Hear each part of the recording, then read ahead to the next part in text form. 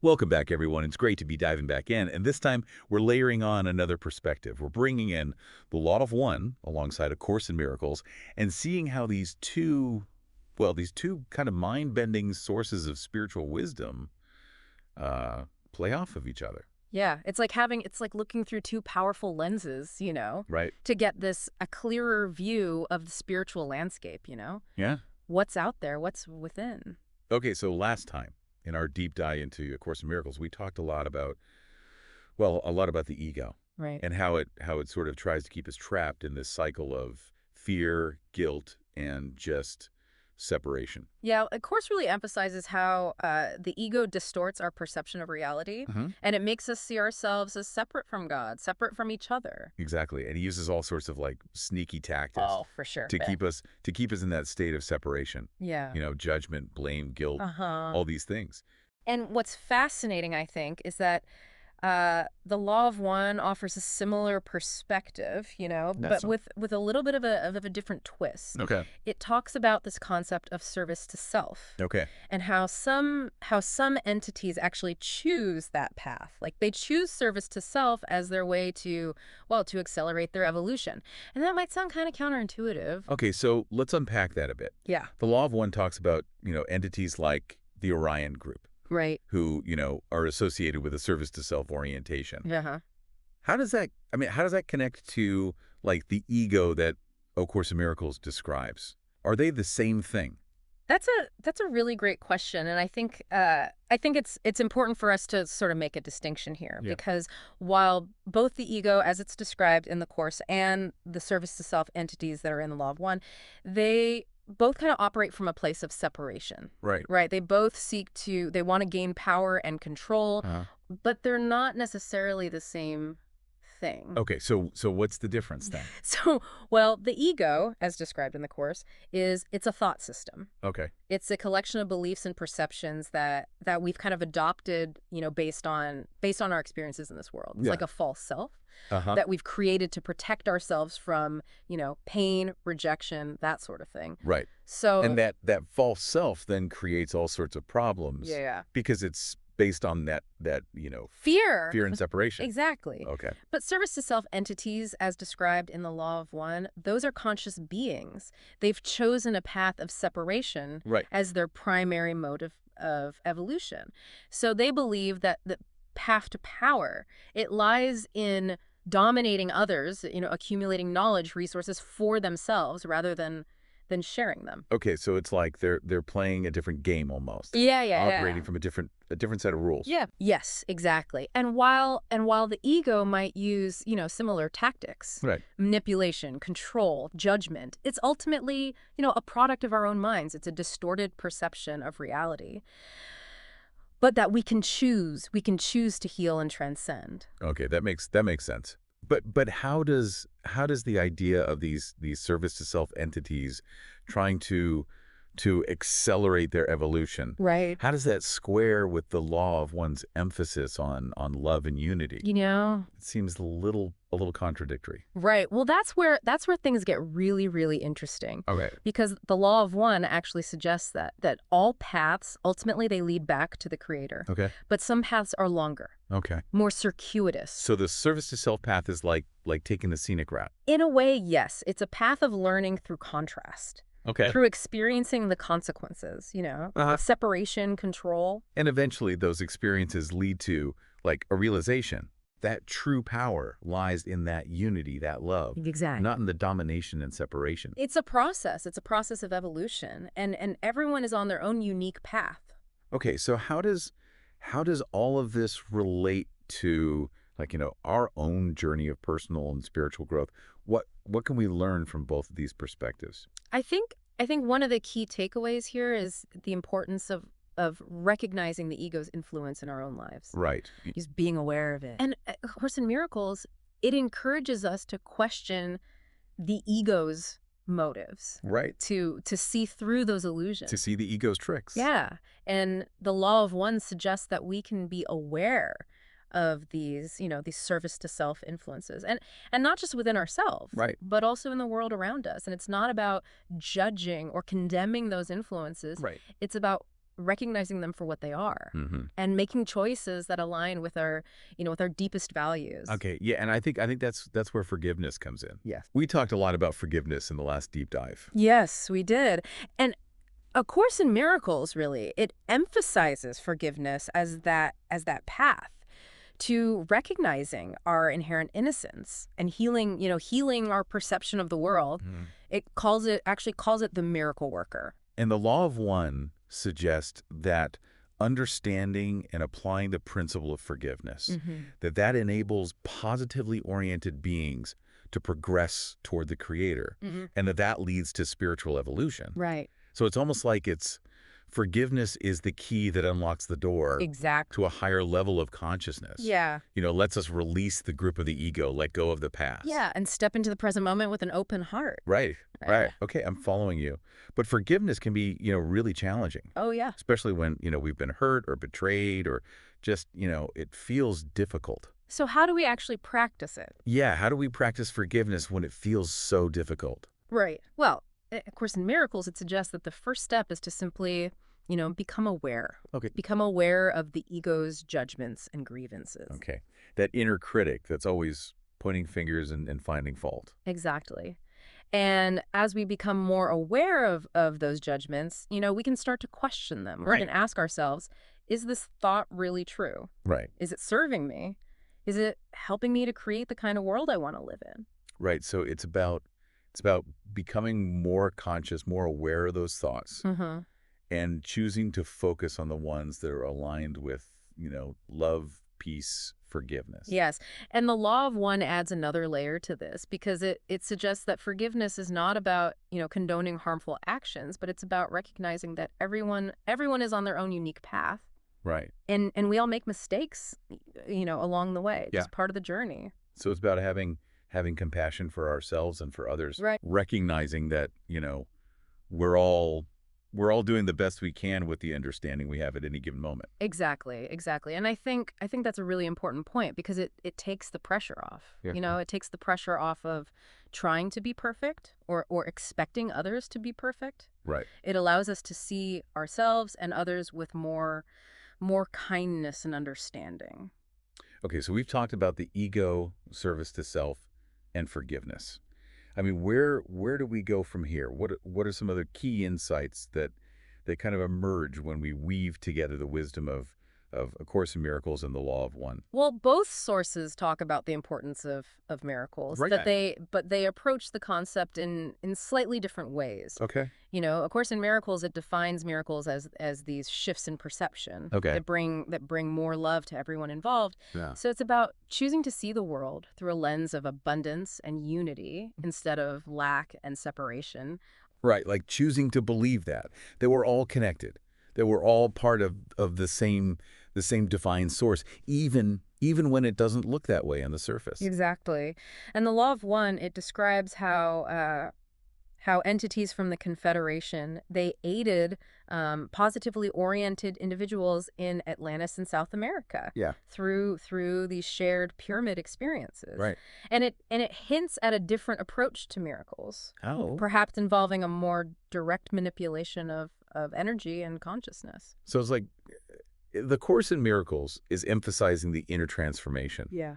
that shift in perception that allows us to experience miracles in our daily lives. Yeah.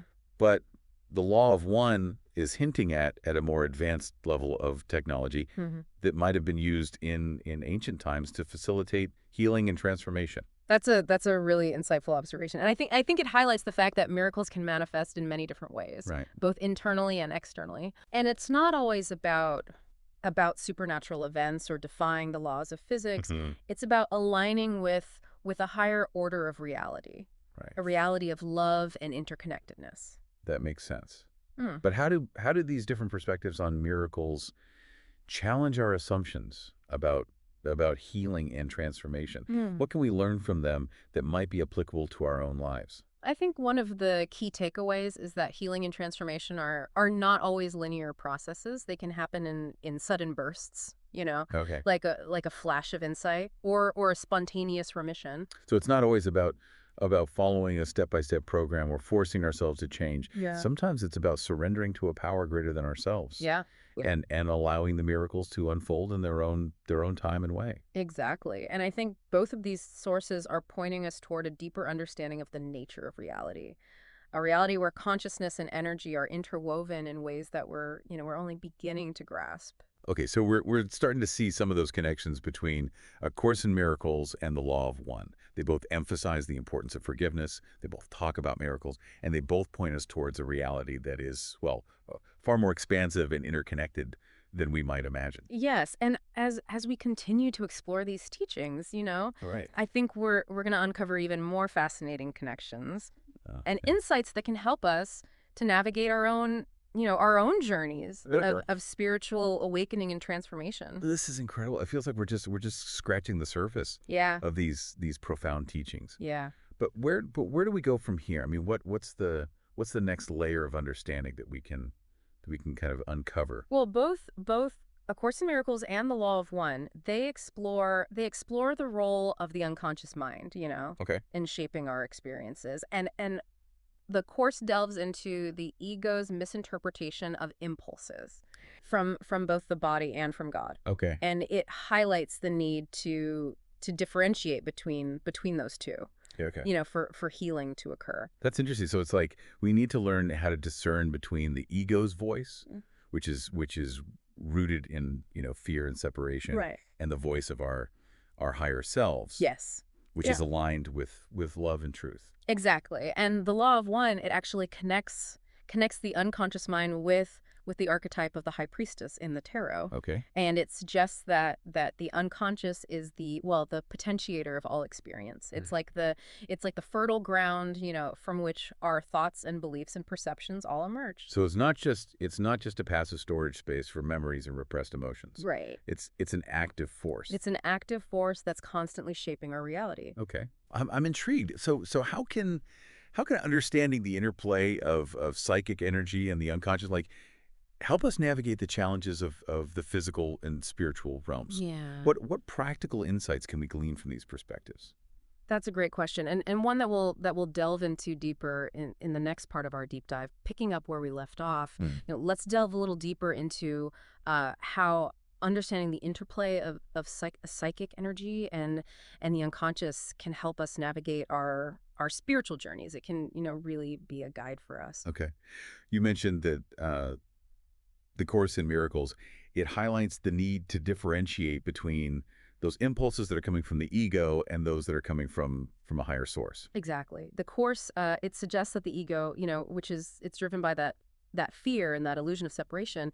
It often misinterprets those impulses from both our physical bodies and our spiritual selves, Uh-huh. and that leads to a lot of confusion, a lot of suffering. So how do we tell the difference? How can we be sure whether a feeling or an impulse is coming from, the ego or from something deeper, something truer? Right.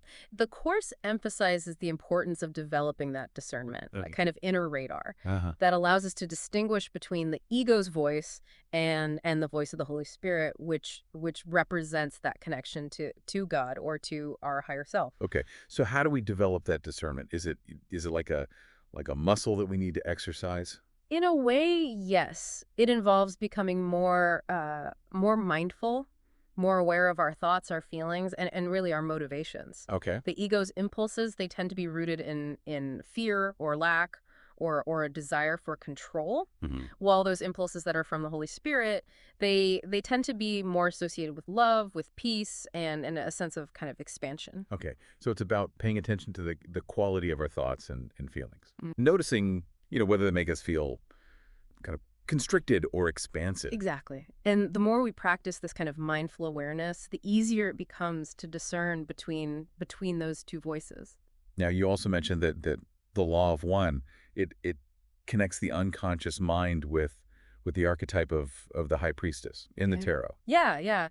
The Law of One suggests that the High Priestess, she represents that unconscious mind, Okay. which acts as a potentiator of all experience. It's like the fertile ground Hmm. from which our thoughts, beliefs, and perceptions, they all emerge. So it's not just a passive storage space, Mhm.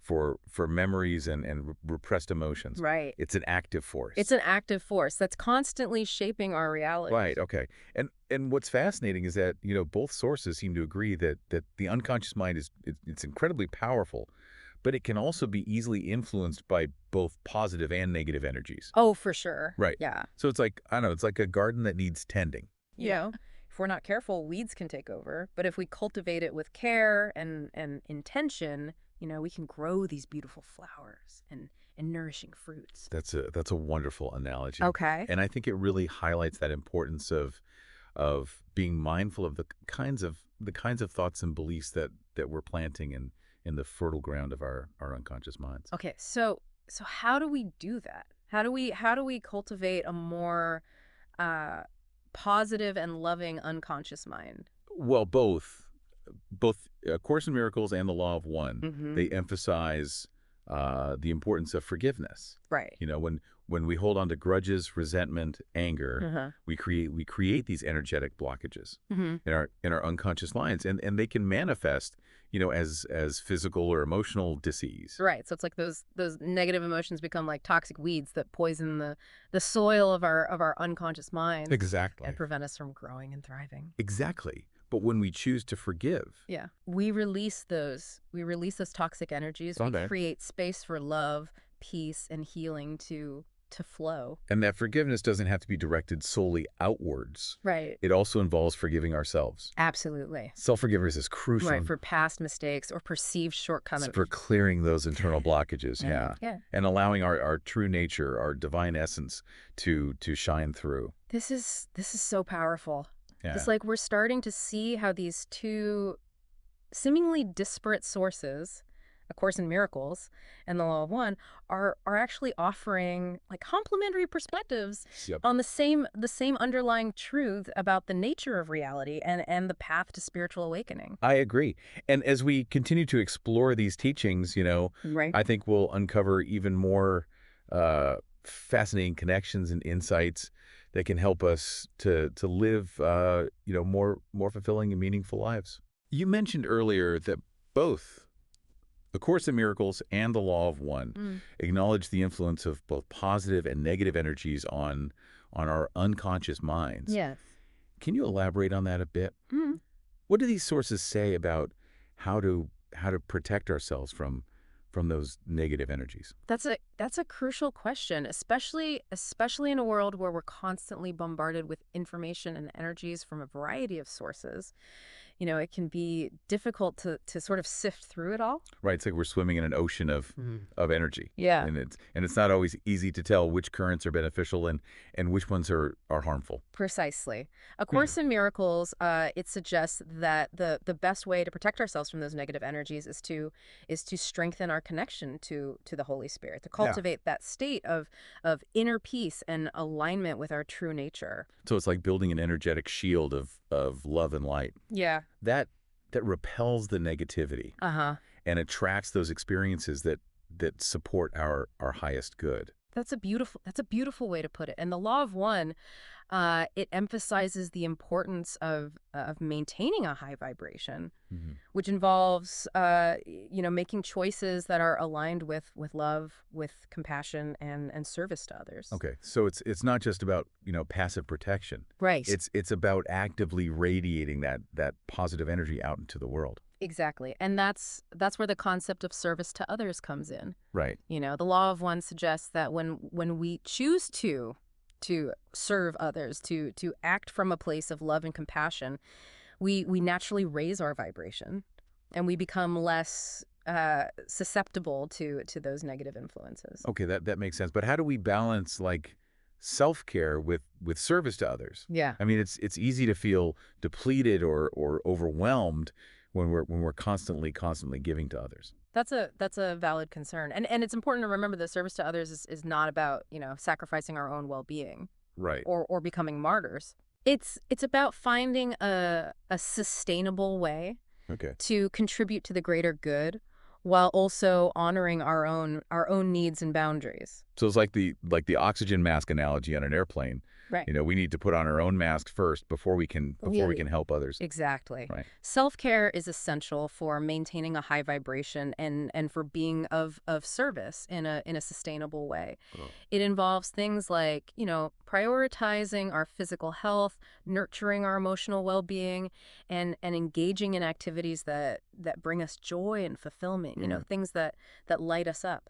So it's not selfish to take care of ourselves. No. It's actually an act of service because it allows us to show up more fully for others. Precisely. And when we're feeling grounded, centered, and energized, we can naturally radiate that positive energy out into the world Right. and make a positive impact without burning ourselves out. Right. Now we were talking earlier about the concept of harvest and the law of one. Right. A time when those who have aligned with a path of service to others Hmm. are able to transition to a higher density of consciousness. Hmm. Can you elaborate on what that means and how it relates to our current times? Sure. So harvest, as described by Ra, it's a natural process of spiritual evolution, a time when the veils between densities, they kind of thin, and souls have the opportunity to graduate, so to speak, to a realm of greater love, greater light, greater understanding. It's a time of accelerated growth and transformation, Okay. a time when the seeds that we've sown throughout our lifetimes come to fruition. We reap what we've sown. And it seems that we're currently in a period of intense transformation, upheaval, Yeah. a time when many people are awakening to their spiritual potential and questioning the old paradigms that no longer serve humanity. Does that relate to this concept of harvest? Absolutely. There are signs everywhere, of this growing awareness. Uh-huh. More and more people are questioning the old paradigms, the old paradigms of fear, separation, scarcity, Right. and embracing a more holistic and interconnected worldview. It's like the collective consciousness of humanity is shifting, Okay. preparing for a leap in evolution. That's exciting. But it also makes me wonder what what happens to those who haven't, aligned with the path of service to others. Right. What is the law of one? What does it say about that? Well, the law of one, it emphasizes that there's no judgment, Ah, no condemnation. right. Those who haven't yet embraced a path of service to others, they simply, continue their journey in Uh-huh. a realm that reflects their current level of consciousness. They Mm. they may choose to, reincarnate into a third density reality, Uh-huh. or move on to a different planetary sphere that Yeah. that resonates with their vibrational frequency. So it's not like a punishment or a reward system. Right. It's more like a natural sorting process Yeah. where souls are drawn to those experiences that best support their continued growth and evolution. Yes. And it's important to remember that everyone is on their own unique path. Right. Uh-huh. We all have the potential to awaken to our true nature, regardless of where we are on that journey. That's a comforting thought. And it reminds us that compassion and understanding are essential, Yeah. you know. Yeah. Even for those who seem to be making choices that are harmful to themselves or others. Absolutely. We are all in this together, Yeah. Right. and we all have the capacity to learn, to grow, to evolve. Okay. So we've talked about forgiveness, service to others, and the harvest. Are there any other key concepts from A Course in Miracles and the Law of One that we can kind of weave together to gain a deeper understanding of this process of spiritual awakening and transformation? Well, both sources place a strong emphasis on the power of our thoughts Uh, to create our reality. This- Course in Miracles states that thoughts are things, suggesting that our thoughts, they have a tangible impact on our experiences. okay, so it's not just about, positive thinking. It's No. about recognizing that our thoughts have a real and a measurable effect Uh-huh. on the world around us. Precisely. And the law of one, it echoes the sentiment, Yeah. suggesting that we are all co-creators of our reality, Right. and that our thoughts, beliefs, and emotions, they shape the world that we experience. That's empowering. But it also feels like a lot of responsibility. Right. Yeah. If our thoughts create our reality, does that mean that we're to blame for everything that happens to us? That's That's a common misunderstanding, and I think it's important to differentiate between responsibility and blame. Okay. You know, Course in Miracles, it teaches that while we are responsible for our thoughts, we are not to blame for the events or circumstances that unfold in our lives. Okay. So it's not about guilt or self-punishment. Right. It's about recognizing the power we have Uh-huh. to choose our thoughts Right. and to create a more loving and peaceful reality. Exactly. And the law of one, it adds another layer to this that by emphasizing the importance of free will. Okay. While our thoughts they create our individual realities, we also exist within a collective reality Right. that is co-created by all So beings. it's like we're all contributing to a giant tapestry, Yeah. and our individual threads are woven together Yeah. to create that larger picture. That's a beautiful analogy. Okay. And it reminds us that our thoughts and actions, they have a ripple effect Uh-huh. that extends far, far beyond ourselves, Oh. impacting the people around us, our communities, and ultimately the entire planet. Okay. I'm starting to see how all of these concepts are interconnected. Yeah.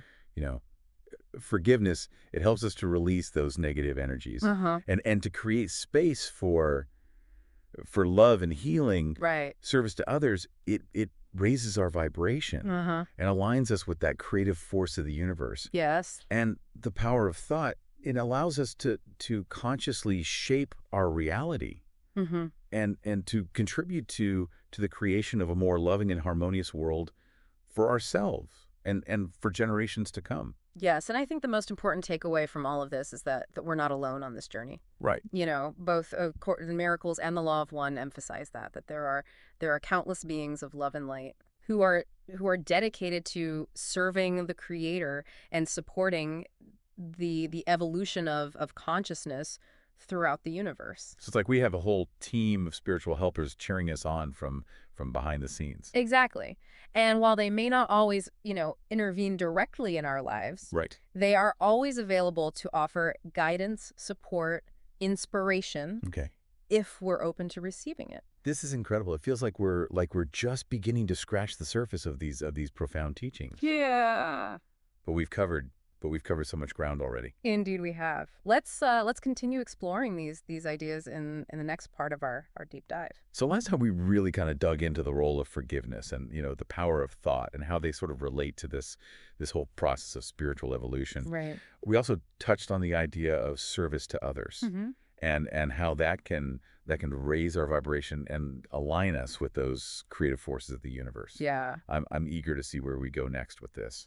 Yeah, and if we, connect these ideas back to the bigger picture, both A Course in Miracles and the Law of One seem to be pointing us toward a reality that's, well, far more interconnected and expansive than we might ordinarily perceive. That's right. And it's almost like both sources are encouraging a personal experiential connection with these ideas Yeah. rather than solely intellectual understanding. Exactly. In A Course in Miracles, the emphasis is on applying the principles of forgiveness Right. and recognizing the illusions of the ego in our daily lives. Right. And in the Law of One, the focus is on aligning our choices, our actions with that principle of service to others Right. to facilitate spiritual growth. So it's not just about, reading these texts and having an intellectual understanding. It's about actually embodying these principles Yeah. and seeing how they play out in our own lives. So, Yeah. I mean, how do we actually do that? Where do we start? Well, maybe we can start by exploring the shared vision of Jesus presented in both sources. Okay, yeah, that's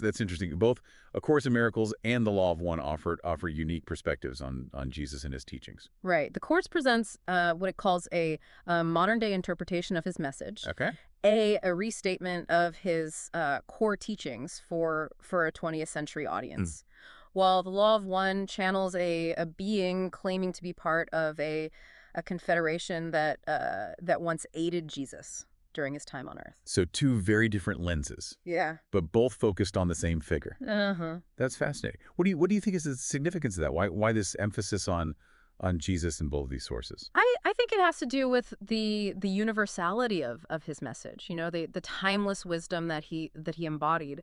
Both sources, in their own way, are pointing us toward a path of love, forgiveness, and unity, qualities that Jesus exemplified, Okay. So it's not necessarily about worshiping Jesus as a deity. It's about recognizing that powerful, like, archetypal energy that he represents. Precisely. And I think that's a really important distinction because uh, it allows us to connect with these teachings on a deeper level, regardless of our religious beliefs or background. It transcends those boundaries. Okay, so we've been talking about A Course in Miracle and the Law of One as separate sources, Hmm. but it seems like they're actually quite interconnected, Yeah. offering complementary perspectives on the same underlying truths. Yeah, I agree. And as we continue to explore these teachings, I think we're gonna uncover even more fascinating connections and insights that can help us to navigate our own journeys, Right. of spiritual awakening and transformation. This has been an incredible deep dive. You Yeah. know, we've covered so much ground today exploring the profound teachings of the Law of One and A Course in Miracles, Yes. and how they intertwine to offer a roadmap for spiritual awakening, healing, and transformation. It's really been pretty incredible. It's been a privilege to share this exploration with you, and I hope it's sparked something within you, a Yeah. sense of curiosity or a desire to learn more, Right. or perhaps even a glimmer of recognition of your own divine nature. And remember, everyone, the journey, it begins within. Yeah. It Yeah. starts with a choice, a willingness to question those old paradigms, to open our hearts and minds to new possibilities, and to embrace the truth that we are all interconnected, that we are all expressions of the divine, Mhm. and that we have the power to create a more loving and harmonious world for ourselves and for generations to come. Until next time, may you walk in peace, love, and light. Namaste. Namaste. Hey everyone, and welcome back. I'm really excited for today's deep dive. When I saw the request to explore Reiki and the Law of One together, well, it really caught my attention. Yeah, me too. We've got some really cool sources lined up. Some are all about Reiki itself, others dive into the philosophy of the Law of One, and a few actually try to connect the two. It's a fascinating intersection. Okay, so are you ready to uncover some hidden connections? Absolutely. Let's dive in. Perfect. Yeah. So let's just start with Reiki itself. This whole idea of tapping into this universal energy, this healing energy, I mean, it all sounds too good to be true. Can you kind of break down how Reiki actually works? Like, what's happening energetically? Sure. So imagine there's this life force energy that flows through all living things. Mm. And in different traditions, it's known as ki, prana, chi. Right, yeah. And Reiki practitioners, they believe that this energy can become blocked or stagnant within us. Okay. And that leads to imbalances, physical, emotional, spiritual. So Reiki is about tapping into this universal energy source and channeling it to facilitate healing and restore balance. So the name Reiki, like Rei meaning universal and Ki meaning life energy. Exactly. Yeah. Miraculous rain of life energy. Wow. Okay, so it's not the practitioner's own energy that's being used. They're acting more like a conduit. Exactly. Yeah. One of our sources actually describes the practitioner as a hollow bamboo, Hmm. allowing the universal energy to flow through them to the recipient. And what's really interesting is that this energy is intelligent, meaning it intuitively goes where it's needed most, Oh, wow. regardless of where the practitioner places their hands. That's fascinating. So, I've heard about people experiencing all sorts of sensations during Reiki, heat, tingling, deep relaxation. Mhm. Are those like actual physical effects of the energy, or is it Right. more of like a placebo response, That's a great question, and one that researchers have been exploring for some time. Yeah. While the scientific understanding of Reiki is still developing, many proponents believe that those sensations are direct evidence of the energy flowing through the body. Some sources even suggest that Reiki can have measurable effects on things like heart rate variability and brainwave patterns, Wow. pointing to tangible physiological changes. So there is something more to it than just feeling good. It sounds like it could actually impact our physical health. Yeah. What types of conditions have people reported finding relief from using Reiki? Yeah, it's important to remember that Reiki is not a replacement for conventional medicine. Right, of course, yeah. It's often seen as a complementary therapy that supports the body's natural healing abilities. That being said, our sources mention a really wide range of conditions that people have used Reiki for, including pain management, stress reduction, anxiety relief, even support during cancer treatment. Hmm. It's amazing to think that something so simple as channeling energy could potentially have that kind of impact on our well-being. And speaking of profound, how does the law of one philosophy, how does that fit into all of this? What's the connection between Reiki and this idea of all is one? Ah, that's where things get really interesting. The Law of One emphasizes the interconnectedness of all things. Yeah. It suggests that we're all part of the same universal energy, same source or creator. And when you think about it, Reiki is all about tapping into and working with that very same energy. Right. So by practicing Reiki, are we somehow aligning ourselves with the principles of the law of one? Potentially, yes. The Law of One places a strong emphasis on love, compassion, and service to others, and many Reiki practitioners believe that the practice inherently cultivates these qualities. By opening ourselves to the flow of universal energy, we're also opening ourselves to a greater sense of empathy, understanding, and connection with all beings. Yeah, it's like by experiencing that energy flowing through us, we start to recognize that same energy in everything and everyone around us. Yeah. It's like suddenly seeing the world in a whole new light. Do the sources mention specific examples of how Reiki can help us put the Law of One principles into practice? They do. They emphasize the importance of using Reiki for self-healing first. Remember, all is one. So when we heal ourselves, we're also contributing to the healing of the whole. The healthier and more balanced we are on an individual level, the more we can radiate that positive energy outward and support the well-being of others. Okay, so that's a powerful idea. So taking care of ourselves isn't just selfish. It's actually an act of service. But what about actively helping others? Does Reiki have a role to play there? Of course. Many Reiki practitioners offer treatments to others, using their skills to help facilitate healing and balance in those around them. It's a direct way of putting the Law of One principle of service into action. Yeah. This makes me think about the energy centers, the chakras that I've heard so much about. Do those play a role in how Reiki works? Absolutely. Our sources describe the chakras as spinning wheels of energy located along the spine, each associated with specific aspects of our physical, emotional, and spiritual being. Reiki practitioners believe that blockages in these chakras can manifest as various ailments or imbalances, and that by channeling Reiki energy, they can help clear those blockages and restore harmonious flow. So it's not just about treating symptoms. It's about addressing the root cause of an issue on an energetic level. Exactly. And what's fascinating is how each chakra relates to specific qualities that are also emphasized in the Law of One. For example, the heart chakra is associated with love and compassion, while the throat chakra is linked to communication and authenticity. By balancing these chakras through Reiki, we're not only promoting physical and emotional well-being, but also cultivating those very qualities that help us live in greater alignment with the Law of One. So it's like we're tuning ourselves to the frequency of love and compassion, both within ourselves and in our interactions with the world around us. Beautifully put. And that's just scratching the surface. There's so much more to explore when it comes to the interplay between Reiki and the Law of One. Well, I am definitely hooked. Okay, so we've established that Reiki is about tapping into this universal energy for healing and balance, and that this practice can potentially help us embody the principles of the Law of One. But how does it actually work in practice? What are the specific techniques or approaches that Reiki practitioners use? Great question. One of the things that distinguishes Reiki is that it's not just about techniques. Oh, It's about intention and allowing the energy to flow naturally. That being said, there are certain hand positions that practitioners use to focus the energy on different areas of the body. so it's not like a massage where you're physically manipulating muscles and tissues. No, not at all. Reiki is a non-invasive practice. Right. The practitioner's hands are usually placed lightly on or just above the recipient's body, acting as conduits for the energy. Okay, I see. So what kind of training is involved in becoming a Reiki practitioner? Is it something anyone can learn? Yes, actually. That's one of the beautiful things about Reiki. It's accessible to anyone who feels called to it.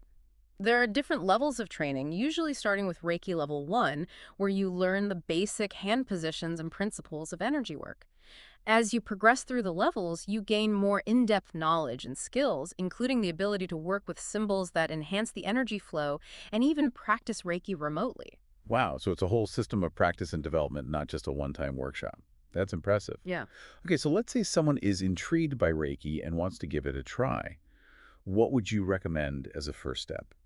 I would say finding a reputable Reiki practitioner in your area is a great starting point. Okay. Experiencing a Reiki session firsthand can be incredibly insightful and can help you determine if it resonates with you. And what about if someone wants to learn Reiki for themselves? There are many qualified teachers offering Reiki training. Look for someone who aligns with your values and offers a comprehensive curriculum. Reiki is a beautiful journey of self-discovery and healing. I'm already feeling inspired. Okay, so we've covered the basics of Reiki, its potential benefits, and even its connection to the law of one.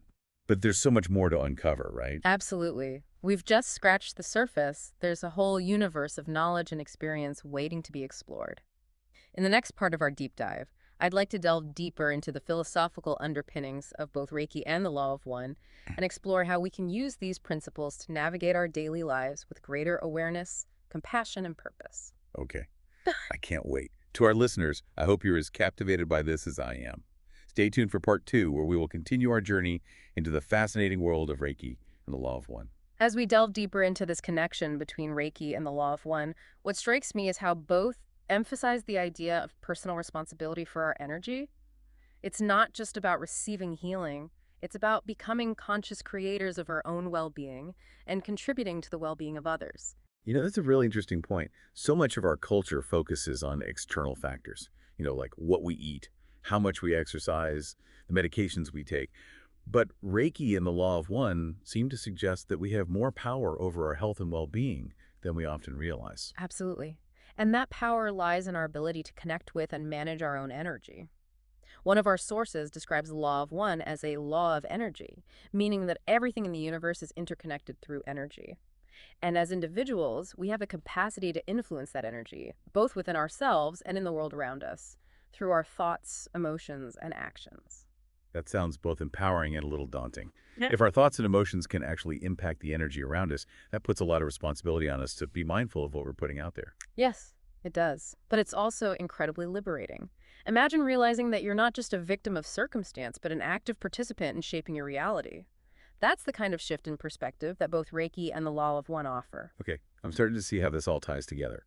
By working with Reiki to clear energy blockages and cultivate a more harmonious flow within ourselves, we're essentially raising our own vibration, Yeah. which in turn can impact the energy of those around us, like a ripple effect, right? Exactly. One of the core principles of the Law of One is that what you do to others, you do to yourself. So by focusing on our own healing and well-being, we're not only benefiting ourselves, but also contributing to the overall harmony of the universe. It's a win-win situation, really. This is making me think about all the times I've felt drained or depleted after being around certain people or in certain environments.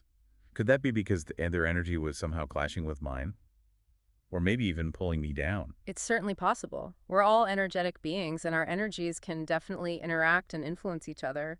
Reiki teaches us to become more aware of those energetic interactions and to develop practices for protecting and replenishing our own energy field. So it's not just about sending out good vibes all the time. It's also about being mindful of what we're absorbing from others and the environment around us. Absolutely. One of our sources uses the analogy of a garden. If you want your garden to flourish, you need to tend to the soil, water the plants, and remove any weeds that might be hindering growth. The same applies to our own energetic field. We need to nourish ourselves with positive experiences, thoughts, and emotions, and be mindful of any negative influences that might be draining our energy. That's a great analogy. It makes the whole concept of energy management feel much more tangible and practical. And that's what's so beautiful about Reiki. It provides practical tools for tending to our own energetic garden. Okay, so we've talked about the importance of self-healing and energy management. But how does this translate into actually living in alignment with the law of one? How can we use Reiki to become more loving, compassionate, and service-oriented in our daily lives? Well, one of the key takeaways from our sources is that Reiki can help us cultivate a deeper connection to our own intuition. Remember, Reiki energy is intelligent. It flows where it's needed most. And as we practice Reiki, we become more attuned to that subtle guidance, both within ourselves and in our interactions with others. So it's like we're developing a finer-tuned sense of what's truly aligned with our highest good and the highest good of others. Exactly. And as we learn to trust that inner guidance, we're more likely to make choices that are in harmony with the principles of a law of one. This reminds me of something we touched on earlier, the 7 chakras. Mm-hmm. Do our sources go into more detail about how working with the chakras through Reiki can help us embody the law of one? They do. They emphasize that each chakra represents a different aspect of our being, and that imbalances in these energy centers can manifest as specific challenges or blockages in our lives. For example, a blockage in the heart chakra might manifest as difficulty giving or receiving love, while a blockage in the throat chakra could lead to communication problems or a feeling of not being able to express ourselves authentically. That makes so much sense. I've definitely experienced times when I've felt closed off or blocked in certain areas of my life. Mm. And I wonder if it could be related to an imbalance in one or more of my chakras. It's certainly worth exploring. Reiki practitioners often use specific techniques to balance and harmonize the chakras, such as focusing Reiki energy on specific chakra points, using visualizations, or incorporating affirmations or mantras that resonate with each chakra's qualities. So it's not just about channeling energy in a general sense. It's about working with the subtle energy system of the body in a more targeted way. Exactly.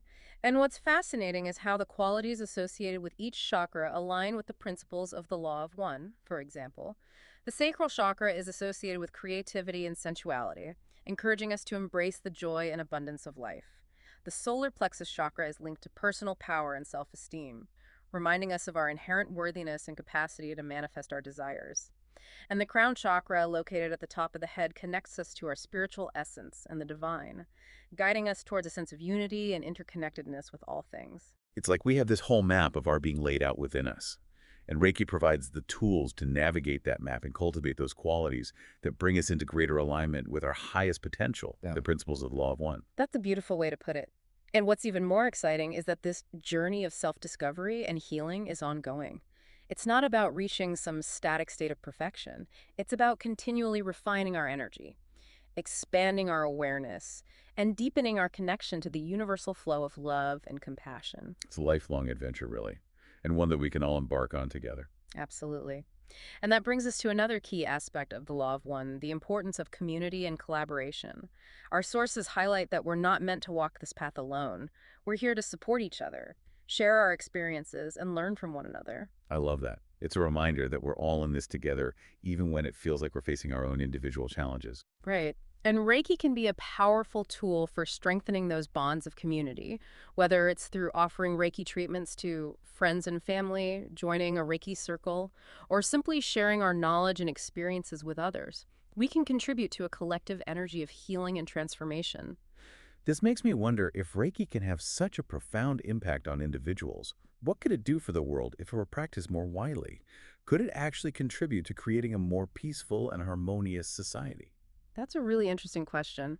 One that our sources seem to suggest is definitely within the realm of possibility. They point out that as more individuals raise their own vibration through practices like Reiki, it can have a ripple effect on the collective consciousness, contributing to a shift towards greater love, compassion, and understanding. Wow, that's a powerful thought.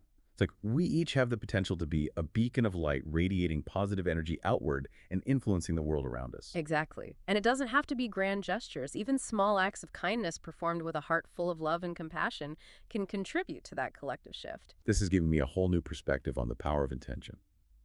If our thoughts and emotions truly can impact the energy around us, then even something as simple as sending a silent blessing to someone who's struggling can make a difference. It certainly can. And that's the beauty of both Reiki and Law of One. They empower us to realize that we're not just passive observers in this world. We're active creators, and we have the power to choose love, compassion, and healing in every moment. That's a truly inspiring message. I'm already feeling a renewed sense of hope and possibility. Okay, so we've talked about how Reiki can help us cultivate greater self-awareness, balance our energy, and connect with our intuition.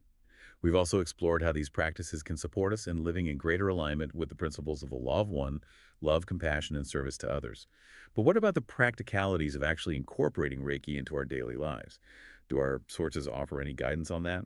They do. And one of the most common suggestions is to establish a regular self-Reiki practice. This could involve setting aside a few minutes each day to sit or lie down and channel Reiki energy to yourself, focusing on specific areas where you feel tension or imbalance, or simply allowing the energy to flow where it's needed most. So it's like a daily meditation, but with an energetic component. Exactly. And the benefits can be profound. Mm. By making self-Reiki a regular practice, we can create a more harmonious inner environment, strengthen our connection to the universal energy, and cultivate a greater sense of peace, clarity, and well-being. I love that idea. It's like taking a few moments each day to recharge our batteries and reconnect with our own inner source of healing and strength. Precisely. Yeah. And the more we cultivate that inner harmony, the more we can radiate that energy outward and contribute to the well-being of others. It's a beautiful cycle, really. It's like the more we heal ourselves, the more we can heal the world around us. Exactly. And that's the essence of the law of one, recognizing that we're all interconnected and that our individual choices and actions have ripple effects that extend far beyond ourselves. As we wrap up this deep dive into Reiki and the Law of One, Mm. I keep thinking about how both of them really emphasize the power of choice. Oh, yeah, absolutely. It's not about being swept along by Yeah. circumstances. It's about actively shaping our reality Yeah. through the choices we make every day. Yeah, one of the things that really resonated with me from our sources was this idea that we're not just physical beings having a spiritual experience, Right. but rather spiritual beings having a physical I experience. love that. And through practices like Reiki, we can start to tap into that deeper spiritual essence Hmm. and align our choices with our higher purpose. I love that. Yeah. It's a reminder that we're not just here to go through the motions, Right. but to evolve, to grow, to become more aligned with the love and wisdom that reside within us. Exactly. And that's where Reiki's potential to enhance creativity and intuition comes in. One source suggests that by balancing our energy and connecting with that universal flow, we can open ourselves to a greater influx of creative inspiration and intuitive insights. So it's like Reiki can help us tap into that wellspring of creativity that we all have within us, Yeah. but that often gets blocked by stress, Oh, totally. negative thoughts, limiting beliefs. Absolutely. What if those were actually glimpses into our true potential, just waiting to be unlocked? It's a powerful thought, isn't it? And it's a reminder that we're all capable of so much more than we often believe. Reiki and the Law of One invite us to step outside those self-imposed limitations and embrace the fullness of who we truly are. This is making me think about the law of one's emphasis on service to others. If we're all connected and we all have this incredible potential, how can we use our gifts and talents to contribute to the well-being of the collective? How can we be of service in a way that feels authentic and aligned with our purpose? That's a wonderful question, and one that I believe has a unique answer for each individual. One of our sources emphasizes that true service flows from a place of love and joy. Hmm. It's not about forcing ourselves to do things we don't enjoy or feeling obligated to help everyone in need. It's about finding those areas where our passions and talents intersect with the needs of the world and allowing our service to flow naturally from that place of alignment. That makes so much sense. It's about finding that sweet spot where our hearts sing and we feel a genuine sense of purpose and fulfillment in what we're doing. Exactly. And I believe Reiki can help us tune into those deeper desires and passions.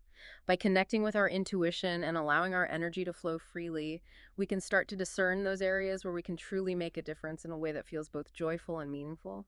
This has been such an incredible journey. I feel like I've gained so much insight into Reiki, the Law of One, and the power we each hold to create a more loving and harmonious world. But before we wrap up, is there anything else our sources offer in terms of practical tips or guidance for living in alignment with these principles? Let me see. One source suggests incorporating simple mindfulness practices into our daily routine. Okay. It could be as simple as taking a few deep breaths before reacting to a stressful situation, Yeah. practicing gratitude for the good things in our lives, Right. or consciously choosing to speak kind words to ourselves and others. Hmm. These small acts of awareness can have a profound impact on our energy and help us stay connected to the present moment where true peace and joy reside. It's so easy to get caught up in the busyness of life Oh, I know. and forget to slow down, breathe, Yeah, and appreciate the beauty that surrounds us. absolutely. And by incorporating these mindfulness practices, we can cultivate a greater sense of presence, gratitude, and connection to the world around us. Well, I don't know about you, but I'm feeling incredibly inspired and empowered by this deep dive. Me too. It's like a whole new world of possibility has opened up. It has been a true pleasure exploring these concepts with you. And to our amazing listener, thank you for joining us on this journey. We hope you've gained some valuable insights and perhaps even a renewed sense of purpose and direction.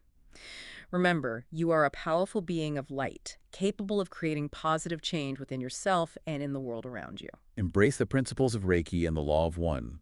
Cultivate your connection to the universal energy, and let your actions be guided by love, compassion, and service to others. Namaste. It's more Namaste. about creating an environment, both internal and external, that resonates with a high vibration of love and healing. So it could be about decluttering your physical space, spending time in nature, or even just being mindful of the thoughts and emotions you're allowing into your awareness. Yes, all of those things can contribute to creating a resonating chamber. It's about aligning yourself with frequencies that support healing and transformation. The Law of One also mentions avoiding certain materials, like lead, which are considered to have a dense vibration. Is that part of creating a resonating chamber? Yes, being mindful of the materials you surround yourself with can also play a role. Some materials are thought to enhance or inhibit the flow of energy. So it's not just about what we're thinking and feeling, but also about the energetic qualities of our environment. Exactly. And this idea connects back to St. John of the Cross's emphasis on purification. Hmm. It's about clearing away anything that's cluttering our inner and outer space, creating a more refined and receptive vessel for the divine. This is all starting to make a lot of sense. But there's one thing I'm still wondering about. The Law of One mentions Orion Crusaders, these negative entities that might try to disrupt spiritual progress. How does that fit into the whole picture of the Dark Knight? That's an important point. The Law of One suggests that as we evolve spiritually, we become more sensitive to subtle energies, both positive and negative. Yeah. And during the dark night, when our defenses are down, we might be more susceptible to interference from negative entities. So it's not just about dealing with our own inner demons, but also about navigating a more complex energetic landscape. Yes, and this is where discernment becomes crucial. It's about learning to distinguish between our own intuition and guidance and those thoughts and impulses that might be coming from an outside source. So how do you tell the difference? How do you know if it's your own inner critic whispering doubts or something more sinister at play? That's where practices like meditation and mindfulness can be really helpful.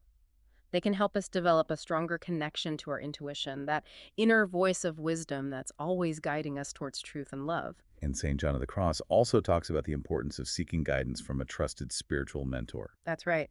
Having a wise and compassionate guide can be incredibly valuable during this process. They can help us navigate the challenges of the dark night, offering support and perspective when we need it most. So it's not about going it alone. It's about recognizing that we're part of a larger web of support, both human and divine. Exactly. And as we cultivate trust in that support, we can begin to see the dark night not as a punishment, but as an invitation to deeper healing and transformation. Okay, we've talked about the challenges of the Dark Knight and some practical ways to navigate those challenges, Yeah. but ultimately, how do you not just survive it, but actually thrive through it? What's the secret to embracing the transformative potential of this experience? That's where it gets really exciting. And it's where both St. John of the Cross and the Law of One converge on a powerful message: love. Wait, love. How can love possibly be the answer in the midst of such darkness and despair? It might sound paradoxical, but it's often in the depths of our struggles that we discover the most profound wellspring of love within ourselves. St. John of the Cross describes how the dark night ultimately purifies and prepares the soul for union with the divine, which he equates with an all-encompassing love. Hmm. This process of purification, while painful, essentially burns away the impurities that prevent us from fully experiencing this love. So it's like the darkness is revealing the love that was always there, just hidden beneath layers of conditioning and attachment. Beautifully put. The Law of One echoes this sentiment, emphasizing that love is the very foundation of our being. It's the force that connects us to the infinite creator and to each other. So how do you actually access this love when you feel anything but loving, when you're consumed by doubt, fear, and isolation? That's where the practices of self-compassion and surrender become crucial. Remember, the dark night is often a time when our inner critic is most active, bombarding us with judgments and accusations. Yeah, it's like that voice in your head turns into a relentless drill sergeant. Exactly, and trying to silence that voice through sheer willpower is rarely effective. So what can you do? So if trying to silence the inner critic doesn't work, what can we do instead? It feels like it just gets louder when you're going through a dark night of the soul. You're right, it can really feel that way. Instead of silencing it, what if we shifted to a stance of gentle curiosity and compassion? Instead of beating ourselves up for feeling lost and afraid, we approach those feelings with understanding and kindness. Is that what you mean? Yes, exactly. It's like recognizing that you're going through something incredibly difficult and offering yourself the same tenderness and care you'd give to a loved one in need. It's like saying to yourself, hey, I know you're hurting right now, and that's okay. Let's just breathe together for a moment. Beautifully put.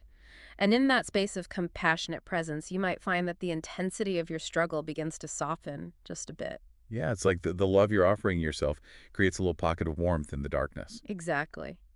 And as you continue to cultivate this inner sanctuary of love, you'll find that it becomes a source of strength and resilience, helping you navigate even the most challenging aspects of the dark night.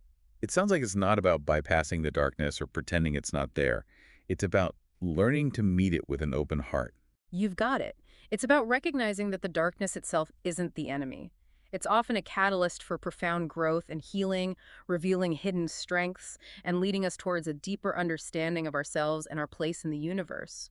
The thing that I find so powerful about both St. John of the Cross and the Law of One is the emphasis on love as the guiding force. It gives me a sense of hope even when things feel really dark. Absolutely. Remember, St. John of the Cross talks about how the dark night ultimately prepares the soul for a profound union with the divine.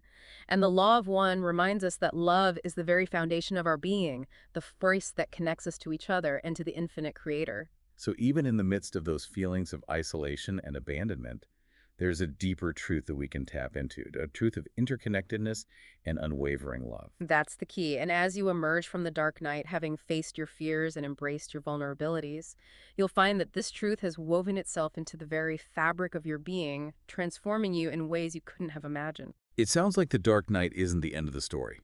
It's a doorway to a new chapter one, filled with greater wisdom, compassion, and a profound sense of purpose. That's a beautiful way to put it. It's a journey of descent and return, a process of shedding old skins and emerging into a more authentic and radiant expression of your true self. Wow. This has been such a rich and insightful conversation. Thank you for sharing your wisdom with us. I feel like we've only just scratched the surface of this complex and multifaceted topic. I agree, and that's the beauty of it. The dark night of the soul is a lifelong journey of discovery, one that invites us to continuously deepen our understanding of ourselves, our connection to the divine, and the transformative power of love. Well, on that note, I think we'll wrap up this deep dive. And a final thought to leave you with.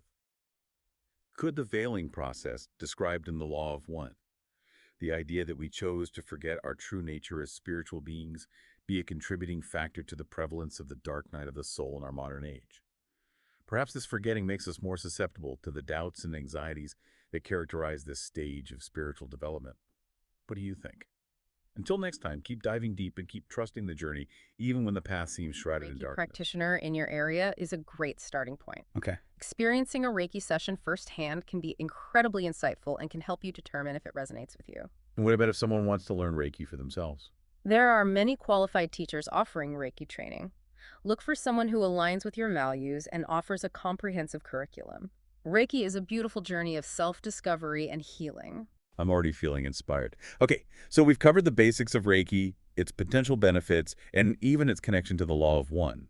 But there's so much more to uncover, right? Absolutely. We've just scratched the surface. There's a whole universe of knowledge and experience waiting to be explored.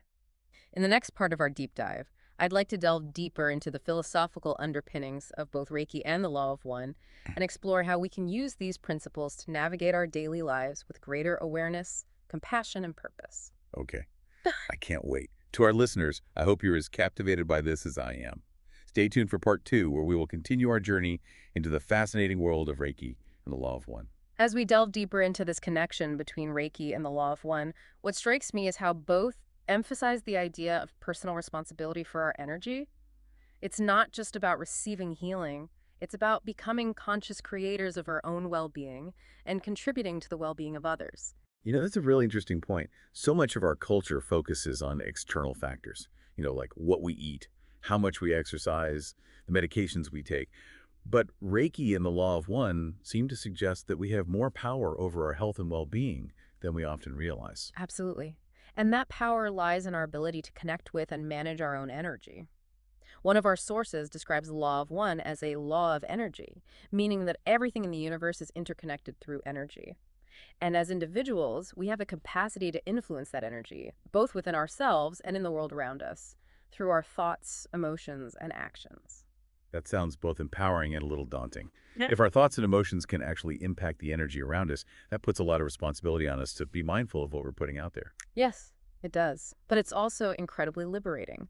Imagine realizing that you're not just a victim of circumstance, but an active participant in shaping your reality. That's the kind of shift in perspective that both Reiki and the Law of One offer. Okay, I'm starting to see how this all ties together. By working with Reiki to clear energy blockages and cultivate a more harmonious flow within ourselves, we're essentially raising our own vibration, which in turn can impact the energy of those around us, like a ripple effect, right? Exactly. One of the core principles of the Law of One is that what you do to others, you do to yourself. So by focusing on our own healing and well-being, We're not only benefiting ourselves, but also contributing to the overall harmony of the universe. It's a win-win situation, really. This is making me think about all the times I've felt drained or depleted after being around certain people or in certain environments. Could that be because their energy was somehow clashing with mine? Or maybe even pulling me down? It's certainly possible. We're all energetic beings, and our energies can definitely interact and influence each other. Reiki teaches us to become more aware of those energetic interactions and to develop practices for protecting and replenishing our own energy field. So it's not just about sending out good vibes all the time. It's also about being mindful of what we're absorbing from others and the environment around us. Absolutely. One of our sources uses the analogy of a garden. If you want your garden to flourish, you need to tend to the soil, water the plants, and remove any weeds that might be hindering growth. The same applies to our own energetic field. We need to nourish ourselves with positive experiences, thoughts, and emotions, and be mindful of any negative influences that might be draining our energy. That's a great analogy. It makes the whole concept of energy management feel much more tangible and practical. And that's what's so beautiful about Reiki. It provides practical tools for tending to our own energetic garden. Okay, so we've talked about the importance of self-healing and energy management. But how does this translate into actually living in alignment with the law of one? How can we use Reiki to become more loving, compassionate, and service-oriented in our daily lives? Well, one of the key takeaways from our sources is that Reiki can help us cultivate a deeper connection to our own intuition. Remember, Reiki energy is intelligent. It flows where it's needed most. And as we practice Reiki, we become more attuned to that subtle guidance, both within ourselves and in our interactions with others. So it's like we're developing a finer-tuned sense of what's truly aligned with our highest good and the highest good of others. Exactly. And as we learn to trust that inner guidance, we're more likely to make choices that are in harmony with the principles of a law of one. This reminds me of something we touched on earlier, the 7 chakras. Hmm. Do our sources go into more detail about how working with the chakras through Reiki can help us embody the law of one? They do. They emphasize that each chakra represents a different aspect of our being, and that imbalances in these energy centers can manifest as specific challenges or blockages in our lives. For example, a blockage in the heart chakra might manifest as difficulty giving or receiving love, while a blockage in the throat chakra could lead to communication problems or a feeling of not being able to express ourselves authentically. That makes so much sense. I've definitely experienced times when I've felt closed off or blocked in certain areas of my life. Mm. And I wonder if it could be related to an imbalance in one or more of my chakras. It's certainly worth exploring. Reiki practitioners often use specific techniques to balance and harmonize the chakras, such as focusing Reiki energy on specific chakra points, using visualizations, or incorporating affirmations or mantras that resonate with each chakra's qualities. So it's not just about channeling energy in a general sense. It's about working with the subtle energy system of the body in a more targeted way. Exactly. And what's fascinating is how the qualities associated with each chakra align with the principles of the law of one. For example, the sacral chakra is associated with creativity and sensuality, encouraging us to embrace the joy and abundance of life. The solar plexus chakra is linked to personal power and self-esteem, reminding us of our inherent worthiness and capacity to manifest our desires. And the crown chakra, located at the top of the head, connects us to our spiritual essence and the divine, guiding us towards a sense of unity and interconnectedness with all things. It's like we have this whole map of our being laid out within us. And Reiki provides the tools to navigate that map and cultivate those qualities that bring us into greater alignment with our highest potential, Yeah. the principles of the law of one. That's a beautiful way to put it. And what's even more exciting is that this journey of self-discovery and healing is ongoing. It's not about reaching some static state of perfection. It's about continually refining our energy, expanding our awareness, and deepening our connection to the universal flow of love and compassion. It's a lifelong adventure, really, and one that we can all embark on together. Absolutely. And that brings us to another key aspect of the law of one, the importance of community and collaboration. Our sources highlight that we're not meant to walk this path alone. We're here to support each other, share our experiences, and learn from one another. I love that. It's a reminder that we're all in this together, even when it feels like we're facing our own individual challenges. Right. And Reiki can be a powerful tool for strengthening those bonds of community, whether it's through offering Reiki treatments to friends and family, joining a Reiki circle, or simply sharing our knowledge and experiences with others. We can contribute to a collective energy of healing and transformation. This makes me wonder, if Reiki can have such a profound impact on individuals, what could it do for the world if it were practiced more widely? Could it actually contribute to creating a more peaceful and harmonious society? That's a really interesting question. One that our sources seem to suggest is definitely within the realm of possibility. They point out that as more individuals raise their own vibration through practices like Reiki, it can have a ripple effect on the collective consciousness, contributing to a shift towards greater love, compassion, and understanding. Wow, that's a powerful thought. It's like we each have the potential to be a beacon of light radiating positive energy outward and influencing the world around us. Exactly. And it doesn't have to be grand gestures. Even small acts of kindness performed with a heart full of love and compassion can contribute to that collective shift. This has given me a whole new perspective on the power of intention. If our thoughts and emotions truly can impact the energy around us, then even something as simple as sending a silent blessing to someone who's struggling can make a difference. It certainly can. And that's the beauty of both Reiki and Love One. They empower us to realize that we're not just passive observers in this world. We're active creators, and we have the power to choose love, compassion, and healing in every moment. That's a truly inspiring message. I'm already feeling a renewed sense of hope and possibility. Okay, so we've talked about how Reiki can help us cultivate greater self-awareness, balance our energy, and connect with our intuition. We've also explored how these practices can support us in living in greater alignment with the principles of the Law of One, love, compassion, and service to others. But what about the practicalities of actually incorporating Reiki into our daily lives? Do our sources offer any guidance on that? They do. And one of the most common suggestions is to establish a regular self-Reiki practice. This could involve setting aside a few minutes each day to sit or lie down and channel Reiki energy to yourself, focusing on specific areas where you feel tension or imbalance, or simply allowing the energy to flow where it's needed most. So it's like a daily meditation, but with an energetic component. Exactly. And the benefits can be profound. Mm. By making self-Reiki a regular practice, we can create a more harmonious inner environment, strengthen our connection to the universal energy, and cultivate a greater sense of peace, clarity, and well-being. I love that idea. It's like taking a few moments each day to recharge our batteries and reconnect with our own inner source of healing and strength. Precisely. Yeah. And the more we cultivate that inner harmony, the more we can radiate that energy outward and contribute to the well-being of others. It's a beautiful cycle, really. It's like the more we heal ourselves, the more we can heal the world around us. Exactly. And that's the essence of the Law of One, recognizing that we're all interconnected and that our individual choices and actions have ripple effects that extend far beyond ourselves. You know, as we wrap up this deep dive into Reiki and the Law of One, I keep thinking about how both of them really emphasize the power of choice. Oh, yeah, absolutely. You know, it's not about being swept along by circumstances. Yeah. It's about actively shaping our reality Yeah. through the choices we make every day. Yeah. One of the things that really resonated with me from our sources was this idea that we're not just physical beings having a spiritual experience, Right. but rather spiritual beings having a physical experience. I love that. And through practices like Reiki, we can start to tap into that deeper spiritual essence and align our choices with our higher purpose. I love that. It's a reminder that we're not just here to go through the motions, Right. but to evolve, to grow, to become more aligned with the love and wisdom that reside within us. Exactly. And that's where Reiki's potential to enhance creativity and intuition comes in. One source suggests that by balancing our energy and connecting with that universal flow, we can open ourselves to a greater influx of creative inspiration and intuitive insights. So it's like Reiki can help us tap into that wellspring of creativity that we all have within us, Yeah.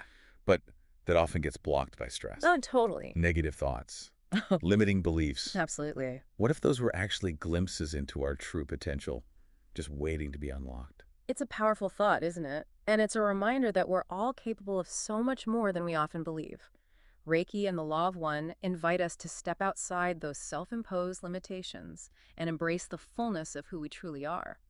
This is making me think about the Law of One's emphasis on service to others. You know, if we're all connected and we all have this incredible potential, how can we use our gifts and talents to contribute to the well-being of the collective? How can we be of service in a way that feels authentic and aligned with our purpose? That's a wonderful question, and one that I believe has a unique answer for each individual. One of our sources emphasizes that true service flows from a place of love and joy. It's not about forcing ourselves to do things we don't enjoy or feeling obligated to help everyone in need. It's about finding those areas where our passions and talents intersect with the needs of the world and allowing our service to flow naturally from that place of alignment. That makes so much sense. It's about finding that sweet spot where our hearts sing and we feel a genuine sense of purpose and fulfillment in what we're doing. Exactly. And I believe Reiki can help us tune into those deeper desires and passions. By connecting with our intuition and allowing our energy to flow freely, we can start to discern those areas where we can truly make a difference in a way that feels both joyful and meaningful. This has been such an incredible journey. I feel like I've gained so much insight into Reiki, the law of one, and the power we each hold to create a more loving and harmonious world. But before we wrap up, is there anything else our sources offer in terms of practical tips or guidance for living in alignment with these principles? Let me see. One source suggests incorporating simple mindfulness practices into our daily routine. Okay. It could be as simple as taking a few deep breaths before reacting to a stressful situation, Yeah. practicing gratitude for the good things in our lives, Right. or consciously choosing to speak kind words to ourselves and others. These small acts of awareness can have a profound impact on our energy and help us stay connected to the present moment where true peace and joy reside. It's so easy to get caught up in the busyness of life Oh, I know. and forget to slow down, breathe, Yeah. and appreciate the beauty that surrounds us. Absolutely. And by incorporating these mindfulness practices, we can cultivate a greater sense of presence, gratitude, and connection to the world around us. Well, I don't know about you, but I'm feeling incredibly inspired and empowered by this deep dive. Me too. It's like a whole new world of possibility has opened up. It has been a true pleasure exploring these concepts with you. And to our amazing listener, thank you for joining us on this journey.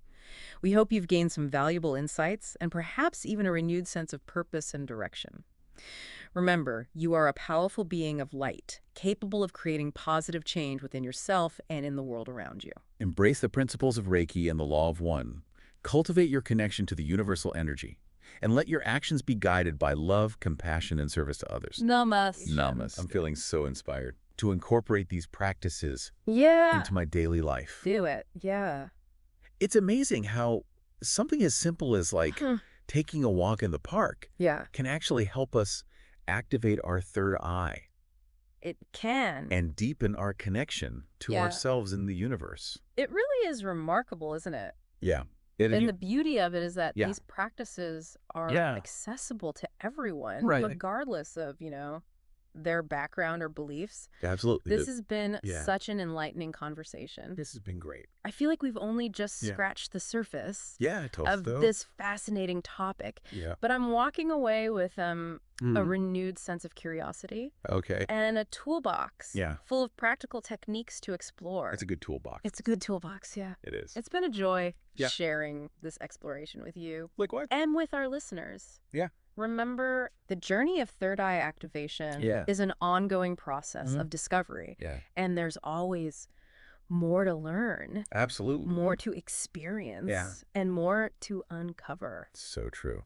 Thank you for joining us Thank you. on this deep dive Yeah. into the world of third eye It's activation. been a pleasure. Until next time, Yes. keep seeking, Yeah. keep exploring, Mhm. and keep diving deep. Dive deep. Welcome back to the deep dive. It's great to be back.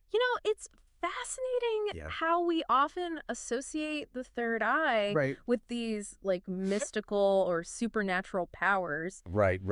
But at its core, isn't it really about Yeah. tapping into a Yeah. natural human capacity? Totally. Our I think- intuition. I think you're right. Yeah. It's not about Yeah. suddenly gaining the ability to Yeah. see auras or Uh-huh. predict the future, Yeah. but it's about honing this innate sense of knowing. We all possess. We all have it. It's about learning to trust Mm-hmm. that inner voice. Yes. That gut feeling Yeah. that often guides us Right. in ways that we can't always explain logically. Exactly. Intuition is that whisper of wisdom, that flash of insight Yeah. that seems to come from beyond our conscious mind. Yeah. And what's intriguing is that Okay. both the scientific research on the pineal gland Yeah. and the spiritual teachings of the law of one Mm. point toward this gland as being Yeah, closely connected Yeah. to our intuitive abilities. So how do we actually Yeah, strengthen and develop our intuition? that's the question. Is it something we can Yeah. train like a muscle? Oh. Because if so, I'm ready to hit the intuitive gym. I love that analogy. Okay, good. And the answer is yes. Okay. We can absolutely cultivate our intuition Okay. through practice and attention. So it's about becoming more aware of Right. those subtle nudges, those whispers of guidance Yeah. that we often ignore or dismiss. Exactly. So it's not just about like Yeah. passively waiting Right. for those like aha Yeah. moments. Yeah. It's about actively engaging with our intuition, It is. becoming more receptive to its messages. Precisely. Okay. And one of the simplest, Yeah. yet most effective ways to do this Okay. is to start keeping a journal Oh, yeah. of your intuitive hits and That's misses. interesting. Notice when those gut feelings lead you in the right direction, Okay. and also when you Yeah. ignore your intuition and end up regretting it. That's a great idea. It is. It's like we're Yeah. gathering data Right. on our own intuitive process We are. and becoming more familiar with Yeah. its language and patterns. Exactly. And as you become more aware of your intuition, Yeah. you naturally start to trust it more. It's like building a relationship. Yeah. Yeah. With your inner guidance system. Right. Learning to rely on its wisdom. I love that. Yeah. Building a relationship Right. with our intuition. Yeah. And as with any relationship, Yes. trust and communication are key. Yeah, absolutely.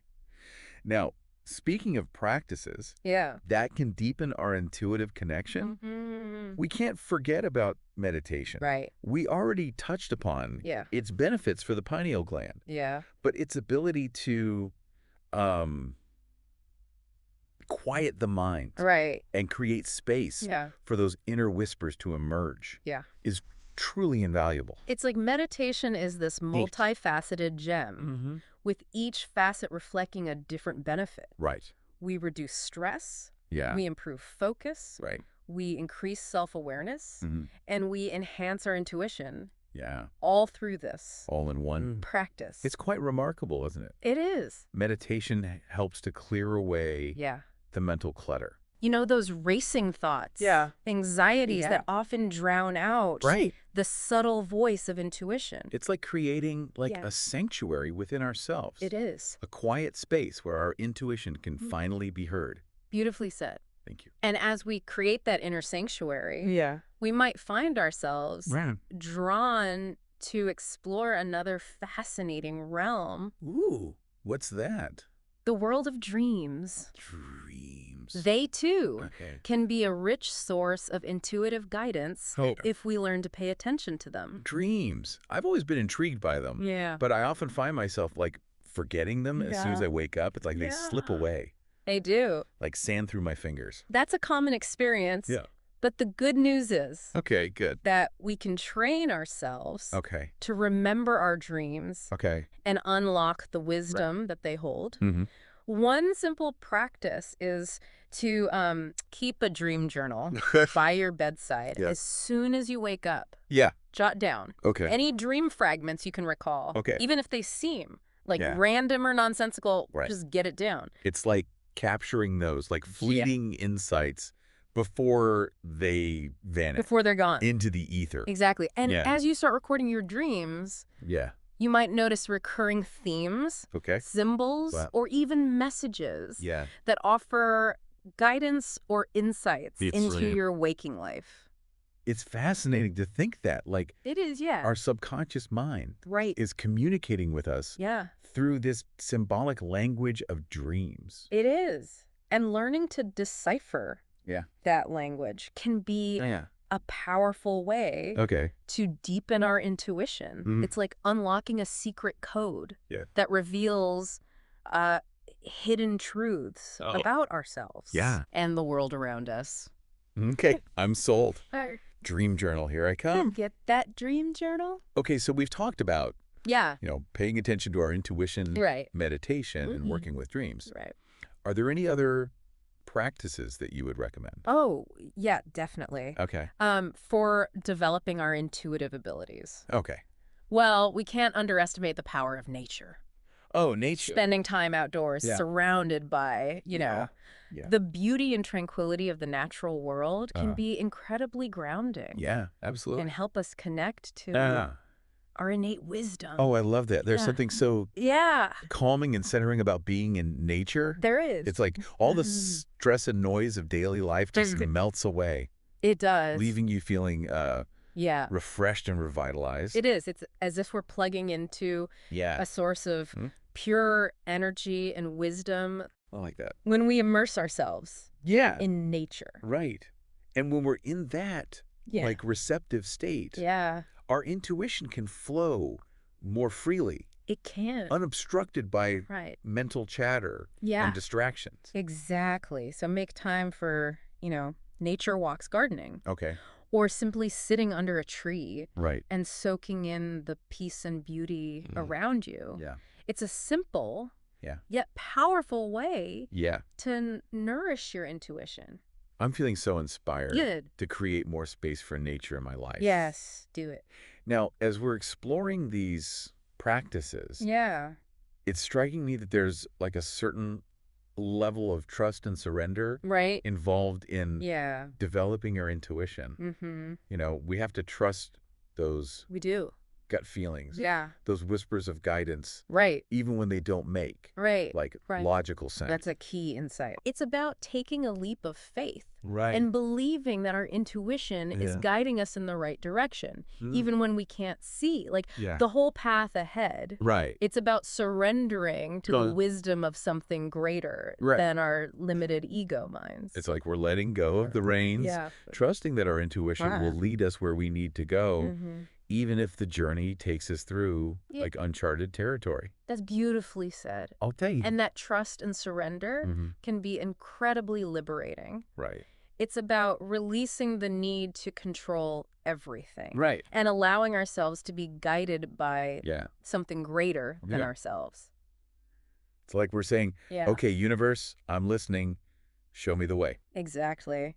And that's when the magic really starts to happen. Ooh, magic. That's when synchronicities abound, Okay. opportunities align, Right. and we find ourselves flowing Yeah. effortlessly with the current of life. Okay, I'm ready to embrace the magic. Embrace the magic. All right, Yeah. so as we're like Yeah. wrapping up this deep dive into the world of Yeah. third eye activation and intuition, Mm-hmm.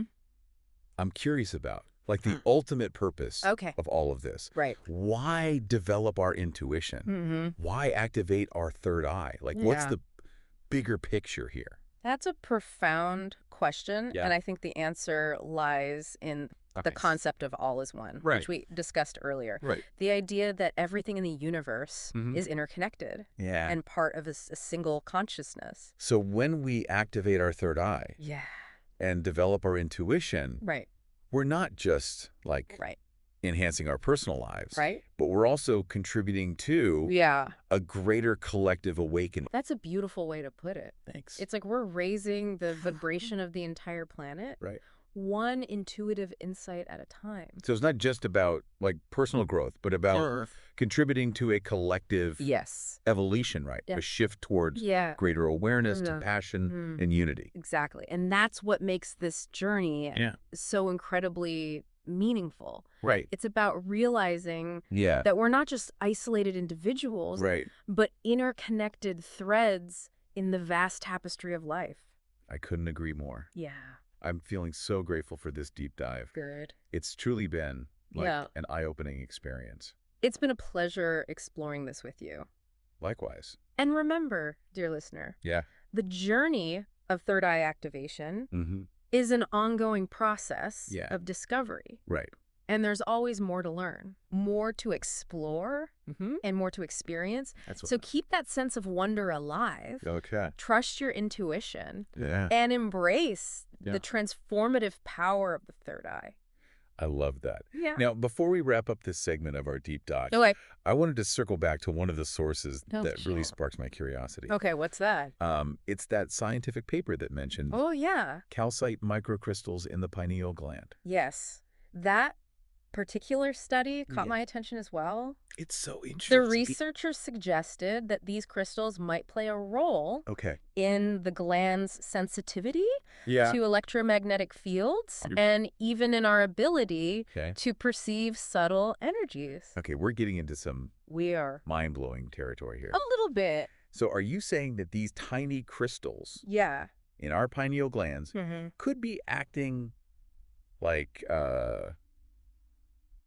like antennas, Yeah. allowing us to tap into Yeah. a whole other dimension of reality. It's a fascinating hypothesis. It is. And it ties into this idea Yeah. that the pineal gland Mm-hmm. might be a bridge Okay. between our physical world Right. and the realm of consciousness, Okay. a receiver and transmitter Right. of information from the quantum field. Whoa. Right.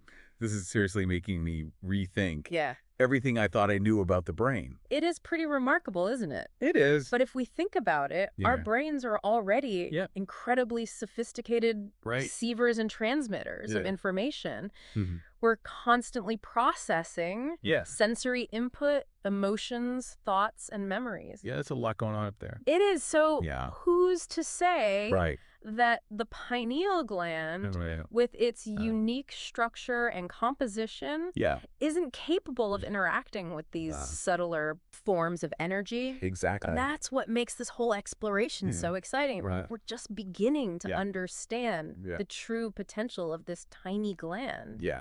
and its role in our consciousness. I'm starting to see the pineal gland in a whole new light, Yes. or maybe I should say a whole new frequency. I love that. And I Yeah. think that's the key to unlocking Yeah. the mysteries of the third eye. Okay. Approaching it with a sense of openness Yeah. and a willingness to expand our understanding of Yeah. what's possible. Totally. Okay, now as we delve deeper into this world of Yeah. the pineal gland, Okay. I'm curious about its connection to the Yeah. endocrine system. Right. We often talk about it in Yeah. this spiritual context, but it's also a vital part of our Right. physical well-being. Right. Absolutely. Yeah. The pineal gland, Yeah. despite its mystical associations, is a key player Okay. in our hormonal regulation. Right. It produces melatonin, Right. a hormone that's crucial Yeah. for regulating our Mm-hmm. sleep-wake cycles. Right. Melatonin is like Yeah. the Sandman's secret weapon, I love that. sprinkling us with drowsiness each night Yeah. so we can drift off into dreamland. I love that analogy. And melatonin does Yeah. so much more than just regulate our sleep. It Yeah. plays a role in Yep. boosting our immune system, Okay. influencing our mood, Hmm. and even protecting us from Okay. damage caused by free radicals. Wow. The pineal gland is like It a is. real multitasker, Yeah. like the ultimate wellness guru, Is. keeping our bodies and minds in harmony. It truly is. And its health and function are Yeah. essential Mhm. to our overall well-being. Right. So Wow. it's in our best interest to support our pineal glands Right. and help them thrive. Okay. So how do we do that? Yeah, how do we give our pineal glands some TLC? give them some love? Yeah. Besides meditation, of course. Yeah, beside a meditation. Which we already know is a winner. Which we know is great. Yeah. Well, we can start by nourishing ourselves with foods and supplements Yeah. that support pineal gland function. Okay. What kind of? So look for things rich in Yeah. antioxidants, Okay. omega-3 fatty acids, Mm-hmm. and tryptophan, Okay. which is a precursor to melatonin. Got it. Yeah. Antioxidants, Yes. omega-3s, Mm. tryptophan, Yeah. all going on the grocery list. On the list. What else can we do to show our pineal glands some love? Minimizing exposure to toxins is crucial. Okay. Fluoride, for example, has Yeah. been shown to Yeah. accumulate in the pineal gland Okay. and potentially disrupt its function. Yeah, that makes sense. So Yeah. paying attention to Yeah. the ingredients in our water Right. and toothpaste Okay. is a good starting point. That's a great reminder. It is. Out with the fluoride. Yeah. In with the Right. pineal-friendly choices. Exactly. Okay. And speaking of things to minimize, Yeah. we can't forget about artificial light, Right. especially at night. Right, right. You know, that Yeah. blue light Yeah. emitted from our electronic devices Yeah. can suppress Yeah. melatonin production Right. and disrupt Yeah. our natural sleep-wake cycles. I've definitely noticed that Yeah. if I spend too much time Right. scrolling through my phone before bed, Yeah. I have a harder time falling asleep. It's a common experience. Yeah. So But- it's a good idea to limit screen time Okay. in the evening Right. and create like a relaxing bedtime routine Yeah. that supports Okay. melatonin production. You know, So, dim in the lights, read a book, okay. take a warm bath, Right. anything that signals to your body Right. that it's time to Yeah. wind down Yeah. and prepare for rest. Okay, I'm starting to envision Okay. like a whole new evening routine. Right. One Yeah. that's not only good for my sleep, Right and on. also Yeah. good for my pineal gland. Exactly. It's a win-win. It is. And remember, dear listener, Yeah. taking care of your pineal gland Mhm. is not just about,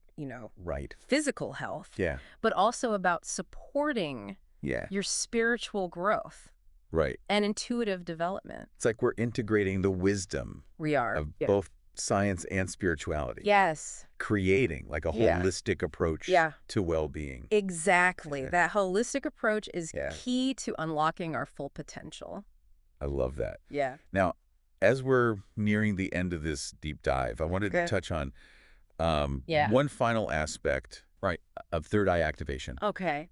The concept of Yeah. spiritual The awakening. spiritual awakening, yes. We've danced around it a bit, We have. but I'd love to I- explore it more directly. That's a fitting topic to conclude with. Okay. After all, the third eye is often seen as a gateway to higher consciousness and spiritual enlightenment. Okay. But what does spiritual awakening really mean? Yeah, what does it mean? Is it some sudden dramatic event Right. or a more gradual unfolding? That's what I'm curious about. Yeah. Is it like a lightning bolt Yeah. striking? Yeah. Or is it more Yeah. like a seed slowly Right. sprouting and growing Yeah. into a beautiful flower?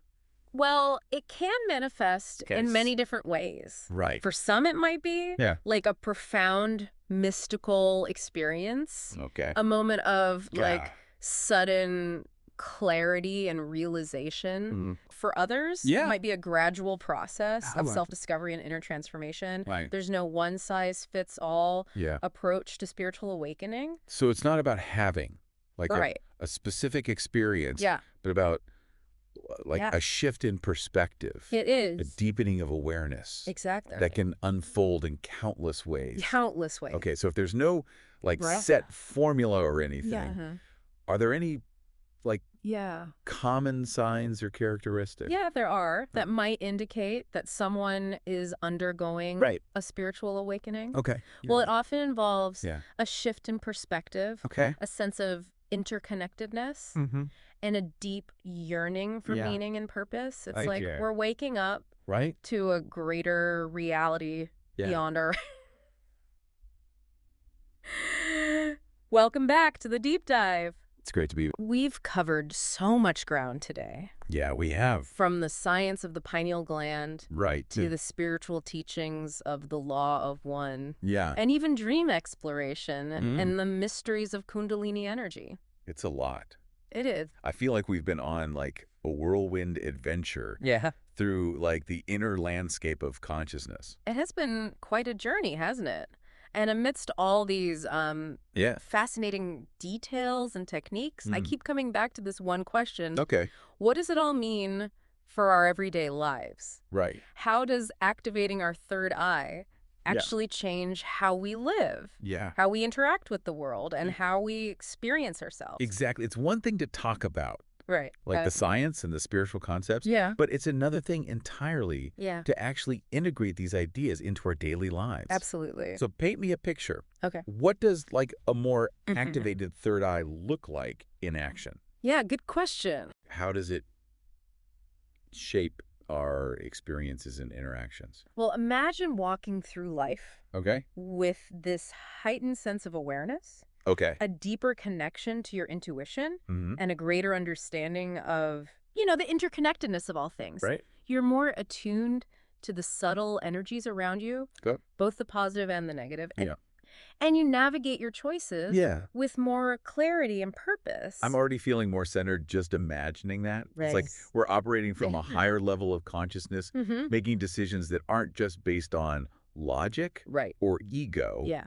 but on a deeper, like, Exactly. inner wisdom. And this wisdom can manifest Yeah. in countless ways. Okay. You might find yourself drawn to new opportunities, Yeah. meeting, the right people at the right time, Great. or simply experiencing Yeah. a greater sense of peace and fulfillment Okay. in your everyday life. So it's not just about having like Right. mystical experiences, No, not at all. but it's about navigating our everyday lives Yeah. with more clarity, purpose, and intuition.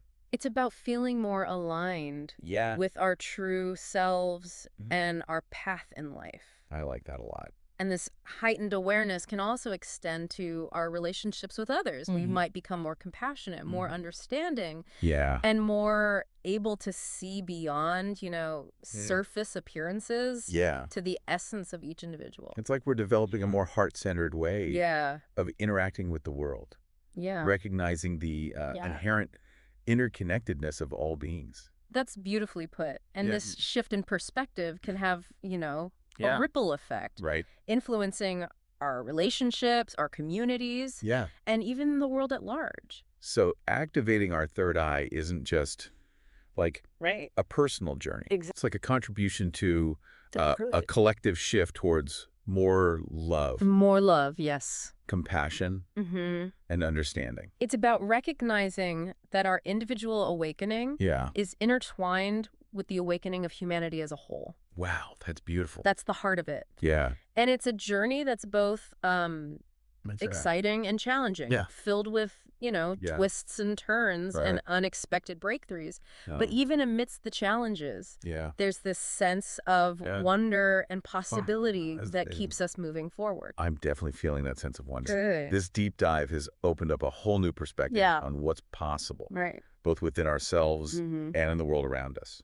That's what we hoped for. Absolutely. And remember, dear listener, Yeah.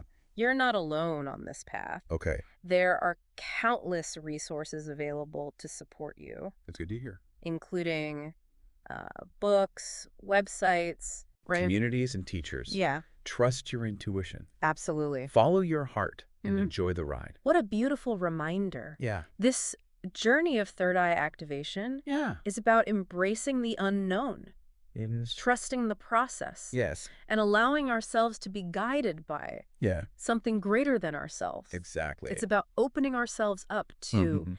the infinite possibilities that await us They're out there. when we tap into the power of the third eye. Of the third eye, yes. So true. Thank you for joining us on this deep dive into the world of third eye activation. Thank you. Until next time, keep seeking, keep exploring, and keep diving deep. It's Dive about deep. taking it one step at a time, Yeah. experimenting with different practices, Mhm. and finding what resonates with you. Okay, that's reassuring. Yeah. So what's next on this journey of ours? We haven't even touched on that fascinating idea of like humanity's chakras Right. evolving over time. Right. That's where we'll pick up next. We'll explore how different historical eras might reflect the dominant energies of specific chakras Okay. and what that means for our collective evolution. All right. I'm ready for more. This deep dive is like taking me places I never even knew existed. Good. I'm glad. All right, so we've like gone deep into chakras, Yeah. explored the law of one, Mm-hmm. even dipped our toes into Kundalini. We have. But we got to talk about this thing that's been in the background this whole time. Yes. Like humanity chakras evolving over time. It's a fascinating idea, right? Super And fascinating. if we think of each chakra as like representing a stage of development for us and for like the whole of humanity, Right. we can kind of trace the evolution of human consciousness throughout like all of history. Okay, so I'm picturing like a timeline Okay. where each era is marked by a different chakra color. I do like it. So like early humans, Yeah. totally focused on survival would be like firmly in the red of the root chakra. Exactly. And then as societies develop agriculture and stuff, Yeah. we see the shift to the orange, to the sacral chakra, with an emphasis on emotions, creativity, Right. like the creation of abundance. Okay, I'm with you. Then we get empires, Yeah. right? Technological advancements, all this power and ambition. Mhm. That's solar plexus chakra, right? Totally. That fiery yellow energy. Yes. And and as we move through history, we see these dominant energies shifting. It Mhm. reflects like the collective awakening of these different chakras. So where are we now in Mm. this grand chakra evolution? Mhm. What color is like painting the current era? Well, according to the law of one material you sent, Yeah. it seems like we're kind of in this transition phase, Okay. moving from the yellow of the solar plexus to the green of the heart chakra. Ooh, from power to love. Yes. That sounds promising, but also maybe a little bit messy, given all the like division and chaos in the world right now. Yeah, I mean, transition periods are rarely smooth sailing, right? Great.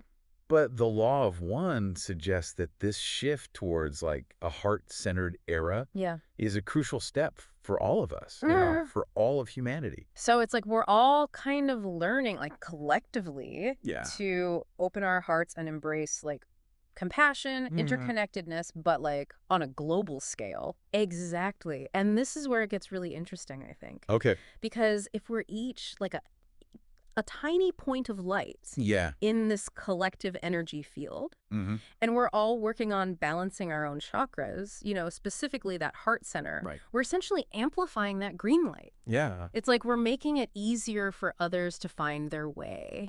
Wow. Yeah, we become like beacons Yeah, radiating out depth, that heart. contributing to this Yeah. global shift in consciousness. That is a very powerful thought. It is. But it also makes me wonder Yeah. if the state of like humanity's chakras reflects our collective evolution.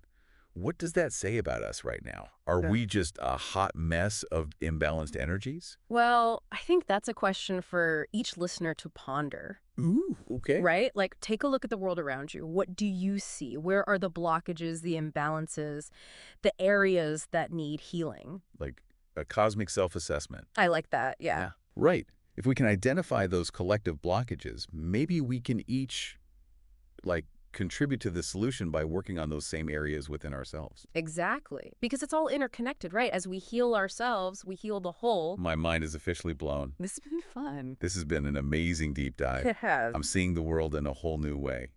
Good. It's like a swirling kaleidoscope of energy. I love it. So as we're kind of wrapping things up here, what are some key takeaways? Like, what can our listeners walk away with today? Well, first, just remember that your chakras are this dynamic energy system, right?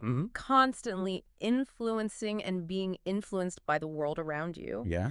So take some time to explore your own energy centers, see if you can identify any blockages, and experiment with those practices we talked about. Right. And the meditation and the breath work. Exactly. And all that good stuff. Exactly. Okay. What else? But the law of one is not just this abstract concept. Yeah. It's a living principle that we can actually embody through our thoughts, our actions, our intentions. So choose love over fear. Yes. Compassion over judgment. Yeah. Service over self-interest. Exactly. And finally, and perhaps most importantly, remember that you are not alone on this journey.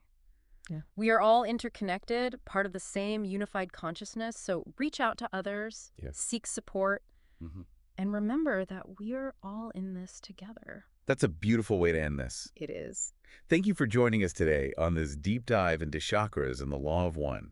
Keep exploring, keep growing, and keep shining your light. Adonai. They can be influenced by various factors, including the movements of planets. Okay, so like when Mars is doing its thing in the sky, it might be affecting my root chakra, which is all about like feeling grounded and secure. You got it. Okay. Different planets are associated with different chakras and different energies. Okay. For example, Mars, the planet of action and drive, is often linked to the root chakra. Okay. While Venus, the planet of love and beauty, is connected to the heart chakra. Okay, this is starting to click for me. Good. So if I'm like feeling a bit scattered or ungrounded, maybe it's a good time to check like what Mars is up to in my birth chart. Yeah. And see if there's, anything I can do to like work with that energy. Exactly. Okay. That's a great way to apply this knowledge. Yeah. It's not about letting the planets dictate your life, but about using this awareness to make conscious choices that align with your highest good. This is all so fascinating. It is. But I have to ask, if these planetary alignments can have such a like positive impact, can they also bring challenges? That's a great question. And that's actually something we're going to delve into more deeply as we continue our exploration. Okay. But I can tell you this. All right. The law of one suggests that challenges are opportunities for growth and learning.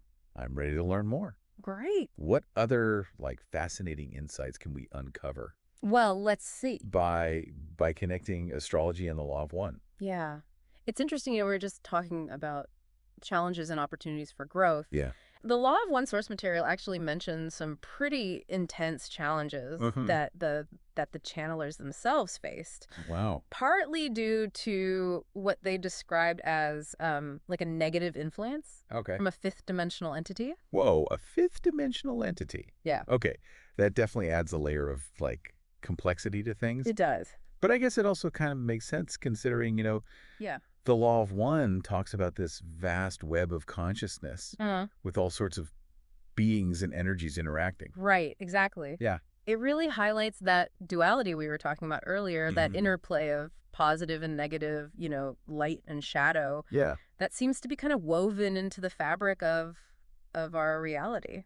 So it's not all rainbows and unicorns in this cosmic dance, huh? Not always, no. But how do we, like, navigate that duality? Yeah. How can we tell if a particular planetary alignment is bringing like, positive or challenging energy? That's where discernment comes in. The law of one really encourages us to cultivate awareness and to really listen to our intuition. Yeah. It's about tuning into the subtle vibrations of these energies and noticing how they resonate with our own being. Okay, but how do we actually do that? Yeah. I mean, it's not like we can just, like, call up the planets and ask them what's up, right? Well, not exactly. Okay. But we can use tools like astrology to gain insights into those planetary energies. Okay. Remember how we were talking about how different planets are associated with the different chakras, like Mars in the root chakra, Venus in the heart chakra. Right.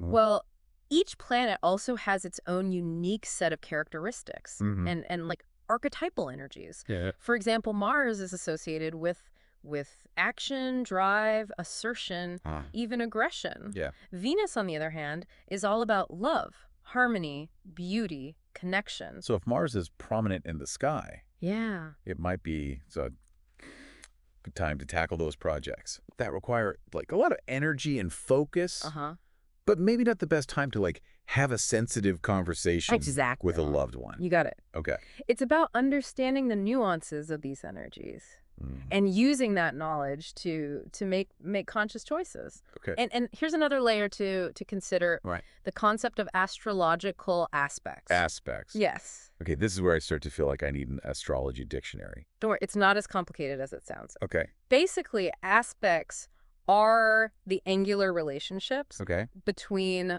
planets in your birth chart Mm-hmm. or in the current sky. Okay. And these angles, they create different energetic dynamics. Okay. Some are harmonious, supporting smooth flow and ease. Right. While others are more challenging, Yeah. creating friction or tension. So it's like the planets are having a conversation with each other. That's a great analogy. And, like, the angles of that conversation determine, like, Yeah. The tone of the interaction. exactly. And by understanding those aspects, we can get a deeper sense of how the planetary energies are interacting Right. and how they might be impacting our lives. Okay, this is all starting to make sense. Good. But it can feel a bit overwhelming, like Right. trying to track all these planetary movements and aspects. Yeah. Whereas, like, a good place to start Yeah. for someone who's, like, just beginning to explore this. One of the most valuable tools you have is your own birth chart. Okay. It's like a cosmic blueprint Right. that shows the positions of the planets at the exact moment you were born. Right, like my cosmic fingerprint. Exactly. I've actually had my birth chart done before, Okay. but it was a bit much to, like, take in all at once. Yeah, that's understandable. Yeah. A good place to start is by focusing on the planets Okay. that are most prominent in your chart, especially those that aspect key points, Okay. like your sun, moon, or ascendant. Okay, back up a sec. Yeah. What's an ascendant? Ah, good question. Yeah. It's the sign that was rising Okay. on the eastern horizon at the time of your birth. Yeah. And it represents your outward personality, how you present yourself to the world. Got it. Yeah. So, like, if I have a strong Mars in my chart, Uh-huh. maybe that explains why I'm, like, always so driven and ambitious. It's possible. Oy? Mars is the planet of action and drive, so it makes sense that it would kind of manifest Right. in your personality. Okay, so I can, like, look at my birth chart Yes. to get a sense of my own personal planetary energies, Uh-huh. but how do I connect that with what's happening in the sky? Like, Right, NW. That's where things get even more dynamic. As the Okay. planets move through the zodiac, they form different aspects to the planets in your birth chart, Right. creating what we call transit. Transits. Yes. Like when Saturn's like giving me the side eye Right. because it's like squaring my sun. You got it. Oh. And these transits, they can bring about significant periods of growth, change, Mm-hmm. and sometimes, well, challenges. Right. But remember, the law of one reminds us Yeah. that those challenges are opportunities to learn and evolve. So it's like the planets are like nudging us to pay attention to certain areas of our lives, maybe pushing us out of our comfort zones a bit. Exactly. Okay. And by understanding those transits, we can work with those energies consciously, Right. rather than feeling like we're being kind of tossed around by fate. This is all starting to feel really empowering. Good, I'm glad. Like we actually have some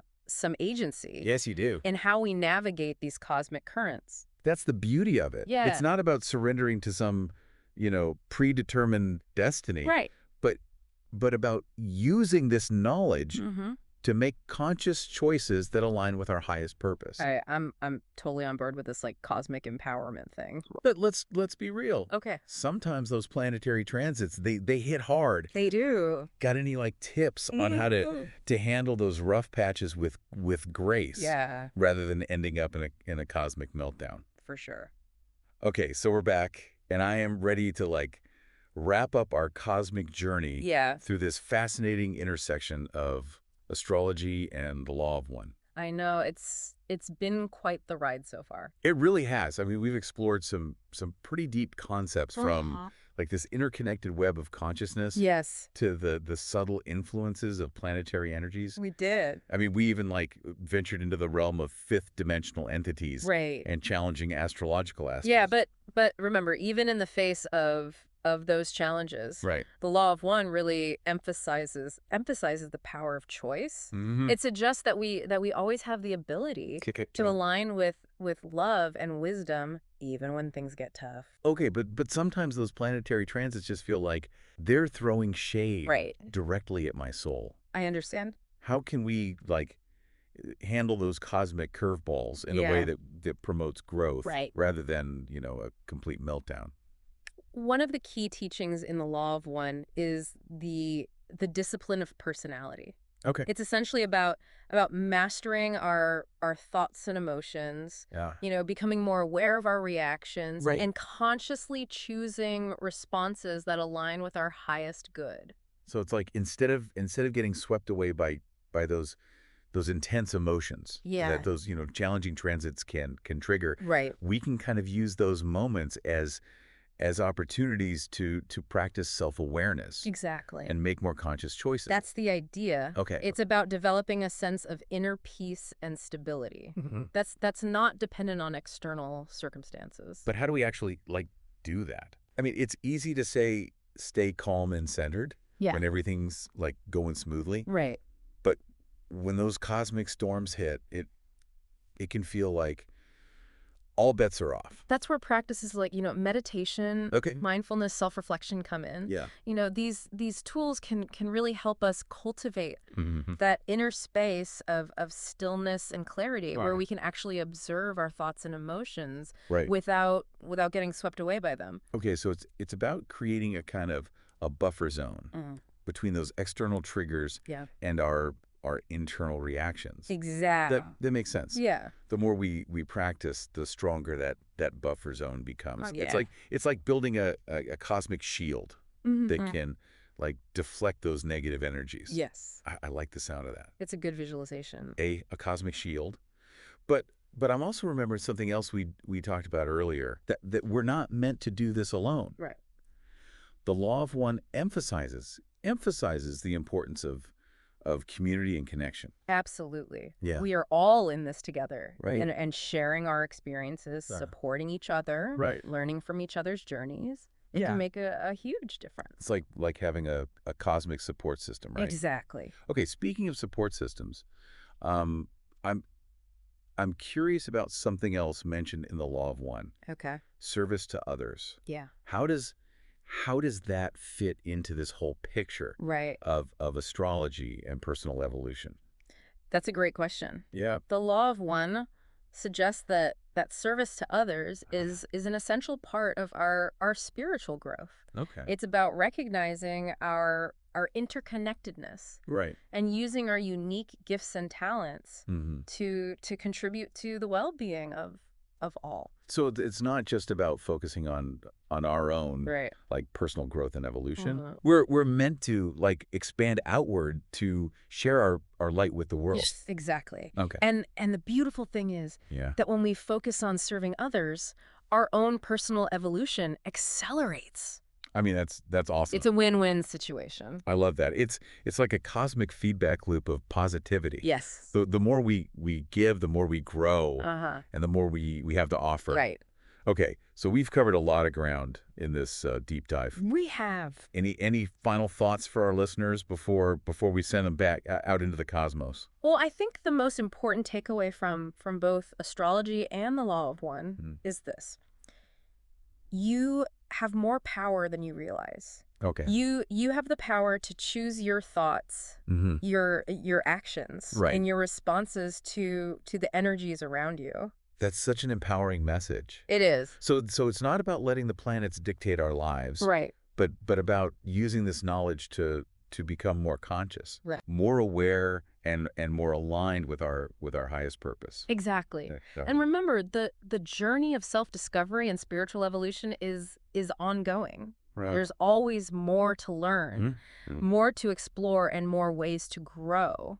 Beautifully said. Thank you. And remember, fellow knowledge seekers, this isn't just about gathering information. Right. It's about putting it into practice, about making choices Yeah, that align with love, wisdom, and service to others. I agree. Right. As you continue your journey, Yeah. look up at the night sky with a sense of wonder and connection. You know, Mhm. those twinkling stars are a reminder that we're all part of something Yeah. vast and magnificent. Right. And the possibilities for growth and evolution are truly limitless. Until our next cosmic adventure, Yes. keep seeking, keep growing, and keep shining your light. Absolutely. At least. Let's talk about the crown chakra. It sounds very transcendent. It is. The crown chakra, located at the crown of the head, is our connection to the divine, to universal consciousness, to the source of all creation. It's about experiencing a sense of oneness, spiritual enlightenment, and transcending our limited ego. So someone who feels disconnected from their spirituality or struggles to find meaning in life might have a blocked crown chakra. Yes. And a blocked crown chakra can also manifest as a lack of purpose, cynicism, or a feeling of being lost and alone in the universe. So how does a blocked crown chakra impact manifestation? If we're disconnected from the divine, does that mean we're cut off from the source of all creation? A balanced crown chakra allows us to align our desires with the highest will of the universe. It's about surrendering our ego's limited perspective and allowing the divine to flow through us. So it's about recognizing that we're not just separate individuals trying to get what we want, but rather expressions of the divine co-creating with the universe.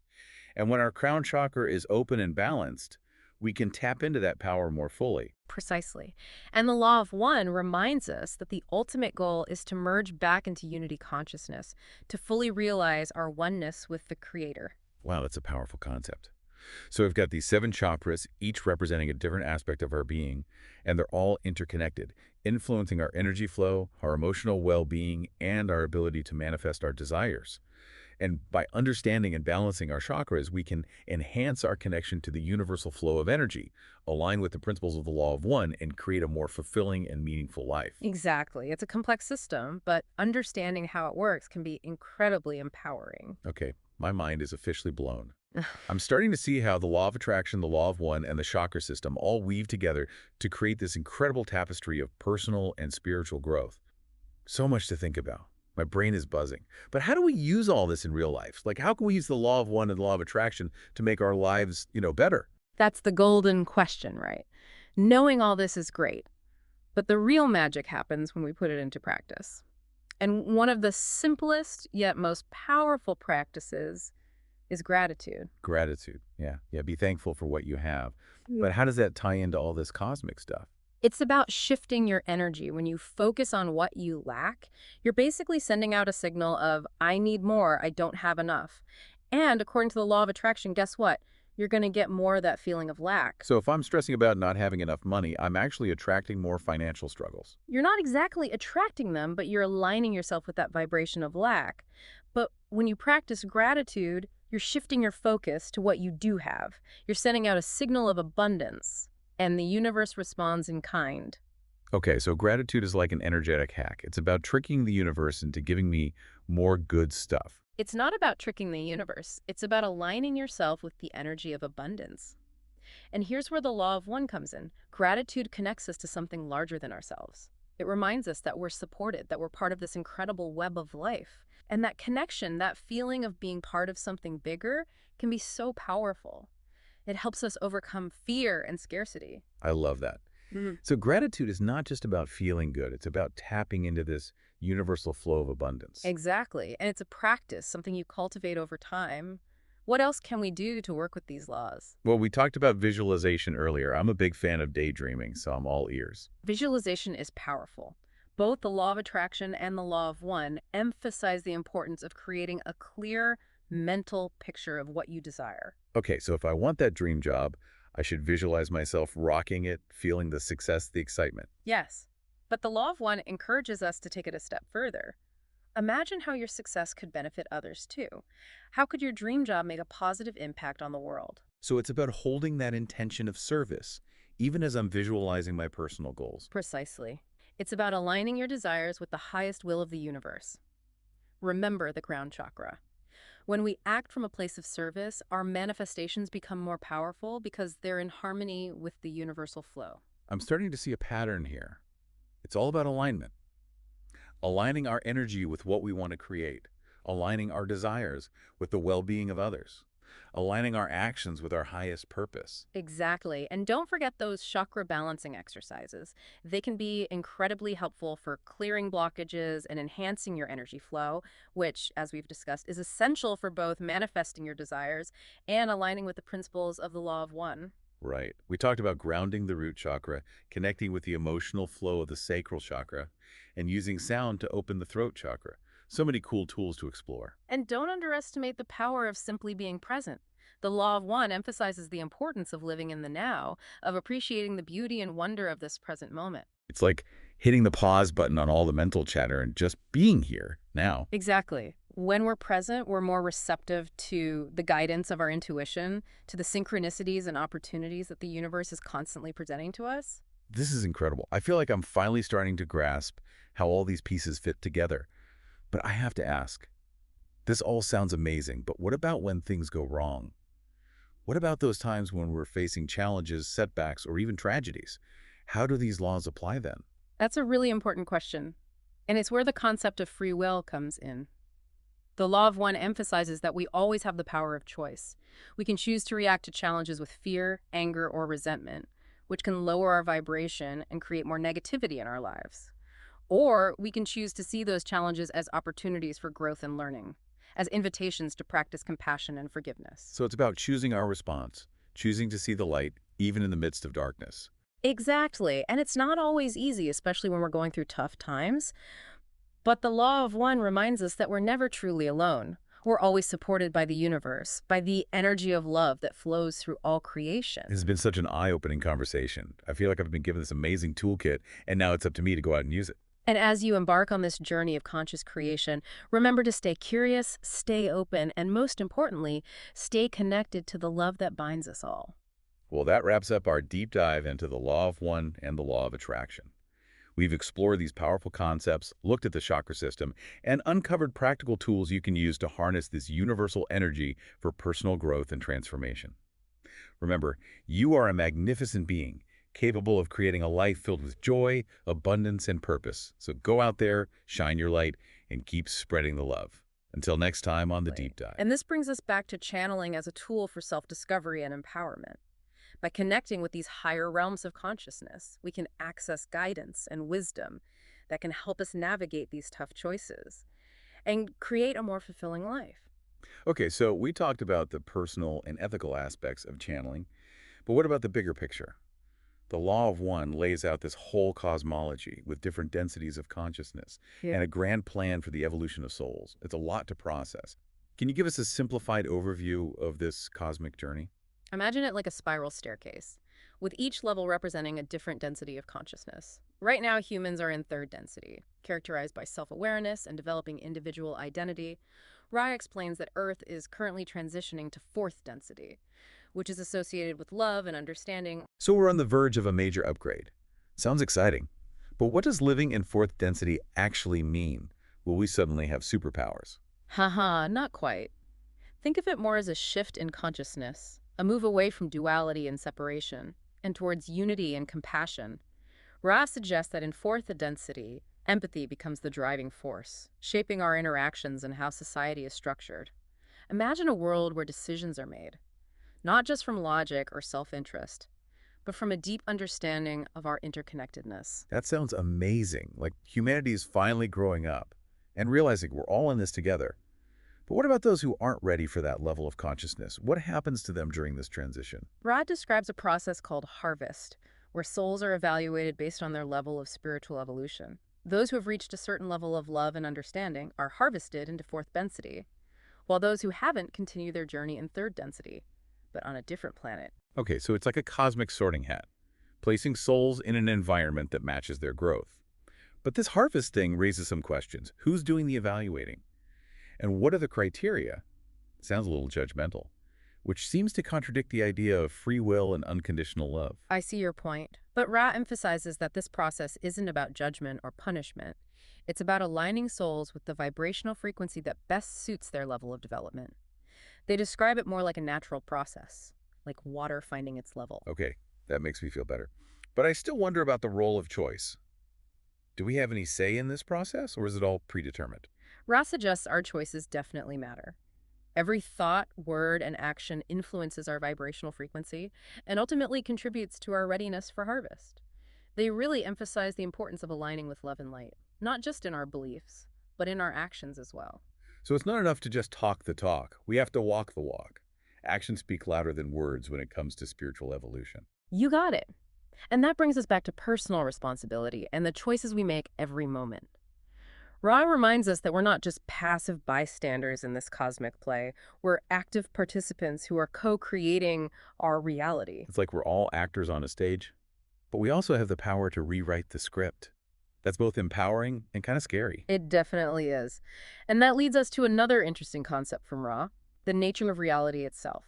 They challenge our typical understanding of time and space, suggesting that our perception is limited by our current level of consciousness. Okay, now we're getting into mind-bending territory. Yeah. Are you saying reality isn't what it seems? Is it all an illusion?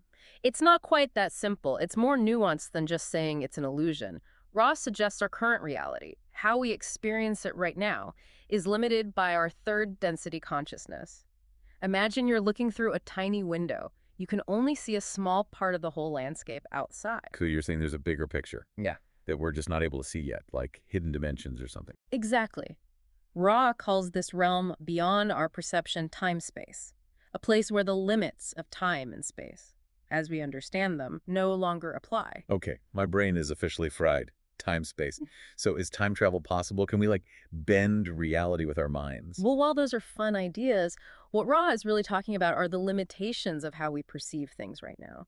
As we grow and evolve through the densities, our awareness expands, and we start to experience reality in a totally different way.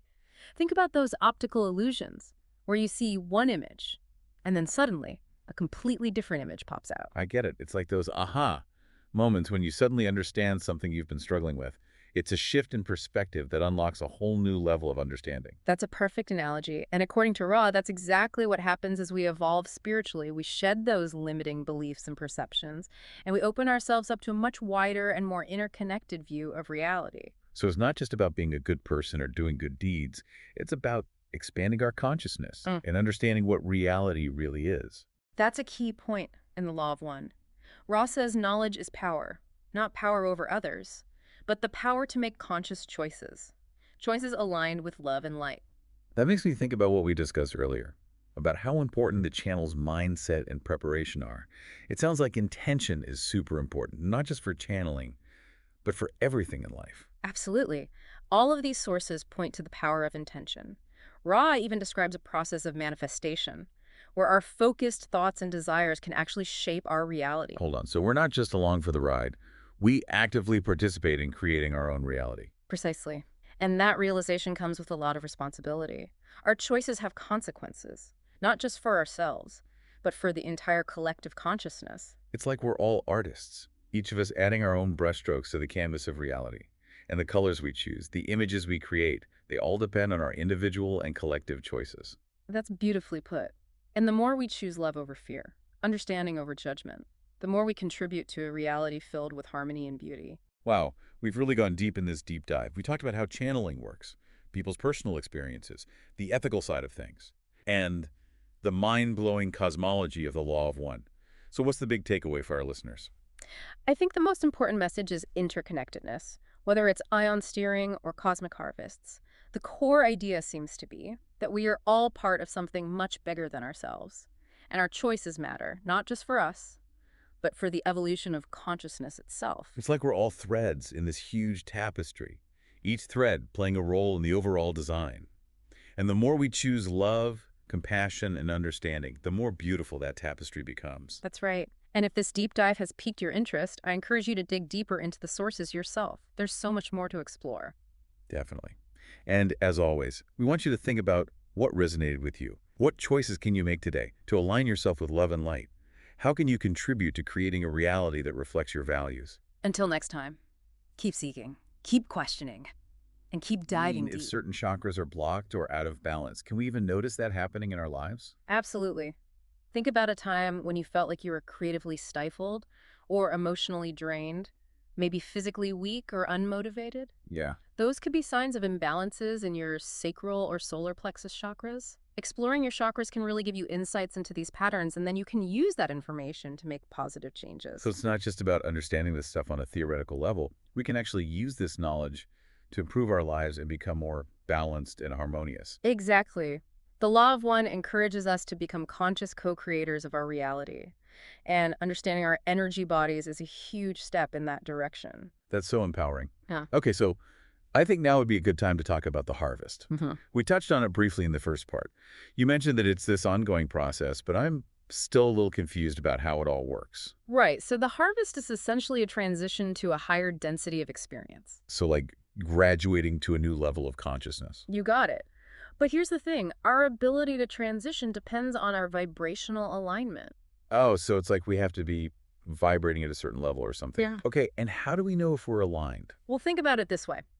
Are we aligned with love, compassion, and service to others, or are we more focused on fear, separation, and serving ourselves? That makes sense. So it's not a one-time event. It's a continuous process of aligning ourselves with those higher vibrations to gradually become ready for that next stage in our journey. Precisely. The more balanced and activated our energy bodies are, the more easily we can transition. Remember, so if we're vibrating at a higher frequency, we naturally attract those higher density experiences. That makes a lot of sense, actually. And it reminds me of what you said in part one about how there was almost no harvest from Earth 25,000 years ago. Could that be because humanity wasn't focusing enough on their inner work and cultivating those higher vibrations? It's a possibility. Perhaps the focus back then was too much on external pursuits like power or material possessions, and they neglected their inner development. It kind of seems like we're still struggling with that today. Yeah, you're right. But the good news is that the Law of One suggests that the choices we're making now are actually shaping the future of our planet. Oh, wow. So we could actually have a more harmonious and evolved society. That's amazing. It's true. We have so much potential. It's pretty inspiring. It really is. It's a little scary too, but mostly inspiring. Okay, so if we want to move toward a more positive harvest, what can we do to cultivate those higher vibrations in ourselves and as a society? The Law of One says that practices like meditation and energy healing are really helpful. Okay, makes sense. What else? Also, acts of kindness and compassion. Yeah, those seem really important too. They really are. And they're powerful actions that help us refine our energy bodies and shift our vibrational alignment toward love and unity. Okay, that sounds like a pretty good recipe for a more harmonious existence. It really does, both individually and collectively. You mentioned wanderers before. Can we talk about those now? Are wanderers beings from other planets visiting Earth? Not quite visiting, it's more like they're choosing to incarnate here. Wanderers are actually souls from higher densities, and they've made the choice to experience life on Earth. Wow, really? So they're like souls from other dimensions who are living here among us. That's just incredible to think about. What's their purpose for being here? Are they trying to like save us from ourselves or something? It's not really about these big, grand gestures or saving anyone. Wanderers are mostly here to just be, to radiate their higher vibrations and sort of subtly influence our collective consciousness. Oh, I see. So they're like these beacons of love and light that are here to remind us of our true nature and potential. Exactly. They can help us remember who we truly are. And who are we truly? We are sparks of the infinite creator. Oh, wow. And as those sparks, we're capable of incredible wisdom and compassion. I love that image. Sparks of the Creator illuminating the world with our unique light. Hmm. But we've talked a lot about service to others, and I'm wondering about the other path, service to self. Is that like a bad thing? Is it a selfish path? The law of one actually teaches that both paths are valid expressions of the creator, but they do lead to different outcomes. Okay, so what's the difference? Service to others is all about expanding our awareness to include the well-being of all beings. Service to self is more about prioritizing personal power and control. So it's not about one being good and one being bad. It's more about understanding the motivation and the consequences of each choice. You got it. The law of one really emphasizes the importance of free will. We're always being presented with opportunities to choose to align ourselves with service to self or service to others. Makes sense. And those choices over many lifetimes shape the trajectory of our soul's journey. Exactly. Okay, that makes sense.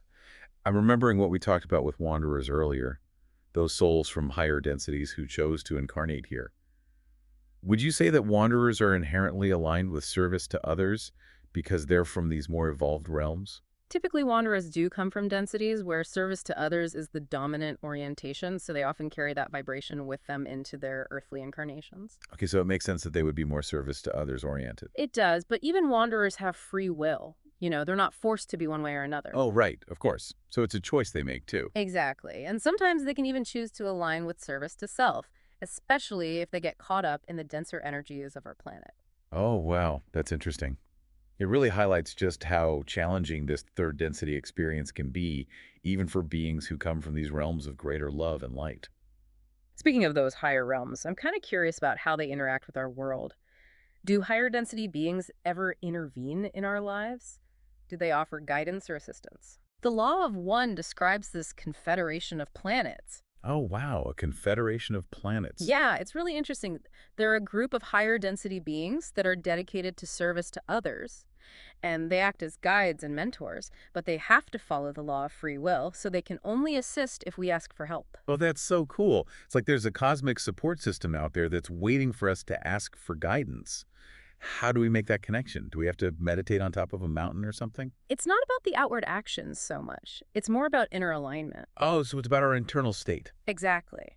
When we dedicate ourselves to service to others and our hearts are open to love and compassion, we naturally attract those higher vibrations into our lives. That makes sense. So how does the Confederation communicate with us? They mostly communicate through subtle means like dreams, synchronicities, and intuitive nudges. Oh, wow. It's a really gentle way of offering guidance and support, but without infringing on our free will. That's beautiful. It's like saying we have this team of cosmic cheerleaders who are ready to help us on our journey, but they're waiting for us to take that first step and open our hearts and align ourselves with love. Exactly. The law of one reminds us that we're never truly alone on this journey. We're all part of this interconnected web of consciousness supported by these forces of love and light that we can't even fully grasp. That's incredible. Yeah. This deep dive into the Law of One has been amazing. We've covered so much ground: reincarnation, karma, energy bodies, the intricate dance between service to self and service to others, and even the presence of higher density beings helping us along the way.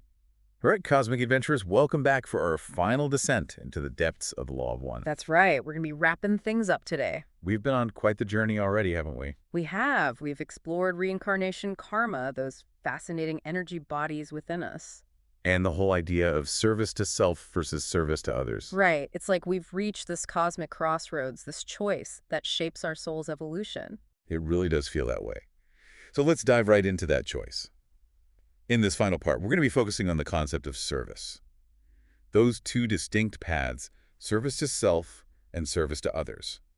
It's a topic that has always fascinated me. And it's one that's deeply woven into the fabric of our existence. That's a beautiful way to put it. So we've talked a bit about service to others already, but I'm still a little fuzzy on the whole service to self thing. Is it basically just being selfish, like putting our own needs above everyone else's? Does that mean it's inherently a bad path to take? Well, the law of one actually cautions against labeling either path as inherently good or bad. That makes sense. It's not really about morality, it's more about understanding the motivations and consequences of each choice. So can you explain a little bit more about service to self then? Like, what does that path really look like? In its purest form, service to self is about seeking personal power and control. Oh, so it's like putting ourselves first, even if it could mean potentially harming or manipulating others? It can manifest that way, yes. That does sound kind of a bit dark. It can, but it's important to remember that the law of one sees both polarities as necessary for the balance of creation.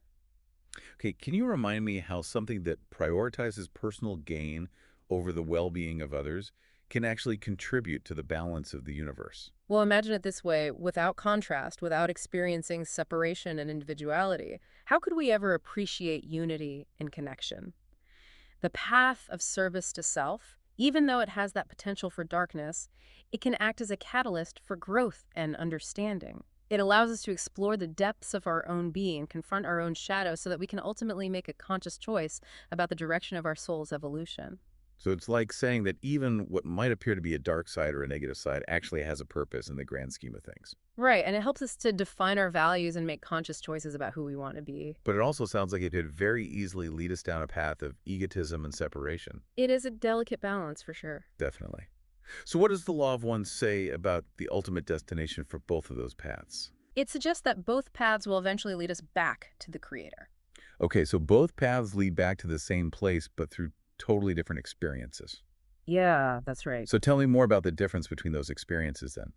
The path of service to others expands our awareness to encompass the well-being of all beings, which leads to greater unity and compassion. The service to self path can create a cycle of isolation and control, which ends up hindering our spiritual growth. So it's not about judging individuals who might be on that service to self path. No, not at all. It's more about understanding the challenges and the potential pitfalls of that choice. Right, and ultimately it comes down to a personal decision, a choice that we're making at a soul level about how we want to engage with the universe. That's deep. I'm remembering our conversation from the last part about wanderers, those souls from higher densities who've chosen to incarnate here on Earth. Would you say that wanderers are inherently aligned with service to others, since they come from those more evolved realms? Well, typically wanderers come from densities where service to others is the dominant orientation. So yeah, they usually carry that vibration with them when they incarnate here. Okay, so it makes sense that they would be more service to others oriented, I guess. It does, but we can't forget that even wanderers have free will. Oh, right. Of course. Yeah. They're not forced to be one way or the other. It's a choice they make, too. Exactly, and sometimes they might even choose to align with service to self. Wow. So even these souls from higher densities can get caught up in that. They can, especially if they get entangled in those denser energies of our planet. Wow, that's really fascinating. It just highlights how challenging this third density experience can be, even for beings who come from these realms of greater love and light. Yeah. Speaking of those higher realms, I'm curious about how they interact with our world. Do higher density beings ever intervene in our lives or try to offer us guidance or assistance? The Law of One talks about something called the Confederation of Planets. Wait, a confederation of planets? Yeah. Tell me more. What is that? It's a group of higher density beings that are dedicated to service to others. Oh, wow, that's so cool. And they act as these kind of guides and mentors to us, but they are bound by the law of free will, so they can only help us if we request it. Oh, that's interesting. So it's like a cosmic support system just waiting for us to reach out and ask for guidance. Yeah. How do we make that connection? Do we have to do anything special? It's less about outward actions and more about inner alignment. So what does that mean? When we dedicate ourselves to service to others and when our hearts are open to love and compassion, we naturally attract those higher vibrations into our lives. Okay, that makes sense. So if we're vibrating at that higher frequency, then the confederation will notice us and help us. Yeah, you could say that. So how do they communicate with us? They usually use subtle ways like dreams, synchronicities, and intuitive nudges. Wow, that's pretty cool. It is. It's a gentle way of offering guidance and support without interfering with our free will. So it's like we have this team of cosmic cheerleaders ready to help us on our journey. but they're patiently waiting for us to take the first step and open our hearts and align ourselves with love. Exactly.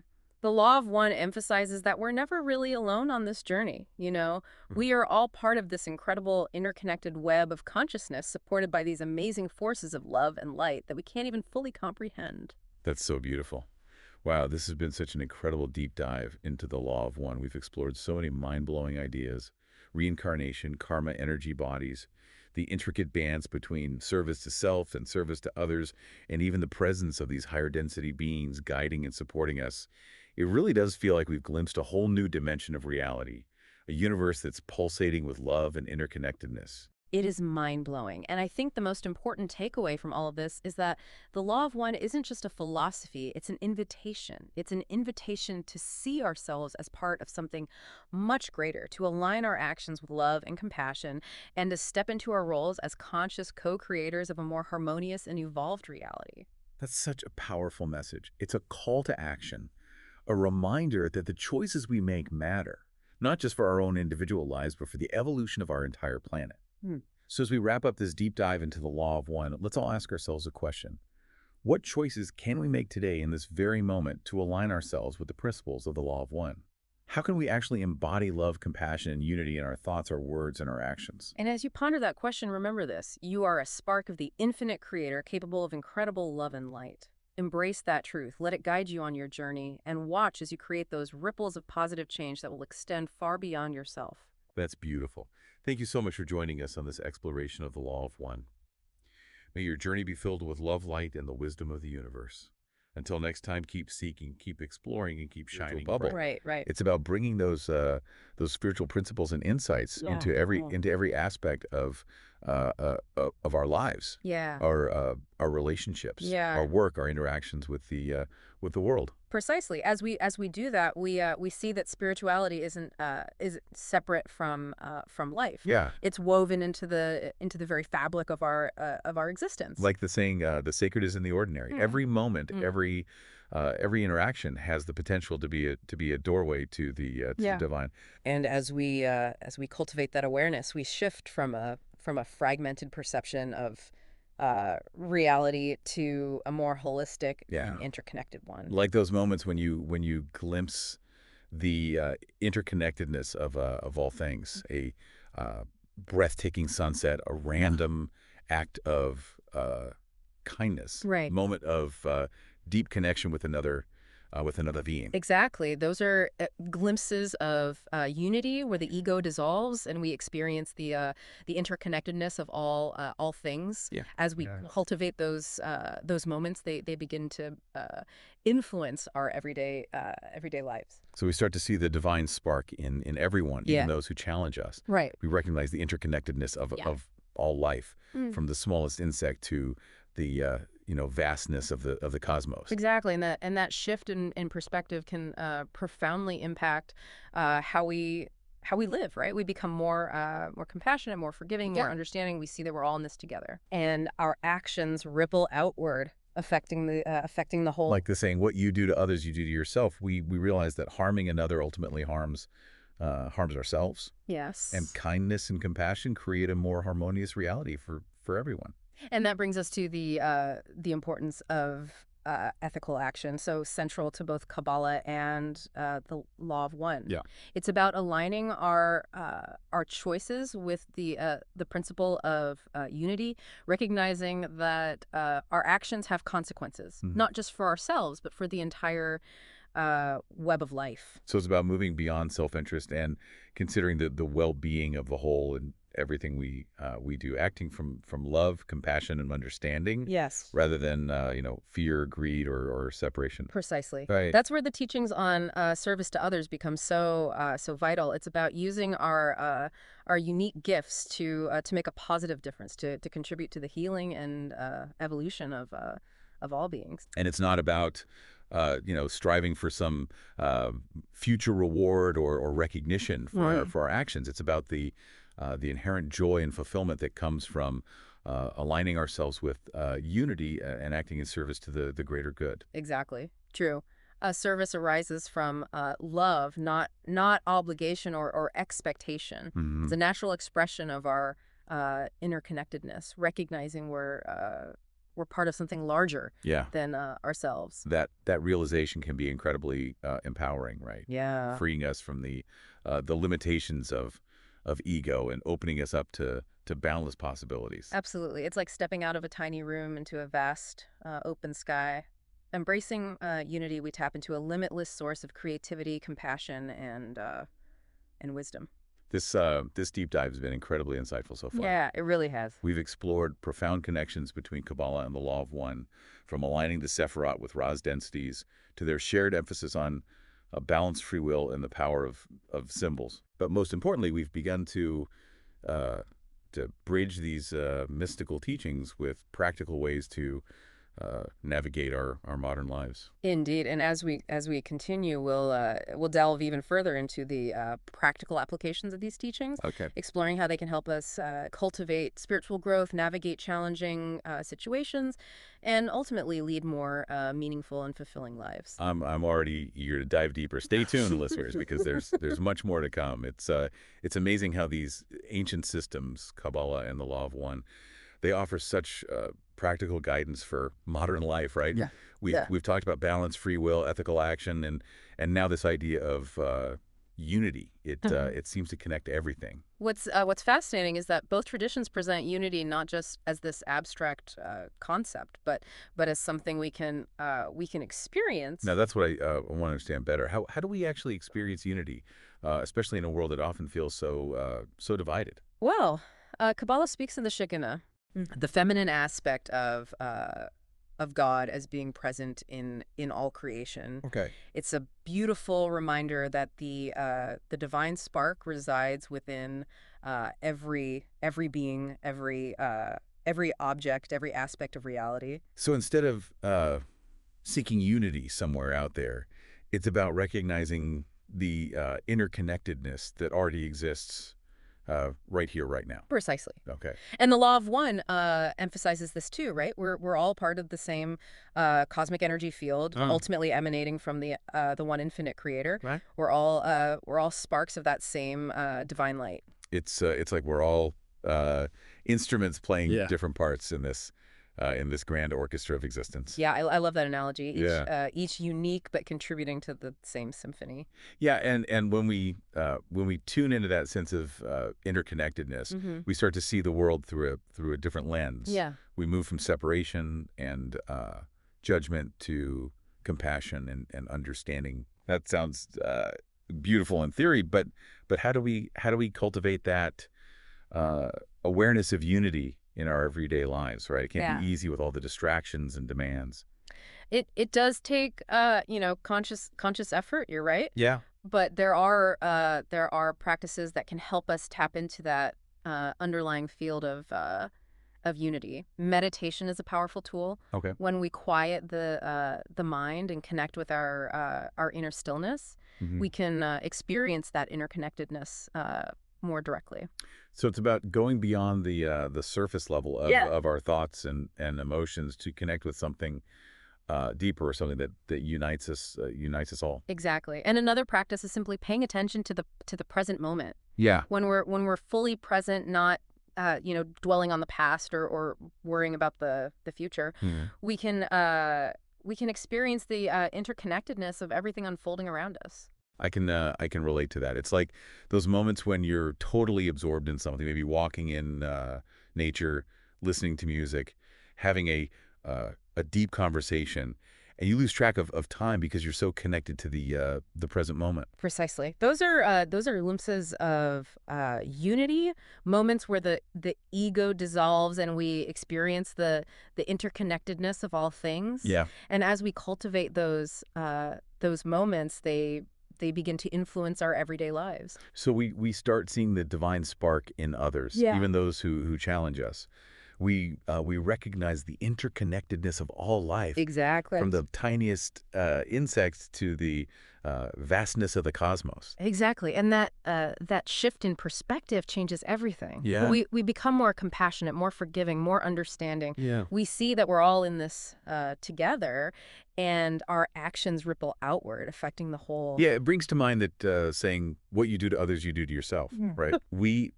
we begin to understand that harming another ultimately harms ourselves. Yeah. And kindness and compassion create a more harmonious reality for everyone. And that leads us to the importance of ethical action, which is so central to both Kabbalah and the Law of One. Right. It's about aligning our choices with this principle of unity, recognizing that our actions have consequences not just for us, but for the entire web of life.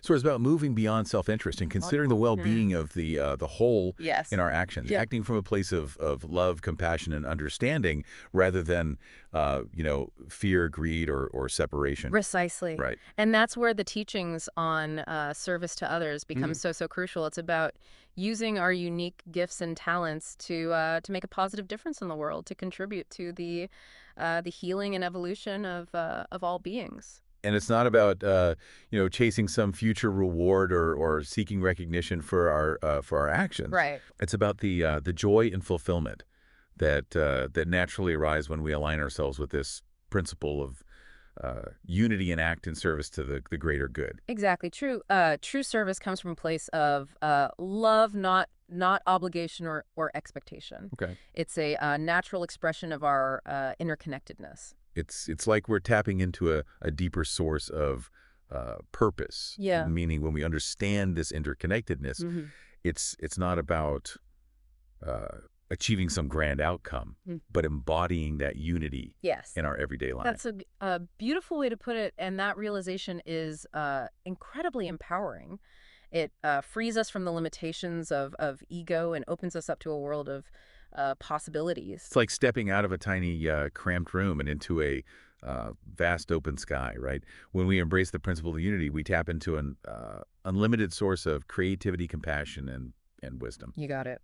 These mystical teachings remind us that we are not just individuals struggling to survive, right? We're divine beings interconnected with all of creation, and we have the power to co-create a reality based on love, harmony, and unity. That's a vision worth striving for. It is. It is. It inspires me to keep exploring these teachings and finding ways to weave them into my life. Yeah, the beauty of this journey is that it's an ongoing exploration. There's always more to discover, more to integrate, more to share.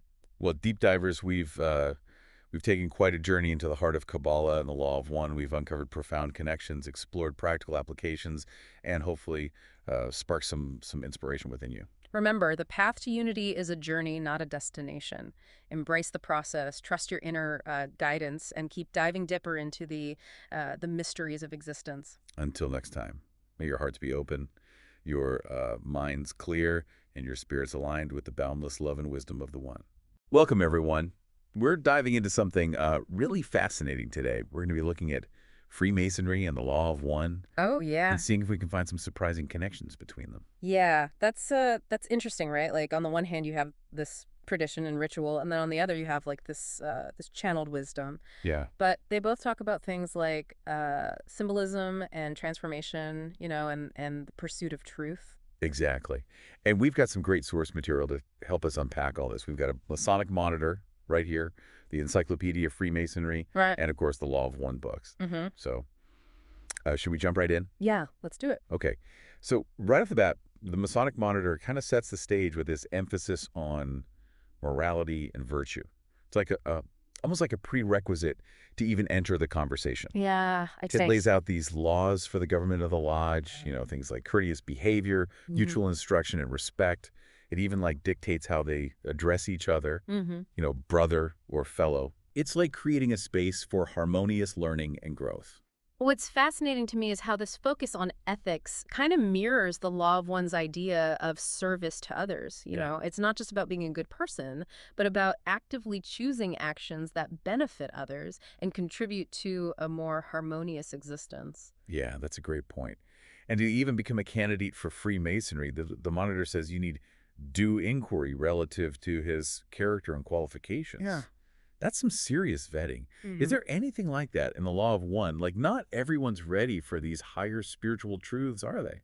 Well, the Law of One talks about this thing called a harvest, Okay. where individuals are assessed for their spiritual readiness to progress. Hmm.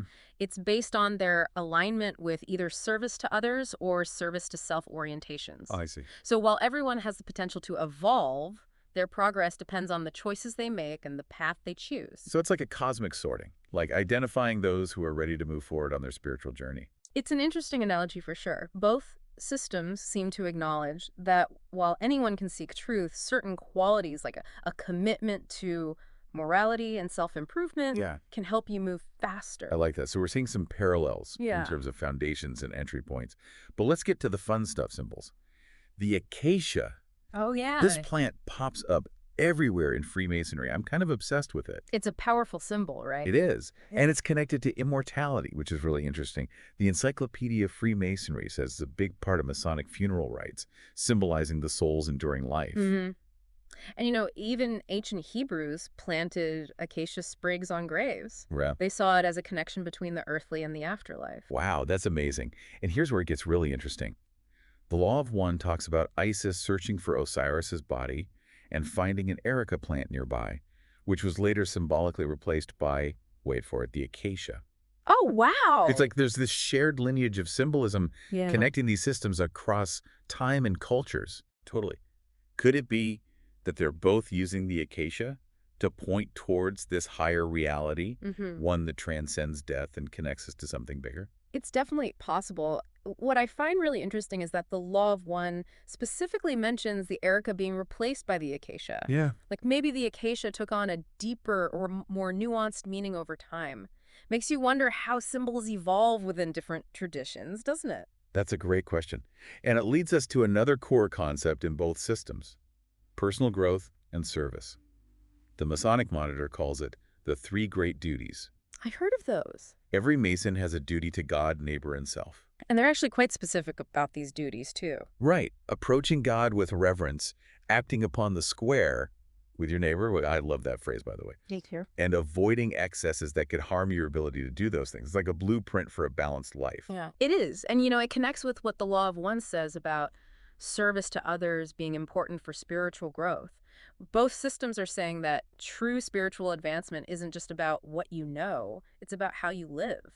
That's a great point. The Monitor even talks about propagating the knowledge of the art, referring to Freemasonry. Right. But maybe we can think of that more broadly. Yeah. Like it's a call to share any knowledge that helps others, any wisdom that contributes to our collective evolution. I like that a lot. It fits perfectly with the Law of One's concept of service as a driving force for spiritual evolution.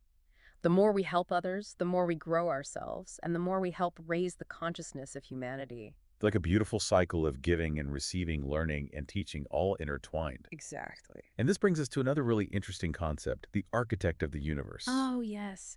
The Masonic Monitor uses this term to symbolize the creator, Mm-hmm. the force behind the order and design of the cosmos. It even describes the architect creating the universe with symmetry and order, like a master builder. And that connects to the Law of One's idea of the Logos, the creator, Wow. as the source of all creation. Both systems emphasize the order and interconnectedness of everything. So they're both pointing to this unifying principle behind the universe's complexity. Yeah, like there's this intelligence and intentionality behind it all. It's almost like we're all part of this huge cosmic design, each playing our own role in the unfolding of creation. It's a beautiful thought, isn't it? It is. But before we get too carried away, let's take a break and come back to explore how both Freemasonry and the Law of One can help us on our own paths to truth and understanding. Welcome back. We're picking up our exploration of Freemasonry and the Law of One, and I'm really interested in this whole architect of the universe thing. Yeah, me too. Such a cool image, And it ties into that Masonic value of seeking truth. Right. The Masonic Monitor talks about how Masons should converse with well-informed brethren to learn more about the craft. It's like they're saying, don't just take our word for it. Go out and find out for yourself. That's so important, isn't it? It is. And the Law of One has that same emphasis on seeking truth. Oh, yeah, for sure. It's like a system of knowledge that encourages you to question, to explore, and to come to your own understanding. So it's not about blind faith. No, not at all. It's about using your mind and your heart to find deeper meaning. Exactly. It's like both systems want you to be an active participant Yeah. in your own spiritual evolution. I like that. And the Monitor even suggests that this pursuit of truth should be balanced with action. Oh, how so? Well, remember the three great duties. Oh, yeah, duty to God, neighbor, and self. Right. Those duties provide a framework for a virtuous life. Yeah. But they also imply that knowledge without action is kind of meaningless. Like, okay, you've learned about the architect of the universe, now go out and be a builder yourself. Exactly. I love that. And it connects to what the Law of One says about embodying spiritual principles in everyday life. It does. The Monitor talks about acting upon the square, avoiding excesses. Right. It's like it's giving us tools to live a better life Yeah. and to make the world a better place. Absolutely. And it's a reminder that real spiritual growth isn't just about knowledge or mystical experiences. It's about integrating those insights into your life. Transforming yourself from the inside out. Yeah, exactly. It's walking the walk, not just talking the talk. Right. But let's be real, that's not always easy, is it? No, it's not.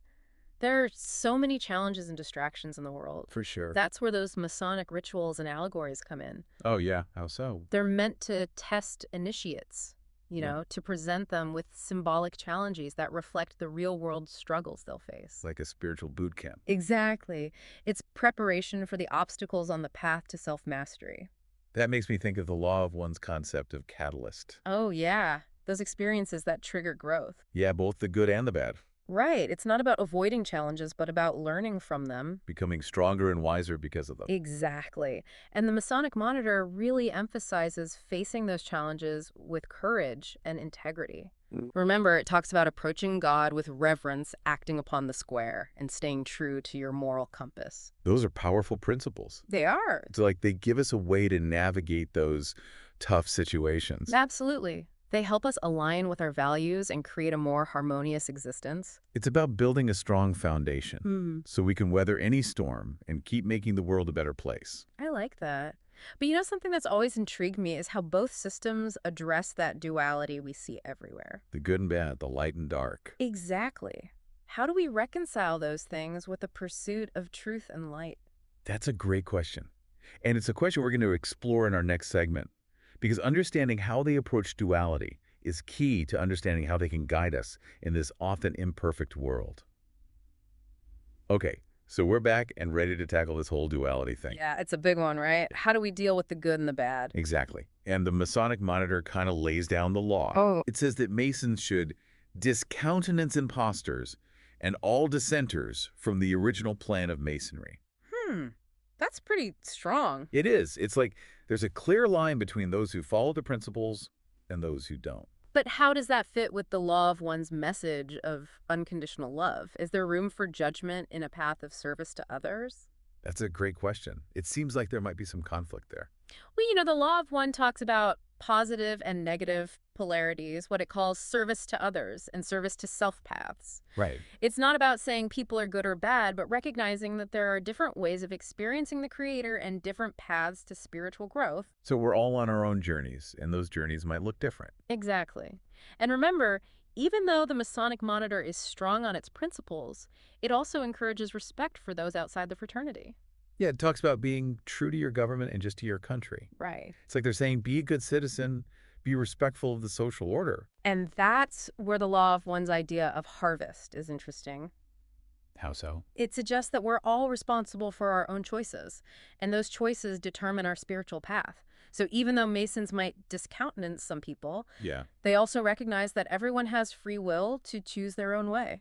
So it's about respecting individual choice while still holding on to your own moral compass. Exactly. And both systems emphasize seeking truth and developing discernment. Being able to tell the difference between truth and falsehood, right? Right. And making choices that align with your highest understanding. And the Law of One gives us a framework for that discernment, right? Yeah. Aligning with love and light. It does. And while Freemasonry has its rituals and allegories, Yeah. both systems ultimately encourage us to become seekers of truth. Using our intuition and wisdom to navigate the world. Exactly. And they both acknowledge that we'll face challenges along the way. The Law of One calls them catalysts. Right, those experiences that push us to grow. And Freemasonry prepares initiates for those challenges through its rituals. It's like they're saying, hey, the world is tough, but you got this. So it's not about hiding from the darkness. No. It's about learning to walk through it. And becoming stronger because of it. And the Masonic Monitor gives us some principles to help us do that. Like approaching God with reverence and acting upon the square. Like a moral compass to guide us. Exactly. It's about integrating those values into who you are so they guide your every action. This has been an incredible deep dive. It has. We've covered so much: symbols, personal growth, truth duality. And it's amazing how both Freemasonry and the Law of One, even though they come from such different places, point towards a similar understanding of what it means to be human. Yeah, they both encourage us to grow, to seek knowledge, to embody our principles, and to make the world a better place. It's inspiring, isn't it? It is. Any final thoughts for our listeners today? Just this. Don't be afraid to explore, to question, to challenge what you think you know, and to find your own truth. There's a whole universe of wisdom out there. Keep an open mind, keep seeking, and keep building a brighter future. Beautifully said. And to our listener, thank you for joining us on this deep dive. We hope you've enjoyed it and that it's inspired you to keep learning and growing. Until next time, keep seeking, keep questioning, and keep building. Welcome to a deep dive. One that might just rewire your view of reality. Like literally. Yeah, we're going deep We are. into the intersection of two really fascinating philosophies, the Law of One and the Hermetic principles. Okay. And you can almost imagine like a cosmic Venn diagram where Yeah. these two things overlap, and that's where we're headed today, that sweet spot in the middle. I love that. Yeah, And it's so cool because we're not just like talking about abstract ideas. yeah. We have sources. Mm. We have like the Kabbalion. Yeah. We've got all these books on the Law of One. And then we even have a practical guide to using Hermetic principles. Yeah, exactly. So it's not just airy-fairy, like this is real. No, it's very applicable. Okay, I like it. Yeah. So we're talking ancient wisdom channeled messages, modern application, Uh-huh. all in one. All rolled into one big journey. Yeah, buckle Through in. mind-bending concepts. Okay, give me a little taste. Like the universe as a mental creation. Okay, been thinking about that one. Yeah, and the power to actually like transmute your reality. Whoa. Okay. I'm already there. Already feeling it. It really challenges us to rethink our role in the universe. Coolly. Not as passive bystanders, but as active creators. 100%. Mm-hmm. Okay. I'm feeling a bit mind blown already. Yeah. So where do we even begin? Let's start with the bedrock of Hermeticism. Okay. The Kabbalion states very boldly that the ale is my encatholical. The universe is mental. Okay. I like bold statements. It's bold. Lay it on me. It lays the foundation for everything else we're going to explore. It sounds radical. Mm-hmm. What does it even mean, though? Yeah. Like, is it saying that the physical world is all in our heads? Not exactly. It's Yeah. suggesting that the ultimate reality is not material, it's mental. Oh, okay. Think of it like this. The universe is a thought Okay. in the mind of an infinite intelligence, the source of all creation. So instead of a universe made of stuff, Right. we're talking about a universe made of consciousness. Precisely. Right. And the Law of One echoes this idea. It speaks of an infinite creator whose thoughts and will bring forth all that exists. Okay, so like the universe is a grand manifestation of consciousness. Exactly like a manifestation. This makes me think about how our own thoughts and beliefs shape our individual realities. Yes. Is that a connection we can make here? Absolutely. And that's where the Hermetic principle of correspondence comes in. Ooh, correspondence. As above, so below. Okay, I've heard that one. It means the same principles that operate on the grand cosmic scale Okay. also operate within each of us. So if the universe is a mental creation, Yeah. does that mean our personal realities are also products of our minds? In essence, yes. But there's a mirroring effect, a hierarchy of existence. Okay. Just like in the Hermetic concept of planes, Right. the Law of One talks about densities of consciousness, Oh, density. different levels of reality that influence each other. Okay, wait. Densities of consciousness. Yeah. It sounds complex. It sounds a little bit complex. Think of it like layers of reality, Okay. each vibrating at a different frequency. The higher densities, which are more subtle, more refined, they influence the lower denser ones, including our physical world. So the Law of One is saying there's more to reality Right. than what we can see and touch. Absolutely. Yeah. And, this connects back to the historical roots of these philosophies. Okay, yeah, take us there. Hermeticism draws wisdom from ancient Egypt and Greece, Right. while the Law of One claims to channel information from an extraterrestrial being, Ra, Right, okay. who interacted with Egyptian priests millennia ago. Wow, okay. They both point toward a hidden reality beyond our everyday perception. Okay, so we've got mentalism, this underlying principle that the universe is essentially mind stuff. Yes. And we've got correspondence, The idea that the same patterns repeat on different levels. Like a blueprint. Yeah. Okay, Okay. where do we go from here? Well, the Kabbalion outlines 7 hermetic principles Ooh, 7. that act as a roadmap for understanding this hidden reality. Okay. And what's fascinating is how these principles resonate with the law of one's concepts. 7 principles, 7 densities in the law of one. There you go. That number 7 popping up again. Maybe there's a deeper meaning there. I think so. But for our deep dive today, let's focus on how these principles and densities intertwine. Okay, I'm with you. Let's start with mentalism, which we've already touched upon. Okay, mentalism. So it's not just that the universe is a mental creation, Right. but that our own thoughts have power. Yes. Is that what we're getting at here? Exactly. Mentalism emphasizes that our thoughts, beliefs, and mental states directly influence our reality. Okay. We're not just passive receivers. Okay. We're active creators. That makes me think of that saying, what you focus on expands. Yeah. So if I'm constantly dwelling on negativity, Yes. is that actually shaping my reality in a negative way? That's exactly what mentalism suggests, and the law of one backs this up, emphasizing how our thoughts and intentions create our experiences. Wow. Okay. So mindfulness isn't just about feeling zen. No. It's about shaping our reality. It is about shaping your reality. Yeah. Powerful stuff. What about the second principle correspondence we talked about, as above, so below? Right. Correspondence suggests that the same fundamental laws operate on all levels of existence. Okay. It's like a universal blueprint, Okay. repeated across different dimensions, from the macrocosm to the microcosm. So understanding these principles on a personal level Yes. can give us insights into the workings of the universe. Precisely. And this mirroring is reflected in the law of one's concept of densities. Each density embodies the same fundamental principles, just expressed in different ways, with increasing complexity as you go higher. This is starting to feel like a unified theory of reality. It is pretty remarkable. It's incredible how these two philosophies I know, right? from completely different times and sources seem to be saying the same thing. They really do converge on some key points. Okay, so we've got mentalism, we've got correspondence. What's next? Next up is vibration. The Kabbalion tells us that nothing rests, everything moves, everything vibrates. Okay, so it's more than just saying everything's in motion. It is. What's the deeper meaning here? The principle suggests that everything in the universe, from physical objects to thoughts and emotions, is in a constant state of motion, vibrating at a unique frequency.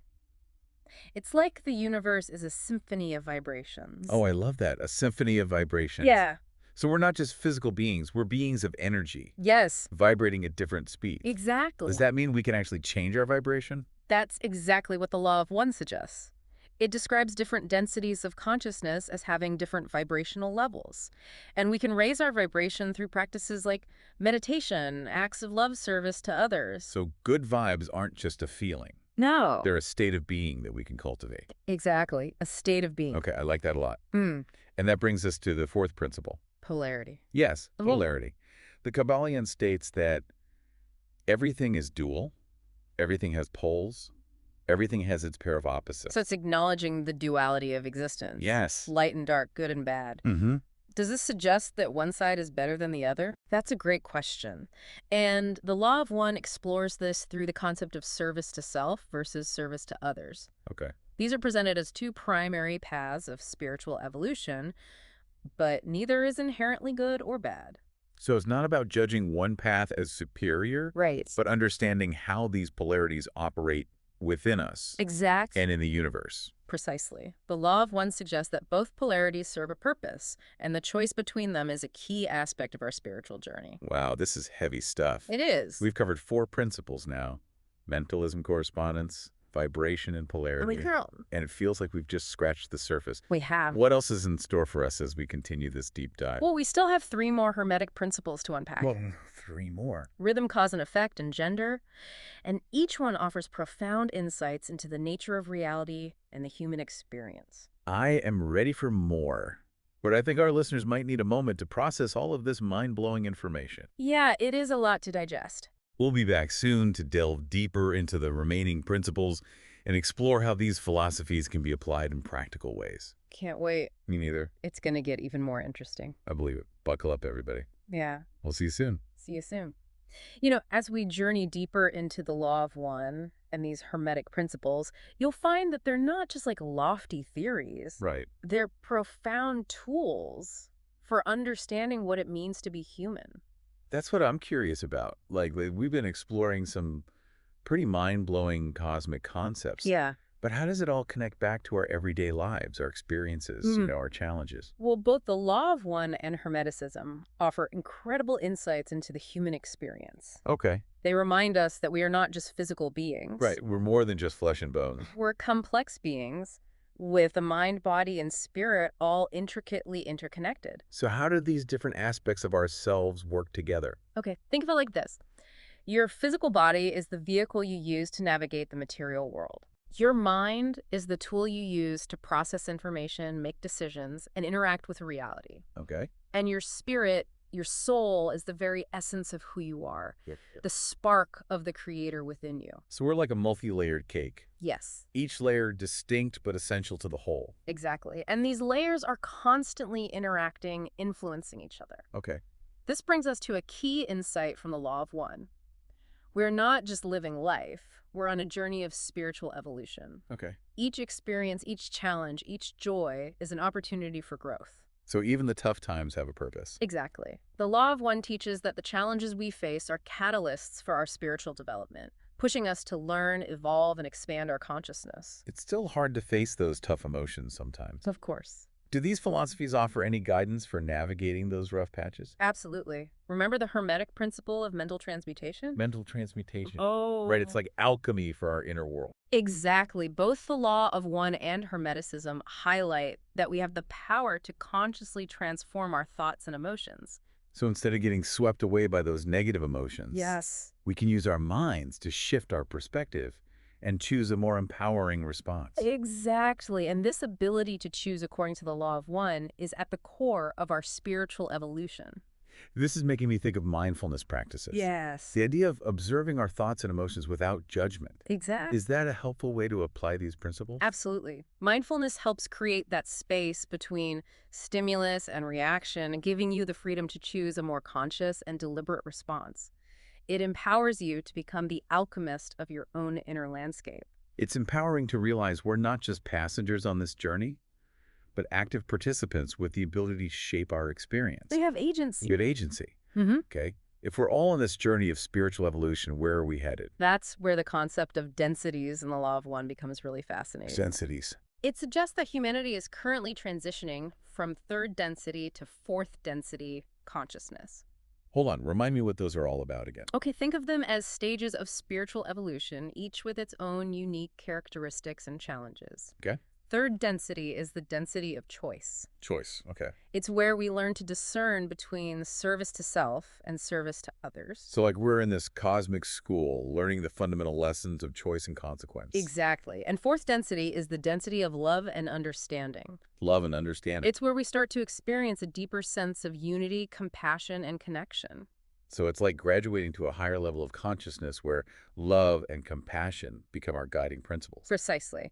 And the Law of One suggests this transition is happening right now, not just for individuals, but for the entire planet. So we're not just evolving personally, but collectively as well. We are. That's a pretty mind-blowing concept. It is. And this collective shift is bringing about all sorts of changes and challenges, but it also presents incredible opportunities for growth. So we're in this transition period, moving from a density of choice to a density of love. We are. What does that actually mean for us as individuals? What are we supposed to be doing? The Law of One emphasizes that the most important step is becoming aware of the choice before us. Okay. The choice between service to self and service to others. It's not a one-time decision, but an ongoing process of aligning your thoughts, actions, and intentions with the path that resonates with your soul. So every choice we make, every action we take is like vote for one path or the other. Yes. And these choices accumulate over time, shaping our spiritual evolution and our experience of reality. This feels like a lot of pressure to make the right choices. I understand that feeling, but the Law of One is very clear on this. Free will is paramount. There's no judgment attached to either path. So It's about choosing the path that aligns with your deepest truth, your most authentic self.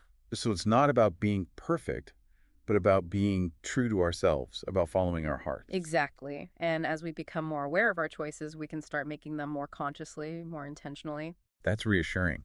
But there are still so many layers to this whole process, so many things to consider. Yes, it is a multi-layered process. Is there anything in these philosophies that can help us navigate this complex terrain? Absolutely. Both the Law of One and Hermeticism offer specific tools and practices to guide us on this journey of self-discovery and spiritual evolution. Like what? Well, one powerful tool we can explore is the concept of energy centers, often referred to as chakras. Chakras, I've heard of them, but I'm not exactly sure what they are. Imagine them as spinning wheels of energy located within your body, each associated with specific aspects of your physical, emotional, and spiritual being. So they're like energy hubs powering different parts of our system. Exactly. And both the Law of One and Hermetic teachings emphasize the importance of keeping these energy centers balanced and flowing freely. What happens if they get out of whack? When your chakras are blocked or imbalanced, it can manifest as physical, emotional, or spiritual disharmony. Okay, give me an example. For example, if your throat chakra is blocked, you might have difficulty communicating. Or if your heart chakra is closed off, you might struggle to experience love and compassion. Okay, so keeping our chakras balanced is important for our overall well-being. It's foundational. How do we do that? There are many practices that can help, like meditation, yoga, energy healing, and even simply being mindful of your thoughts and emotions. So it's about becoming more aware of our energy and taking steps to nurture and balance it. Exactly. And as you cultivate this awareness, you become more sensitive to your own energy and the energy of others. It opens up a whole new dimension of perception. This is really fascinating. It's like there's this hidden world of energy operating beneath the surface of our everyday reality. It's there. And we have the power to tap into it and work with it. We do. And understanding this energetic dimension can be incredibly empowering. It allows you to take a more active role in your own healing and transformation. This is a lot to take in, but it's incredibly exciting. I know, right? It feels like we're uncovering a whole new way of understanding ourselves and the world around us. And I'm really curious to explore some of these practical applications in more detail. Let's do it. There's so much to discover as we continue this deep dive into the intersection of the Law of One and the Hermetic principles. Speaking of discovery, I've always been fascinated by pyramids. Pyramids. Yeah. Is there a connection between pyramids and these philosophies? Absolutely. Pyramids have captivated humanity for millennia, and both the Law of One and Hermetic teachings offer fascinating insights into their purpose. Tell me more. What's the cosmic connection between pyramids and these teachings? The Law of One suggests that pyramids were built as energy amplifiers designed to focus and direct cosmic energy for various purposes, including healing and spiritual initiation. Wait, so they're like giant batteries channeling energy from the cosmos?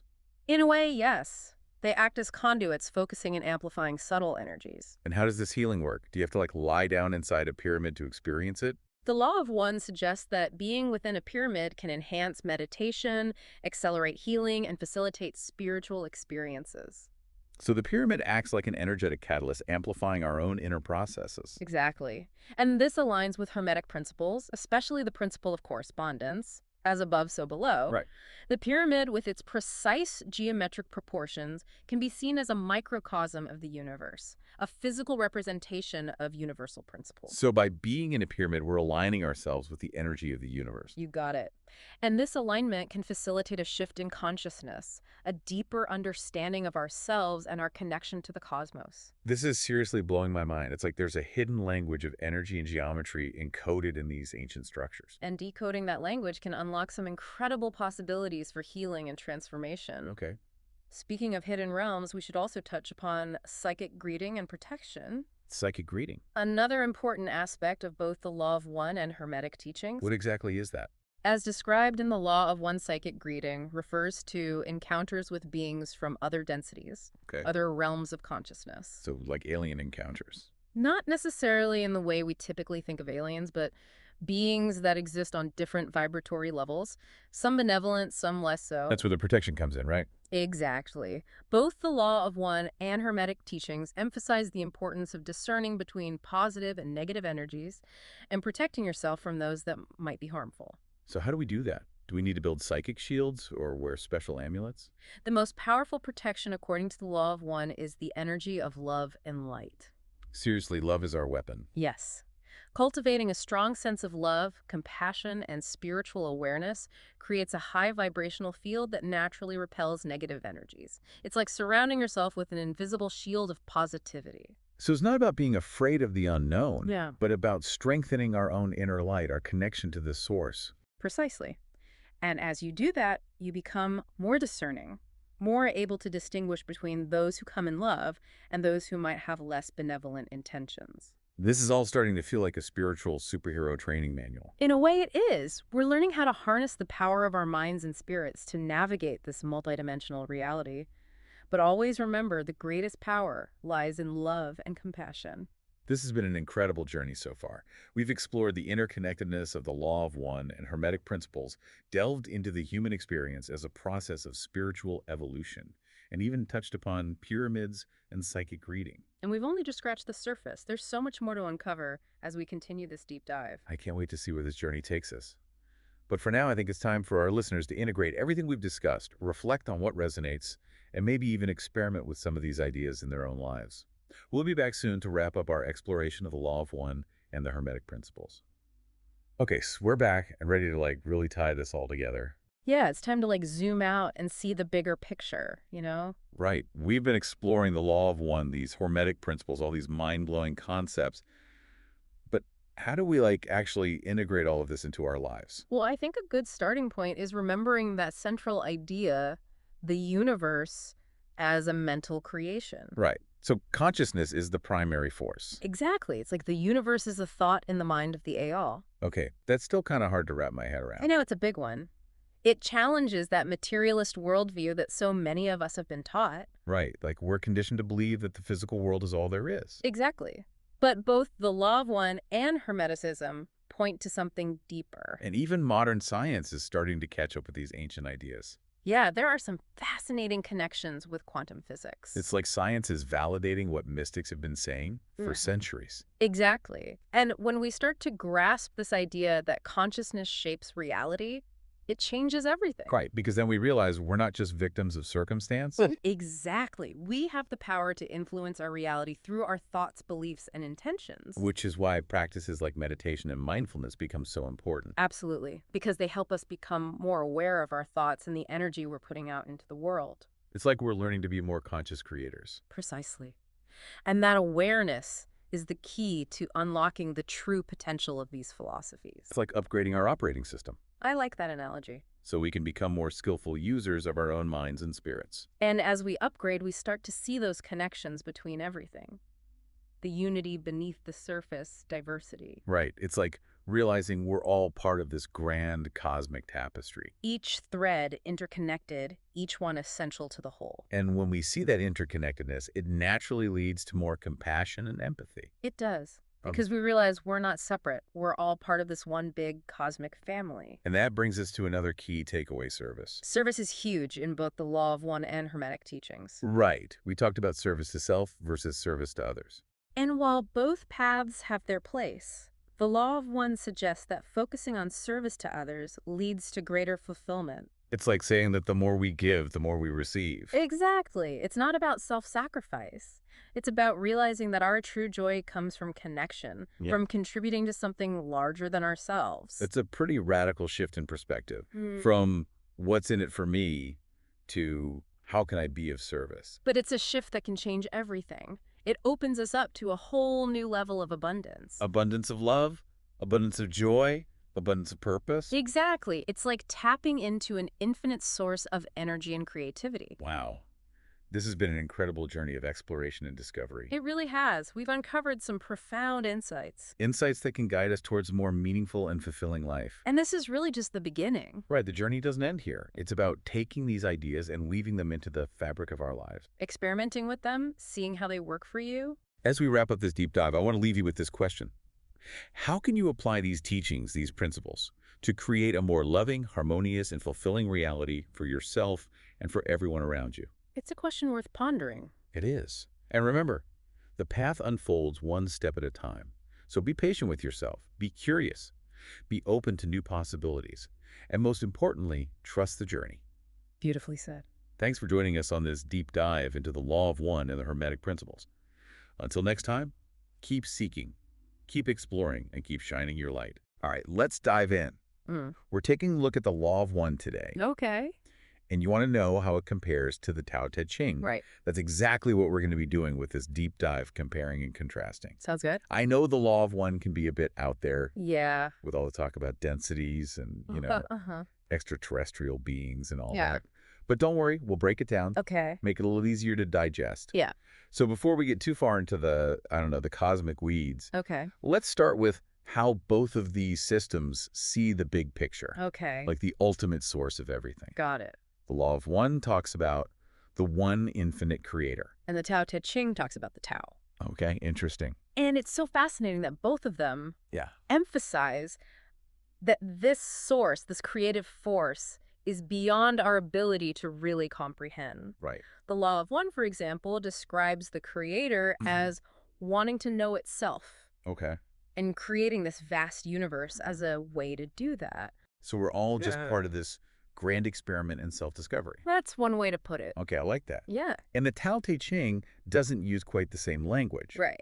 But it seems to agree. Yes. It talks about the Tao as the unnameable. The origin of everything. Yeah. But it's not something that you can just easily define or wrap your mind around. So this seems pretty accurate to you. Absolutely. Okay, cool. And that actually brings us to a point where they both connect Okay. the nature of reality itself. Okay, yeah. The law of one talks about this illusion of separation. Okay. We see ourselves as individuals, Right. but ultimately we're all a part of this one creator. We're all interconnected. That makes me think about what the Tao Te Ching says about the constant interplay of yin and yang. Yeah. Everything's in flux, transforming, connected. Right. Does that connection, the yin and yang, help to make the idea of oneness a little easier to grasp? That's a great question. Or is it still kind of out there? I think the Tao Te Ching gives us a framework for understanding oneness Okay. through nature.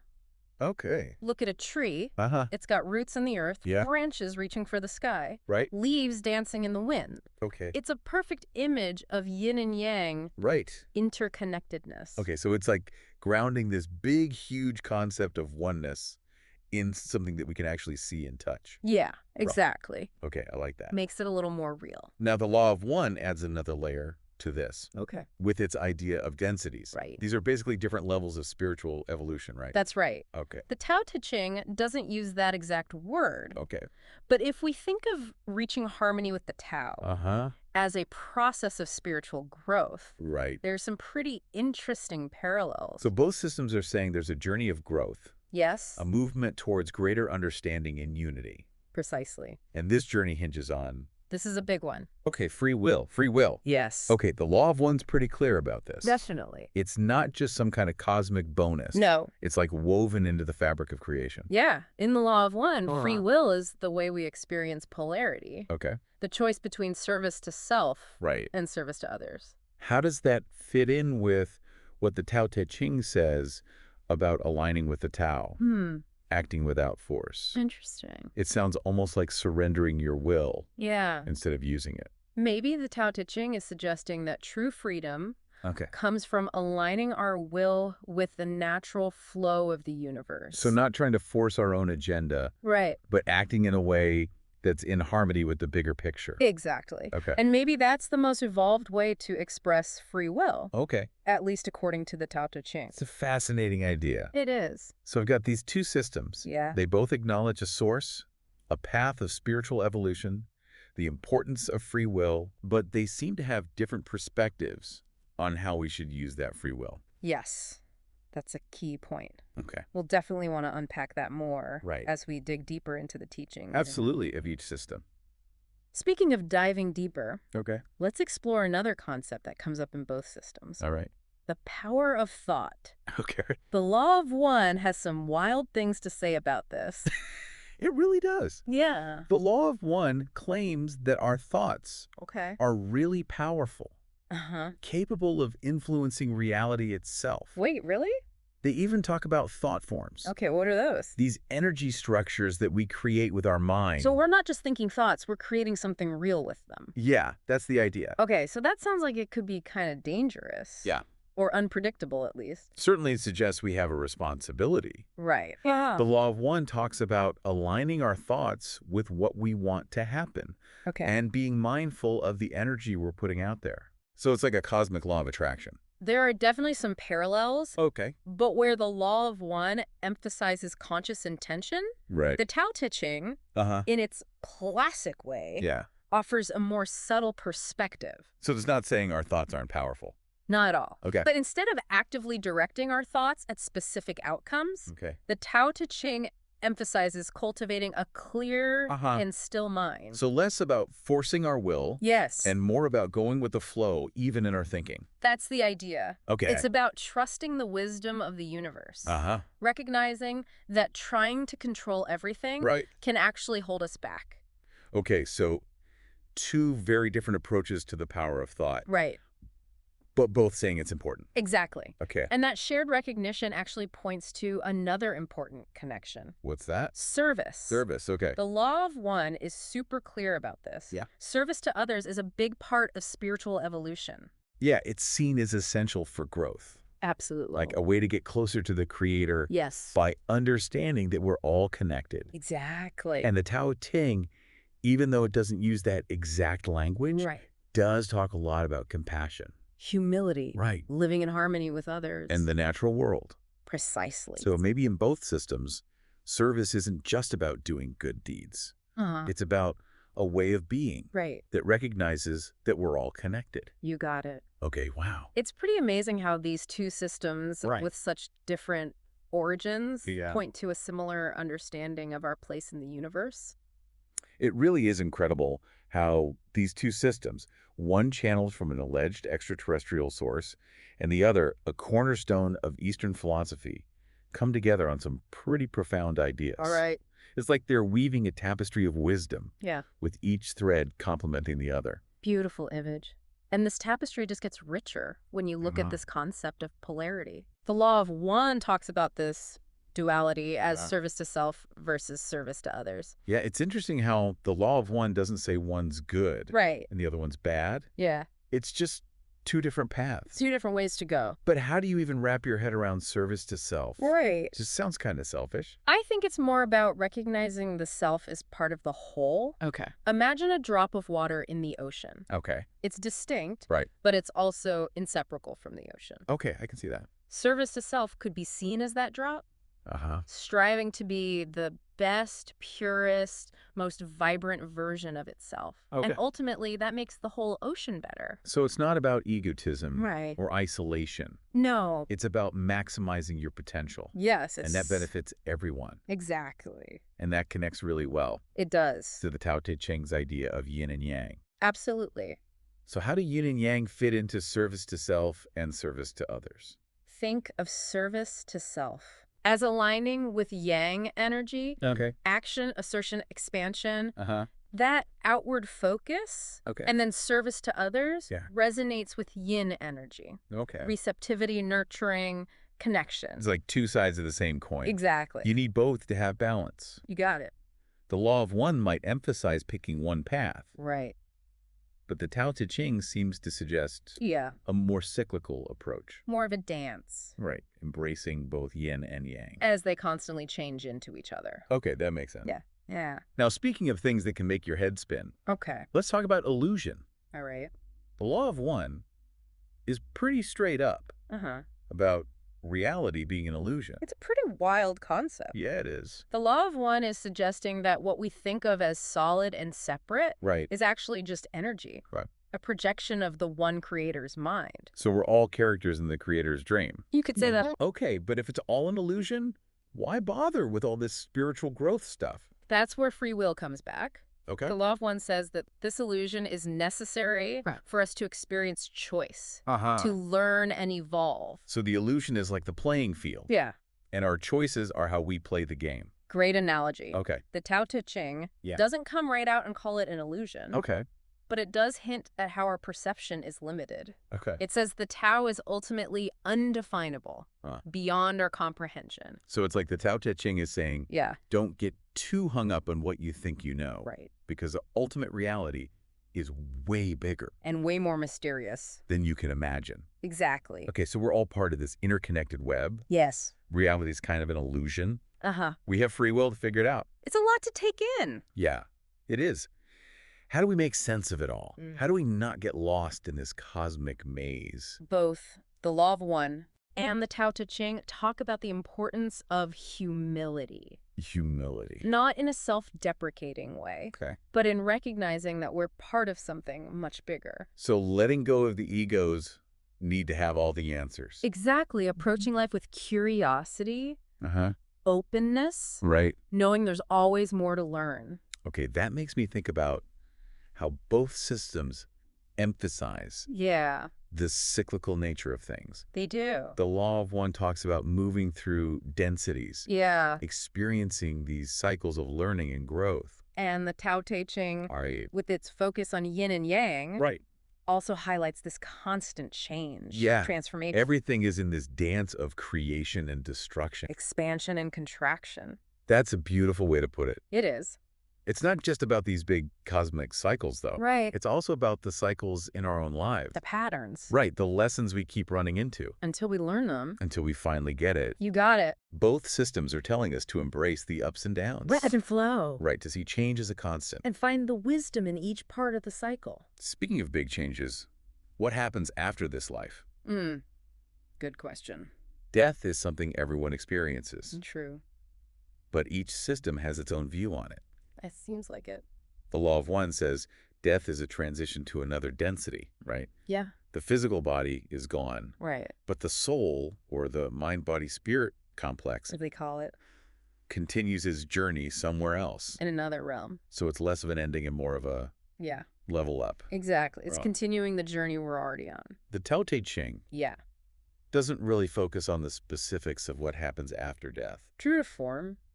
but it says we should accept death as a natural part of life, right? Absolutely. It's just part of the cycle. No more or less important than birth. Or growth. Exactly. It's like the Tao Te Ching is saying, Yeah. don't get too hung up on the destination. Focus on living this life fully. in harmony with the Tao.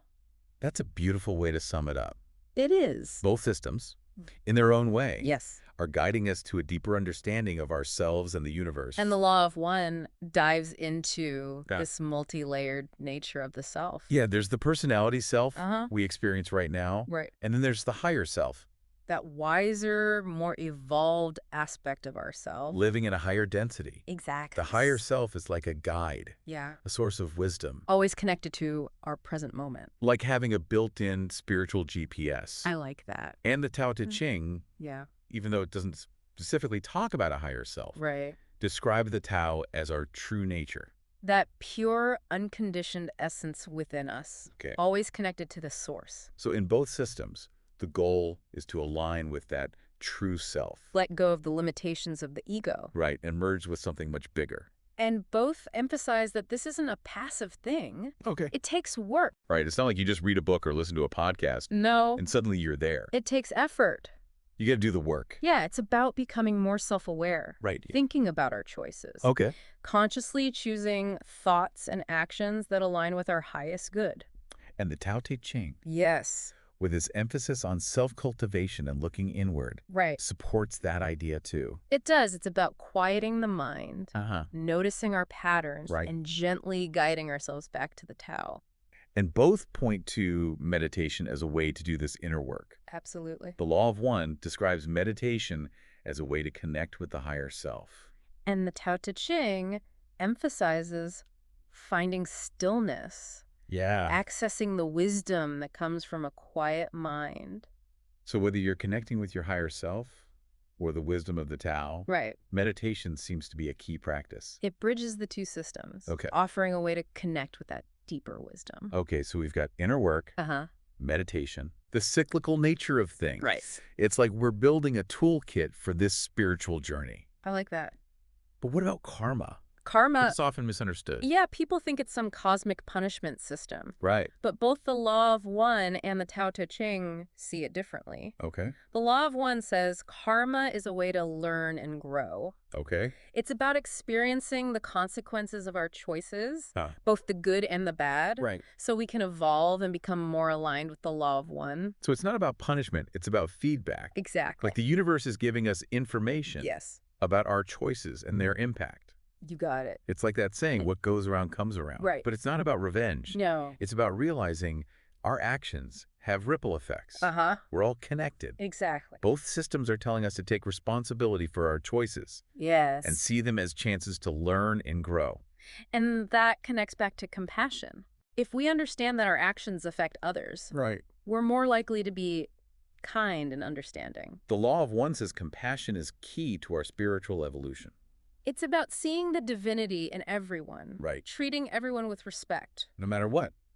no matter their choices or actions. And the Tao Te Ching, Yeah. with its focus on living in harmony, With all things. right, also points to compassion. It does. It encourages us to live with Yeah. gentleness, kindness, humility, non-resistance. In how we interact with ourselves and others. Exactly. So compassion isn't about feeling sorry for someone. Right. It's about recognizing we're all connected. Our shared humanity. Right. Treating everyone with kindness and understanding, Owning ourselves. including ourselves. That's a great point. It is. That brings us to another concept that both systems address, Okay. enlightenment. Spiritual liberation. This can sound really lofty Yeah. and impossible, Out of reach. but the law of one offers a more grounded perspective. Oh. It's not like you suddenly become an angel. No. The law of one says it's a process. Moving through densities of consciousness. Right. Each density is a higher level of understanding. Their vibrational So frequency. it's a journey, not a destination. Exactly. And the Tao Te Ching, even though it doesn't say enlightenment, Right. describes a similar process, Aligning with the Tao. merging with the source. Yes. So whether you're aiming for higher densities or merging with the Tao, Right. it's about getting past the limitations of the ego. And realizing we're all connected. And that's not a one-time thing. No. It's an ongoing process. Of understanding and embodying that connection. Okay, so no magic switch. No. Just continuous growth. And evolution. How do we do that? How do we foster this growth? Yeah. The law of one talks about balancing our energies. Okay. It focuses on the 7 chakras. The energy centers along the spine. Right. It says they need to be balanced and open. For optimal health and well-being. And even though the Tao Te Ching doesn't talk about chakras, Right. it emphasizes balancing yin and yang, Within ourselves and in our lives. finding that balance between masculine and feminine, Active and passive. light and shadow, It's all about inner harmony. like building a strong foundation Yeah. so we can handle the challenges of life. And keep growing. It's easy to get caught up in the seriousness of spiritual stuff, It is. but both systems say joy and humor are important too. The Absolutely. law of one actually says we should lighten up. Not take ourselves too seriously. I think we all need to hear that. It's good advice. It says humor and joy can help us detach from the ego Yeah. and connect with love and light. The heart of creation. And the Tao Te Ching, Right. with its emphasis on going with the flow and acceptance, Uh-huh. seems to agree. It does. It's about finding the lightness, Right. the flow. The joy in the journey. Exactly. It's like both systems are saying, Yeah. life is meant to be enjoyed. Not just endured. So find the humor in things. Don't sweat the small stuff. Keep your heart open to joy. That's good advice for anyone. On any path. It really is. As we're exploring these concepts, Yes. it's important to remember the big question. Okay. What's our purpose here? The purpose of life. The law of one says we're here to learn, To grow. using our free will to To learn. evolve. And get closer to the Creator. And the Tao Te Ching, Right. with its focus on aligning with the Tao, Yeah. suggests our purpose is to embody the qualities of the Tao To live in harmony. with the natural order. So whether you're serving others Aligning with the Tao, or just trying to be your best self. it seems like the goal is to contribute to the harmony of the universe. Beautifully said. It is a beautiful idea. As you learn more about the Law of One and the Tao Te Ching, Yeah. remember to keep an open mind A curious heart. and a sense of playfulness. It's a journey of self-discovery. There's no one right way to do it. That's the beauty of it. It's like we've got two different maps Yeah. to the same place, To the same destination. but they show different landmarks. Different perspectives along the way. And the journey itself is just as important as where you end up, right? So good. It's about what we learn along the way, The experiences we have. the connections we make. All of it. Speaking of connections, I'm curious about how the law of one looks at technology. Okay. I mean, it was channeled in the 80s. Right. A very different time. A totally different tech landscape back then Yeah. than what we have now. No smartphones back then. So what does it say about technology? The Law of One's perspective on technology is pretty relevant, actually. Oh, okay. It doesn't say technology is bad, Okay. but it does say we shouldn't rely on it too much. So it's not saying we should ditch our phones and live off the grid. Not necessarily. Okay. It says the technology is a tool. Right. And like any tool, Yeah. it can be used for good or bad. It's all about how you use it. It's the intention that matters. That makes sense. It's easy to get sucked in Oh, yeah. to all the convenience and entertainment that technology offers. Right, but we don't want to forget Yeah. about our own inner resources Our ability to connect with each other and the world around us. in a real way. It's about finding that balance, Right. using technology to make our lives better, But not letting it become a crutch. or a barrier to connection. Right. And that brings us back to something that both the Law of One and the Tao Te Ching emphasize, What's that? our interconnectedness. Our interconnectedness, yes. If everything is one, As both systems suggest, then everything we do has ripple effects. even our thoughts. That's a pretty powerful idea. It is. It makes you realize Yeah. we have a responsibility that goes beyond just ourselves. Beyond our immediate circle. It's not just about being nice to our family and friends. Right. It's about understanding that every choice we make Every thought we have. affects the energy of the whole universe. We're all contributing to the collective. That brings us to a final question, Okay. inspired by both the Law of One and the Tao Te Ching. I'm listening. If everything is one and our thoughts have power, what responsibility do we have for the world we're creating? Wow. With each thought, each action, each choice, That's a deep one. it's like we're being asked to step up Uh-huh. as conscious co-creators of reality. And both systems offer some guidance for this co-creation. Okay. The Law of One says, Yeah. align your thoughts and actions with service to others. Right. And the Tao Te Ching says, Wow. embody the qualities of the Tao. Compassion, humility, harmony. Yes. So whether you're all about service or embodying the Tao, The message is clear. we have a responsibility to use our thoughts and actions wisely With awareness of how we're all connected, and with a commitment to the highest good of all. it's empowering, isn't it? It says we're not just watching this cosmic dance. Yeah. We're part of it We can shape reality. through our choices. It's a little daunting, It is. but also exciting. Definitely. So, as you go about your day, dear listener, remember, everything's connected.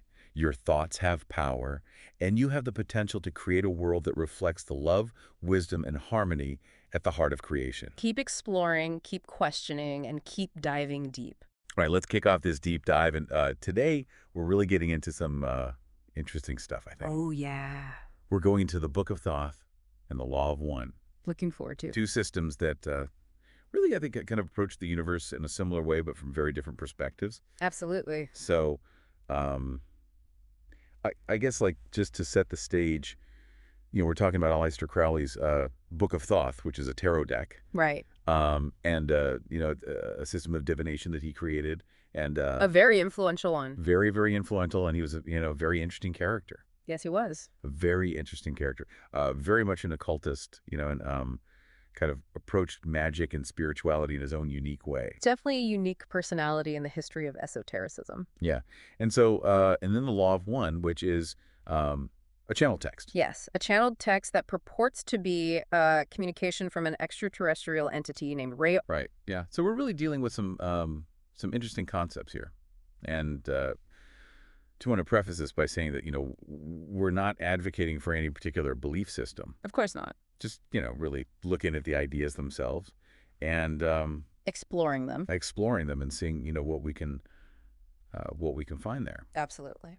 So, I guess starting with the Book of Thoth, Crowley's deck is known for its striking imagery and symbolism. Oh, absolutely. But I think one of the most fascinating things is how he really kind of departs from the traditional interpretations of the cards. Yes, and I think what's really intriguing is that Crowley didn't see the tarot as simply a reflection of the universe or a fortune-telling tool. Right. He believed it was a way to convey specific doctrines and modes of working.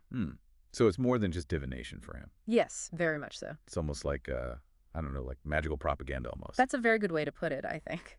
He was very much using symbolism to shape consciousness and influence reality. Interesting. In very specific ways. So that brings us to, I guess, like his unique interpretations of the cards. Right.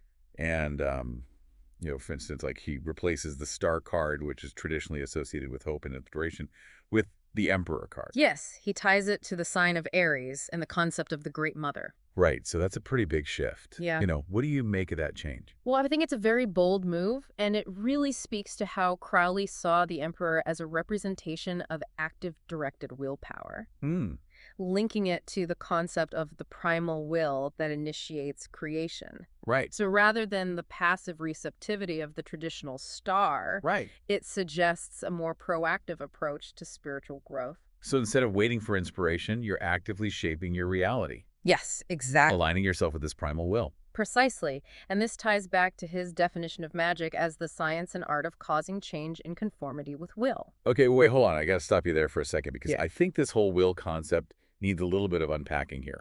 Like, what do we mean? What does Crowley mean by will in this context? That's a great question, and it really gets to the heart of Crowley's system. Okay. By will, he's not simply referring to everyday desires or whims. Right. This is about aligning oneself with one's true will, a deeper spiritual purpose that drives our evolution Okay. and directs our actions towards a higher goal. So it's less about imposing your will on the world and more about discovering like your true purpose and acting in accordance with that. Precisely. Okay. And Crowley believed that the tarot, specifically his Book of Thoth, could act as a guide in that process. Right. And it's not just the Emperor card. No, not at all. He reinterprets a lot of the cards in very thought-provoking ways. Absolutely. Take the Emperor card itself, for instance. Like, He connects it to the Hebrew letter Tsadi and explores its association with words like Tsar, Kaiser, and Caesar. oh, wow. So emphasizing that theme of authority and power. Exactly. But within the context of this true will, Right. Okay. So for someone approaching the Book of Thoth for the first time, what would you say is kind of the most important thing to keep in mind? I think it's crucial to understand that you can't approach it as a straightforward symbolic system. Hmm. You really need to consider Crowley's unique perspective, his intentions, and his definition of magic. It's almost like reading a text with a secret code embedded within it. Exactly. And deciphering that code requires a willingness to engage with Crowley's system as a whole, Right. including his often controversial views and practices. Yeah. And for our listener out there, as you kind of delve into the Book of Thoth, what stands out to you about Crowley's approach to the tarot? Right. And how does it resonate with any prior knowledge or experience you might have? Yeah, we'd love to hear your thoughts. Yeah, it really is like entering into a whole different way of thinking about things when you look at Crowley's system. Hmm. And, Yeah. speaking of different ways of thinking about things, let's shift gears a little bit and talk about the Law of One. Okay, yeah, from Crowley's very intensely personal system of magic to a cosmology that claims to encompass the entire universe. Yeah, and this cosmology comes to us through a channeled text, Yes. right? So we're talking about, communication from an extraterrestrial entity named Ra. Precisely. And I think what's really striking about the Law of One is that for all its complex descriptions of, densities, dimensions, and cosmic beings, it all boils down to a single profound principle. Okay. All is one. So even with extraterrestrial beings and multiple dimensions, the core message is about unity. It is, isn't it? And this concept of oneness really permeates the entire Law of One cosmology. Yeah. Everything from the smallest subatomic particle to the vast expanse of the cosmos is ultimately an expression of the one infinite creator. Okay, so let's unpack some of the specifics here. Sure. The Law of One talks about these different densities or dimensions of reality, with Earth currently transitioning from third to fourth density. Yeah. Now, I know this can get a little bit complex, so for those who might not be familiar with these concepts, could you break it down a bit? Certainly imagine reality as a spectrum of consciousness with each density representing a different level of awareness and spiritual evolution. Okay. Third density, where we currently reside, is characterized by self-awareness and the development of individual identity. Right. Fourth density, which we're moving towards, is said to be a realm of greater compassion, understanding, and a deeper connection to the unity of all things. So it's not like physical dimensions in space, but more like stages of spiritual evolution. Exactly. It's about the evolution of consciousness itself. Okay. And this transition from third to fourth density is a key theme in the Law of One. It's described as a process of awakening a shift in our collective consciousness towards love, unity, and service to others. And this is where the concept of wanderers comes in. Yes. Right? These souls from higher densities who incarnate on Earth to kind of help with this transition. To aid in the process, exactly. Yeah. What I find fascinating about that is this idea that we're not just, isolated individuals, but part of a larger cosmic drama. Absolutely. And I think that's one of the aspects that draws many people to the law of one, this sense of interconnectedness, this idea that we're all playing a role in this grand cosmic evolution. Yeah. And the concept of wanderers, these souls choosing to incarnate into a denser reality to aid in that evolution, really speaks to, I think, a deep longing for purpose and connection that resonates with many. It resonates with me for sure. Yeah. But with all this talk of cosmic unity and spiritual evolution, where does free will fit into this? Right. Where does free will fit into the law of one's picture? Yeah. Well, free will is absolutely central to the law of one. It's seen as the driving force behind our choices and our evolution. Right. It suggests that we have the power to choose our path, to align ourselves with either service to others or service to self. So it's not about being good or bad in a moralistic sense, No. but about the direction we choose for our energy, our intention. Precisely. And this ties into the concept of polarity, the positive and negative paths of spiritual development. And it's not about judging one path as inherently superior to the other, Okay. but about understanding the consequences of each choice and how they ultimately lead us closer to or further from the realization of unity. It seems like the law of one is painting this picture of a universe where we're constantly presented with choices. Yes. And those choices have real consequences, not just for ourselves, but for the collective evolution of consciousness. That's a very insightful way to put it, and it brings us to another intriguing aspect of the law of one, its perspective on UFOs and extraterrestrial contact. Oh, yes, of course, we can't talk about extraterrestrial beings without mentioning those mysterious flying objects. Right, what does the law of one have to say about UFOs? Exactly. It describes the Confederation of Planets as a group of positively oriented extraterrestrial civilizations that seek to assist humanity's spiritual development. These beings are said to operate in accordance with the law of one, respecting our free will and offering guidance only when requested. So not all UFO sightings are about Yeah. nefarious alien invasions. Not according to the law of one, no. Okay. It also describes the Orion group, a negatively oriented group that attempts to manipulate and control others for their own gain. So we have these two different groups, Do you? kind of representing these different polarities. Exactly. They represent the opposite polarity to the Confederation, Right. seeking to dominate rather than to serve.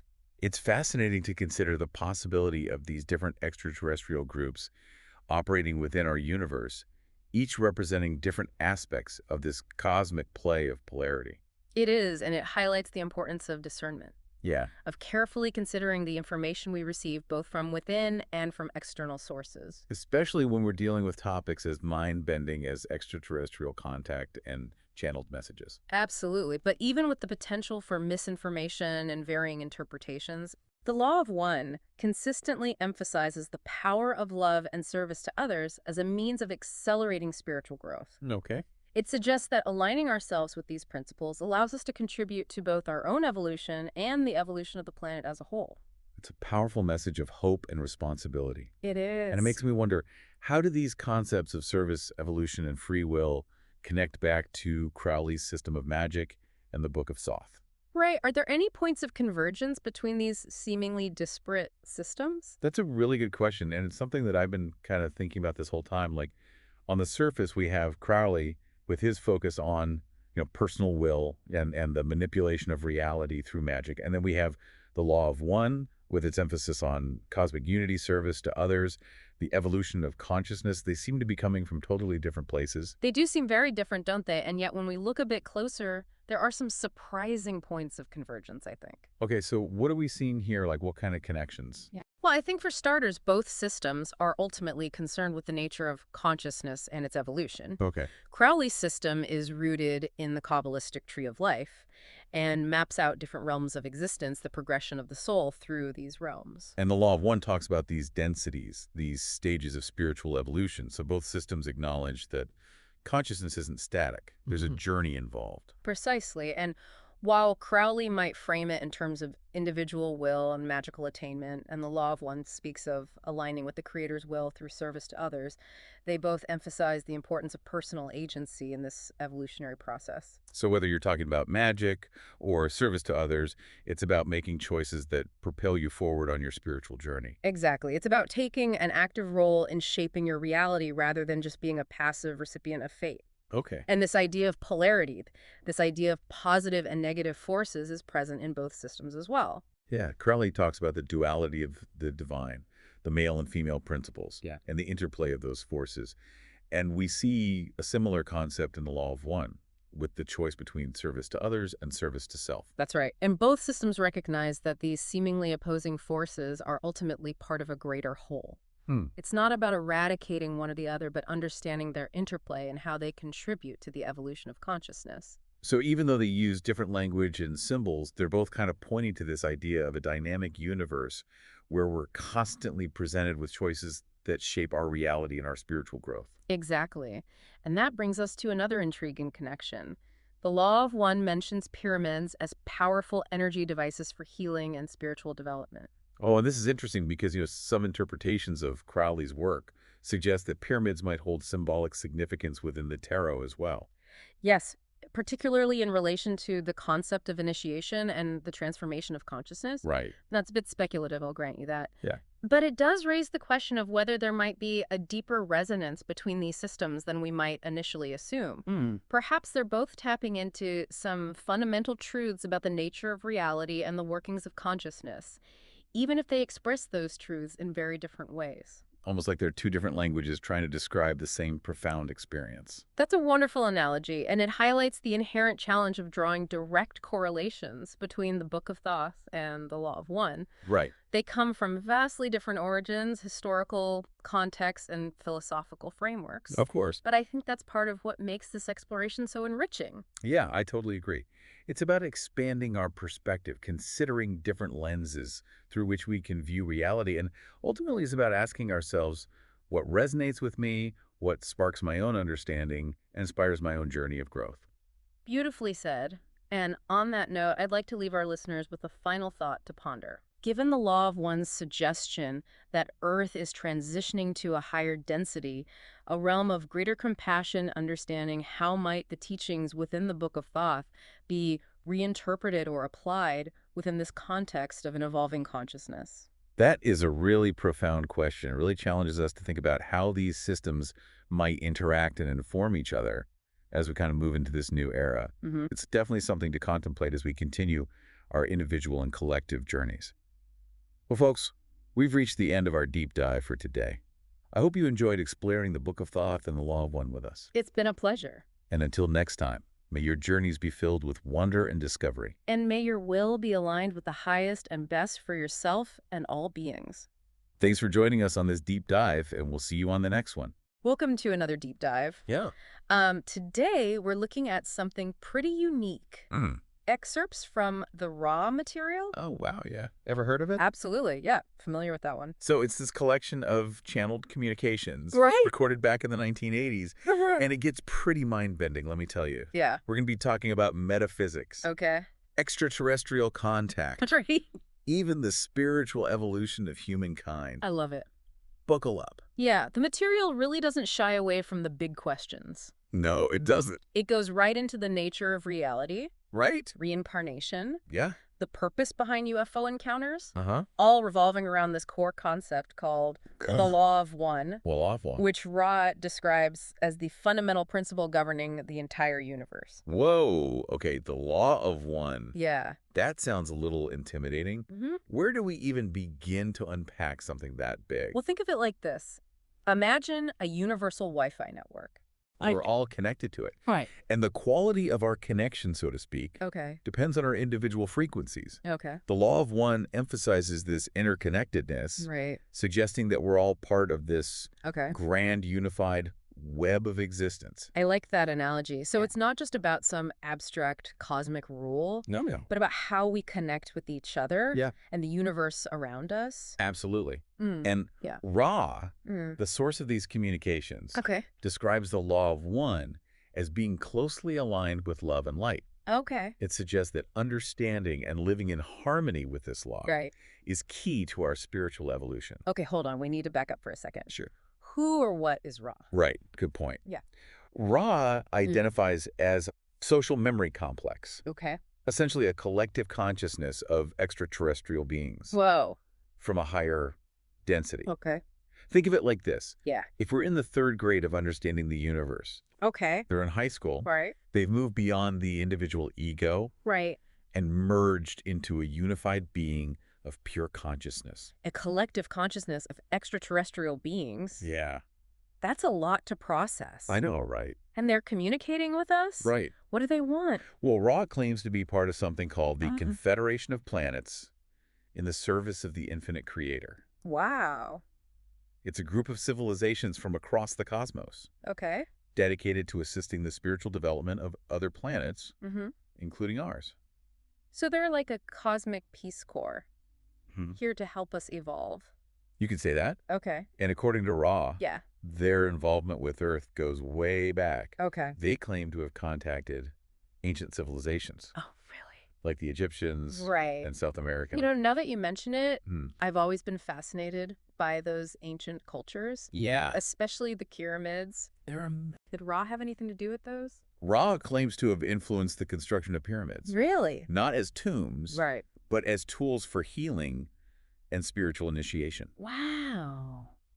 Imagine harnessing that kind of energy. I know. It definitely adds a whole new dimension to how we view those structures. Yeah, it's blowing my mind. Right. Okay, so they've been nudging us along for centuries. It seems so. But are they just working from afar? Mm. Or are they more Yeah. hands-on? Well, this is where things get really interesting. Okay. The raw material introduces this concept of wanderers. Wanderers. Yeah. As in space nomads. Not quite. Okay. They describe wanderers as beings from higher densities Okay. who choose to incarnate on Earth, Mm. essentially taking on human form to help us evolve. So like undercover agents? In a way, yeah. Wow. Imagine Yeah. you might be one of the 65 million wanderers yourself. 65 million. Yeah.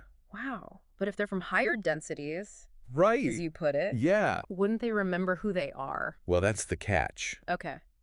The material describes a forgetting process that Oh. occurs when they incarnate. Right. It's like a cosmic veil obscuring their memories and origins. Mm-hmm. It adds a level of challenge and complexity to their mission. Makes sense. Yeah. Otherwise, it would be a bit like cheating, wouldn't it? Right. But is there any way for them to remember who they are? Interestingly, the material mentions a case of hypnotic regression, Oh, wow. where someone recalled a life on another planet. Really? It's just one example, Right. but it raises fascinating questions about the nature of memory Yeah. and our hidden potential. Yeah, definitely. Yeah. Okay, so we've got this confederation guiding us. Right. Potentially millions of wanderers among us, Uh-huh. all working towards Mm. what exactly? Yeah, what's the end game here? What's the end game? Well, Ray describes the concept of cyclical evolution. Okay. Imagine it like levels in a video game. Yeah. Each level presents new challenges, Okay. unlocks greater abilities. Right. We're currently in level 3, Okay. developing our self-awareness Yeah, all right. and making choices Uh-huh. that determine our next level. Okay. And guess what? What? We're approaching the end of this level. Wait, so you're saying there's a time limit? Yeah. Like a cosmic deadline? Well, Ron refers to it as a harvest. A harvest? Yeah. Okay. It happens at the end of a 75,000-year cycle, A and we're nearing the end of that cycle right now. harvest. What exactly does that mean? Mm. Are we the crop? In a way, yes. Okay.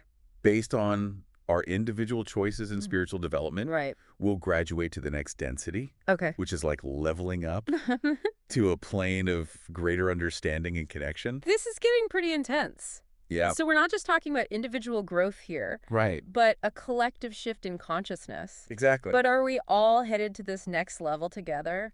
Unfortunately, no. Ras suggests that not everyone will be ready to make that transition. So what happens to those who aren't ready?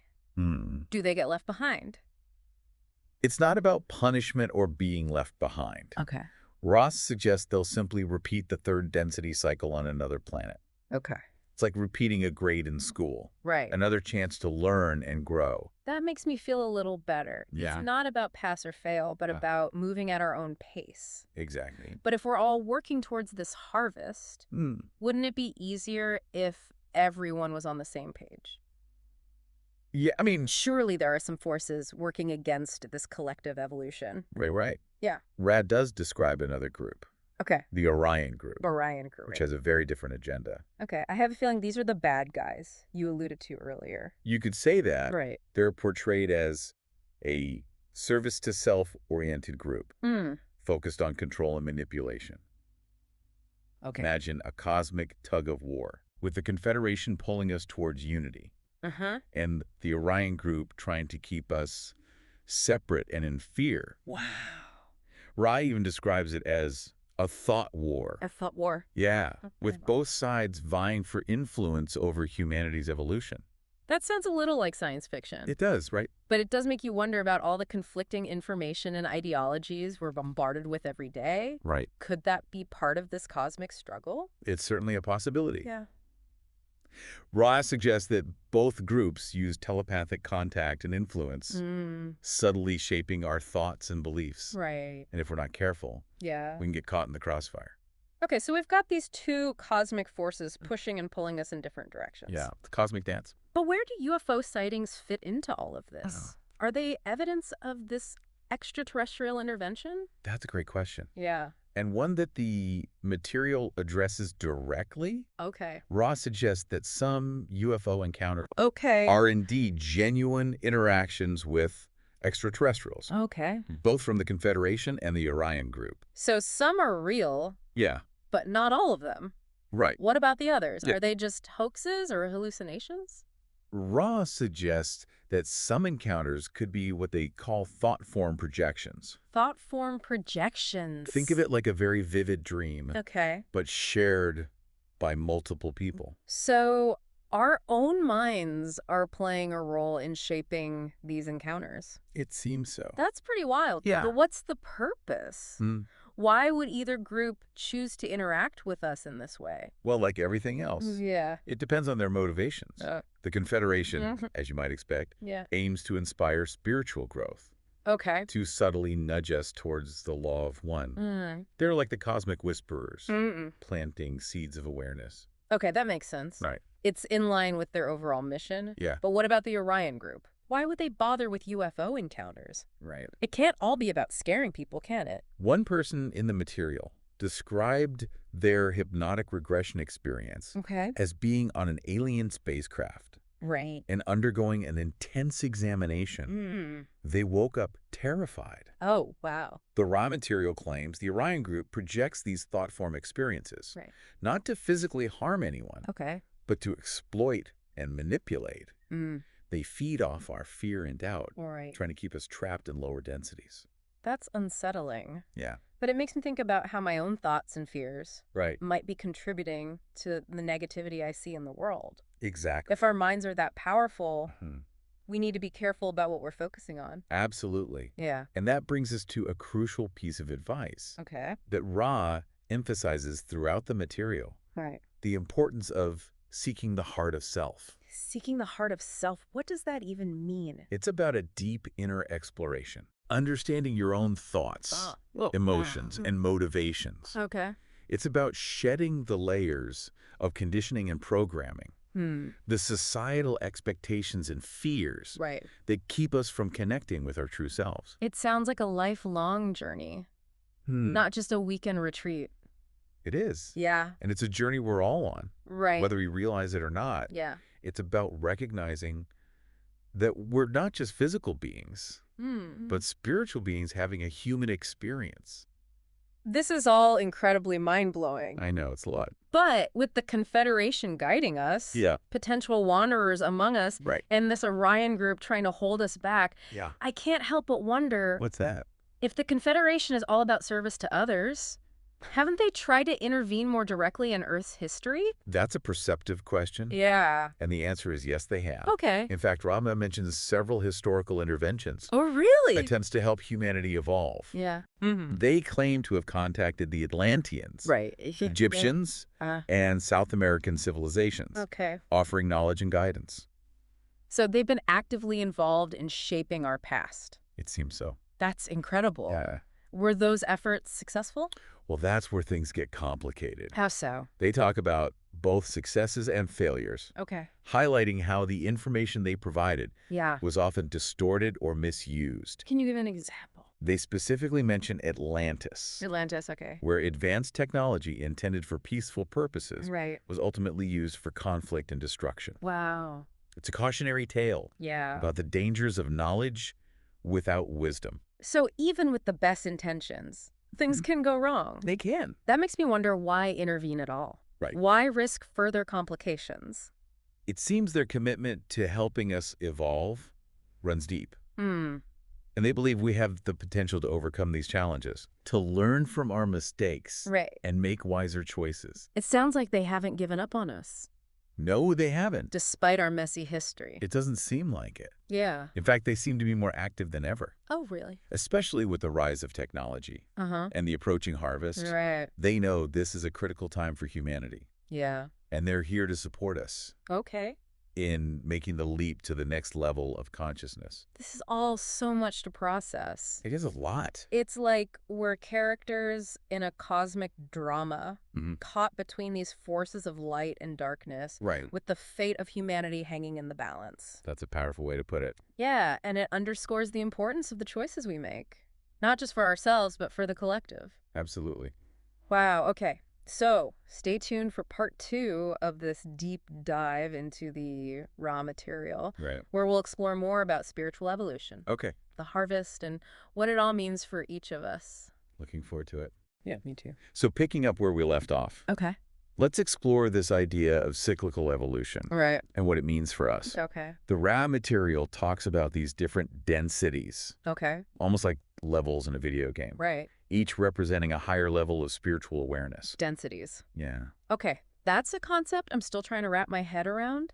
Mhm. If these densities are like levels in a game, Right. where are we now? Well, according to Ra, Okay. humanity is currently in third density, Third density. which is all about developing self-awareness Okay. and making choices that will determine our future. So we're still in the tutorial level. In a way, yes. Okay. And the harvest, that cosmic deadline we talked about, Right. marks the transition to fourth There's density, your second density. which is a whole new level of understanding and connection. What's fourth density like? Mm. Is it all about flying cars and telepathy? Haha, no. Okay. It's not about technological advancements, Oh. though those might come later. Right. It's about a shift in consciousness, Yeah. a deeper understanding of the law of one, Right. and a stronger connection to the interconnectedness of all things. Okay. Ra describes it as a plane of love and understanding. Okay, so it's not just about knowledge, Oh. but about how we apply that knowledge, Exactly. how we treat each other and ourselves. Right. It's about becoming more compassionate. Exactly. Okay. It's about recognizing our shared humanity Yeah. and acting accordingly. Mm, It's about choosing love over fear, right. understanding over judgment. I can see how that would be a challenge. Yeah. Especially with all the negativity and division in the world right now. Right. It's easy to get caught up in the fear and forget about the bigger picture. I know. Yeah. That's why seeking the heart of self is so important. Right. It's about cultivating those qualities of love and understanding within ourselves first, Okay. so we can then radiate them outwards. So we're not just waiting for the world to change. We're actively participating in creating that change through our own individual growth. Exactly. But what about those who aren't ready for this shift? Right. What happens to them during the harvest? Remember that analogy of repeating a grade in school? Yeah. It's similar to that. Okay. Rave suggests that those who aren't ready to transition to fourth density Right. will simply repeat the third density cycle on another planet, Okay. giving them more time to learn and evolve. So it's not about being punished or left behind, No. but about moving at our own pace. Exactly. That makes sense. Yeah. It's reassuring to know there's no cosmic cutoff point. Hmm. But I have to ask, Sure. if we're all connected, Right. part of this universal web of existence, Uh-huh. doesn't that mean we're constantly influencing each other? Hmm. For better or for worse? That's a great question. Yeah. And one that the material addresses directly. Okay. Ren suggests that our thoughts and emotions Right. create an energy field. That impacts those around us, Hmm. like ripples spreading out from a stone thrown into a pond. So we're all contributing to this collective energy field. It seems so. Whether we realize it or not, Yeah. that's a pretty powerful concept. It means that every act of kindness, Right. every moment of compassion, Yeah. can actually make a difference. Precisely. Wow. And conversely, Yeah. every thought of anger, Mm. every act of cruelty Right. adds to the negativity in the world. It's a reminder of the responsibility we each have Yeah. to choose our thoughts and actions carefully. This makes me think about the power of things like group meditation or prayer. If our individual thoughts have an impact, Right. imagine what a group of people focused on love and healing could achieve. Absolutely. Wow. Rhea talks about the amplification effect of group consciousness. Right. When people come together with a shared intention, Oh, yeah. their energy multiplies, creating a more powerful force for change. It's like we're all threads in a tapestry, each one contributing to the overall pattern. Hmm. And the more threads that vibrate with love and light, Right. the more beautiful the tapestry becomes. That's a beautiful analogy. Yeah. And it underscores the importance of not only our individual growth, Right. but our collective evolution as a species. Yeah. This is a lot to take in. I know, right? We've covered so much ground from the Law of One and the Confederation to Wanderers and the Harvest. But I can't help but wonder that. if this transition to fourth density is all about love and understanding. Right. What does that mean for our everyday lives? That's a great question. Yeah. And one that we'll explore further in the next part of our deep dive. Okay. But in the meantime, let me leave you with this thought. Okay. If we truly are all connected, Right. part of this universal web of existence, Uh-huh. then maybe the most important thing we can do Yeah. is to start treating each other like it. That's a powerful reminder. And a great place to pause for now. Yeah. We'll be back with part 3 of this deep dive, Right. where we'll explore the practical implications of the raw material All right. and how we can apply these concepts to our own lives. Looking forward to it. We've been on quite a journey, Yeah. exploring the raw material, Oh, yeah. from extraterrestrial encounters and cosmic thought wars Right. to the very nature of reality itself. That's a lot. But I have to admit, it's all starting to feel a little overwhelming. If this harvest is really approaching, Yeah. what can we actually do to prepare? It feels like the world is already pretty chaotic. It's understandable to feel that way. Yeah. Even Ra acknowledges this period of transition Okay. won't be a walk in the park. Right. They emphasize the importance of finding balance. Okay, balance. Yeah. I hear that word a lot. But what does it actually look like in practice? Is this all about meditating for hours on end? No. Or renouncing all worldly possessions? Not at all. It's about taking care of your physical, Right. mental, emotional, and spiritual well-being. Imagine a four-legged stool, Okay. each leg representing a crucial aspect of your being. Right. If one leg is wobbly, Yeah. the whole thing becomes unstable. I like that analogy. Yeah. So it's about creating a holistic approach to life, making sure all aspects are working together harmoniously. Exactly. But with everything going on in the world, Yeah. it's hard enough to keep up with work, family, Right. and maybe squeezing in a workout. I know. How do we add another layer of spiritual maintenance on top of that? It doesn't have to be complicated. Okay. Start small. All right. Pay attention to what your body needs. That's right. Nutritious food, movement, rest. It's like tuning a musical instrument. Okay. If the strings are too tight, Yeah. the music will be discordant. So self-care is a form of spiritual practice. Absolutely. Okay. It's about honoring the vessel that carries your soul. And don't forget about your mental and emotional well-being. Okay. Notice your thoughts. Are they mostly positive or negative? Right. Are you holding on to grudges or resentment? Yeah. These things weigh us down energetically. It's like carrying around invisible baggage. Exactly. Yeah. Learning to let go of that baggage Yeah, okay. through forgiveness and self-compassion Right. frees up so much energy. And of course, nurturing your spiritual side Yeah. through meditation, prayer, or spending time in nature. Right. These practices help you connect with that inner source of peace and strength. It sounds like it's all about making conscious choices, not just reacting to whatever life throws at us. That's the essence of it. Becoming more aware of your thoughts, feelings, and actions Yeah. allows you to make choices aligned with your highest good, Right. rather than being swept away by the currents of fear and negativity. Speaking of negativity, we've talked about this Orion group and their agenda of control and manipulation. Yes. If we're trying to raise our vibration, evolve towards love and light, Yeah. how do we deal with those forces that seem to be working against us? Do we fight back? It's a natural question. Yeah. But remember, Ra emphasizes that fear. Right? Is the very energy the Orion group feeds on, engaging in a thought war, only gives them more power. So what's the alternative? Do we just ignore them and hope they go away? The most powerful weapon we have against negativity, according to Ra, is love. Okay, love. Not the sentimental kind of love, Right.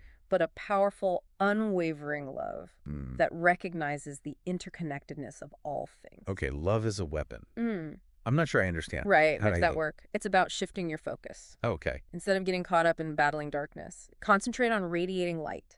Oh? Cultivate love and compassion within yourself Right. and let it overflow into your interactions with others. Remember that analogy of the ripple effect. Yeah.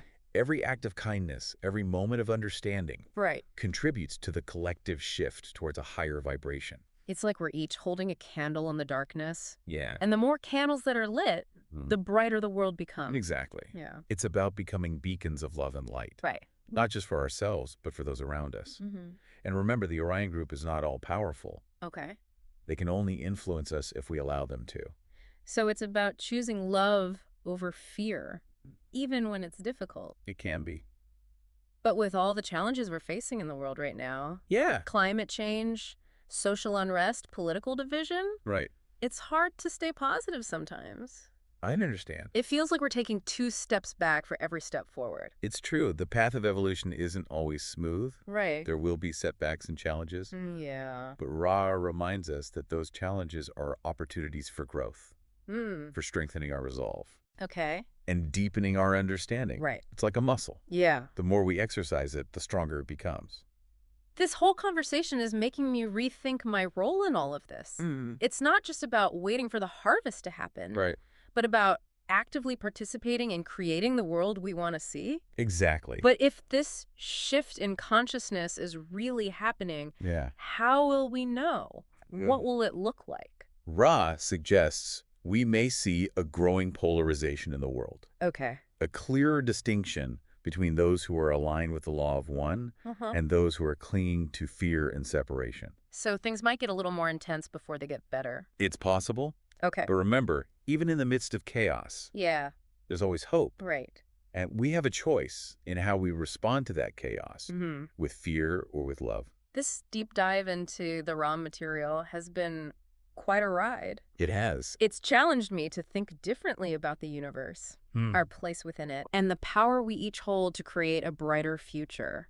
I agree. It's given me a lot to ponder, and I'm sure our listeners are feeling the same way. Yeah, if these ideas have resonated with you, I encourage you to explore the raw material further. Right. It's a vast and complex body of work, Yeah. offering a unique perspective on the universe and our place within it.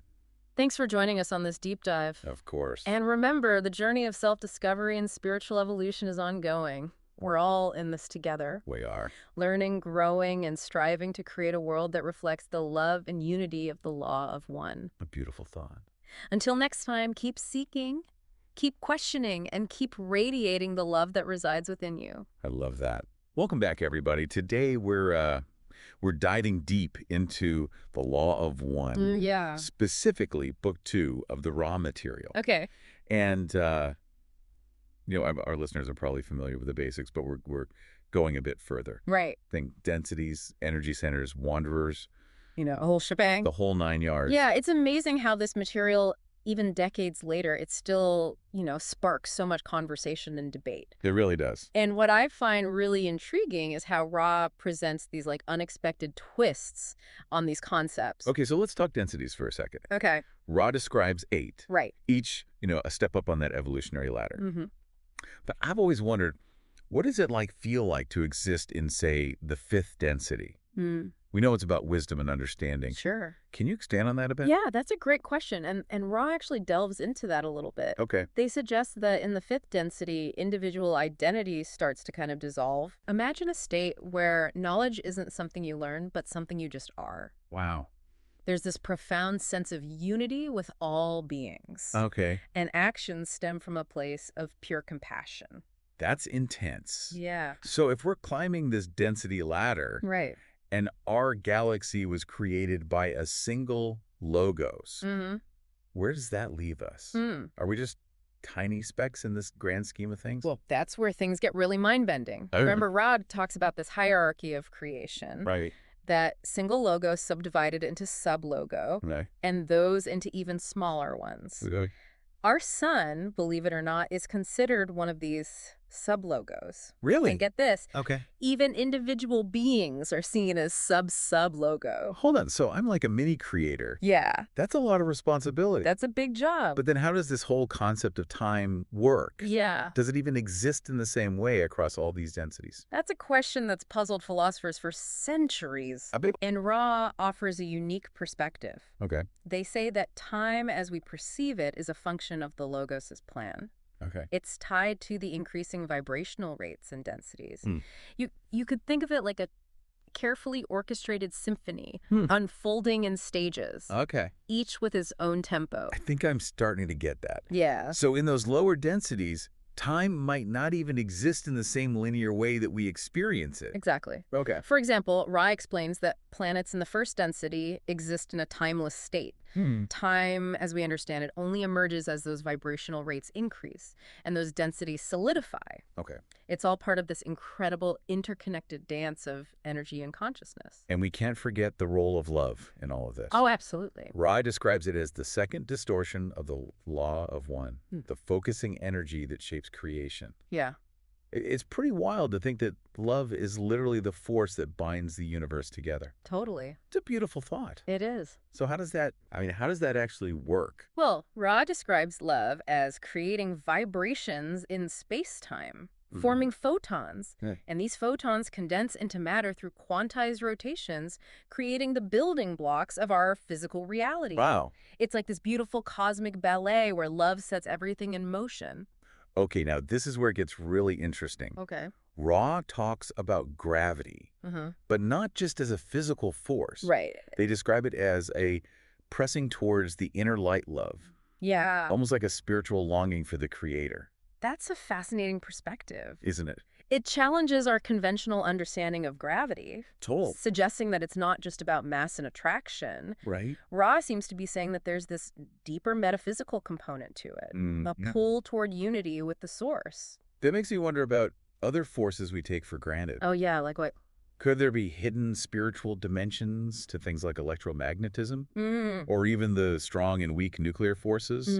But for now, let's bring it back to us. Okay. How do we, as third density beings, start to tap into these deeper realities? Yeah. Ra mentions crystals as potentially playing a role here. Right. You're familiar with the idea that crystals hold energy? Sure. But Ra takes it a step further. Yeah. They suggest that crystals can be used to connect with intelligent energy, Mm. but not because of some inherent magical property of the crystal itself. Okay. It's about the state of being of the person using them. So it's not about finding the right crystal. Right. It's about becoming the right kind of person. Exactly. What qualities does Ra suggest are needed to work effectively with crystals in this way?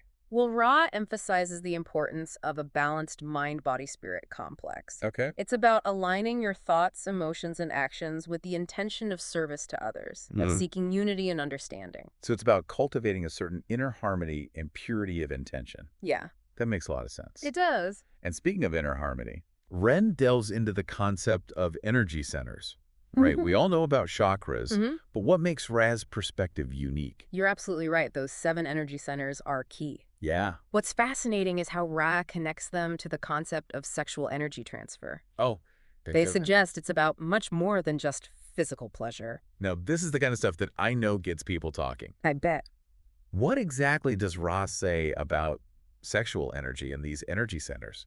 Well, they describe it as a flow of energy between individuals Okay. during intimate interactions. And get this, the type of energy exchange depends on the nature of the interaction itself. It can range from basic red ray energy associated with survival and procreation, Right. all the way to the incredibly rare and powerful indigo ray energy. Whoa, indigo ray. Yeah. That sounds intense. It is. I'm assuming that's not something you encounter in your average casual encounter. You're probably right about that. Probably not. Ra associates indigo ray energy with a profound spiritual connection, Okay. a merging of energies that transcends the physical realm. Wow. It's about a deep shared desire for mutual growth and evolution. So we're talking about a spectrum of potential within something we often consider purely physical. Right. But what if this energy flow gets messed up? Uh-huh. What happens then? Ra suggests that blockages can occur if the interaction isn't based on mutual respect, love, and acceptance. Okay. It's like introducing resistance into the circuit, Mm. hindering the flow of energy. So we're talking real-world consequences here, Yeah. not just some esoteric spiritual theory. Exactly.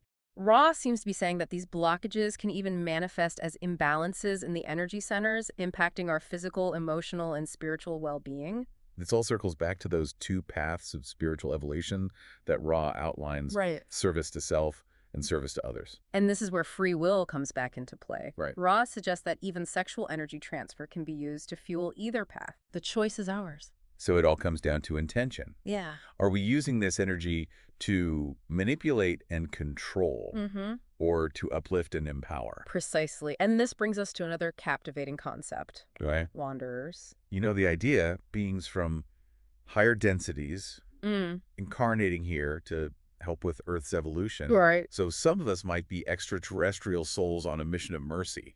Could be. Okay, I'm hooked. Tell me more about these wanderers. Well, Ra describes wanderers as coming from various densities, Okay. fourth, fifth, and even sixth, Oh. each with different motivations and experiences. Okay. It's not always an easy journey for them. I can imagine. Imagine having to adapt to third density limitations Yeah, after experiencing the expanded awareness of higher realms. that makes total sense. Yeah. It's almost like having to forget everything you know and start from scratch. It's a big adjustment. But if they're from higher densities, wouldn't they still have some awareness of their true nature? That's a great question, and one that Rod addresses. They talk about the veil of forgetting that wanderers experience upon incarnating in the third density. Interesting. It's like a cosmic amnesia that allows them to fully immerse themselves in the human experience. That's fascinating. Yeah. It makes you wonder how many people walking around right now might be wanderers completely unaware of their origins. You never know. But this raises another question. Okay. If wanderers are here to help, are there also beings from higher densities who aren't so benevolent? That's where things get a little more complex. Okay. And Ra is understandably cautious about sharing too much information on this topic. Right. But they do acknowledge the existence of negatively oriented beings in those higher densities. So we've got this whole cosmic drama playing out Yeah. with forces of both light and darkness at work. It's all part of the grand tapestry of existence. Almost like a battle for the soul of humanity. Well, battle might not be the best word. Okay. Ra doesn't frame it as a good versus evil situation. Got it. They simply acknowledge the existence of different polarities. Each playing a role in the grand scheme of things.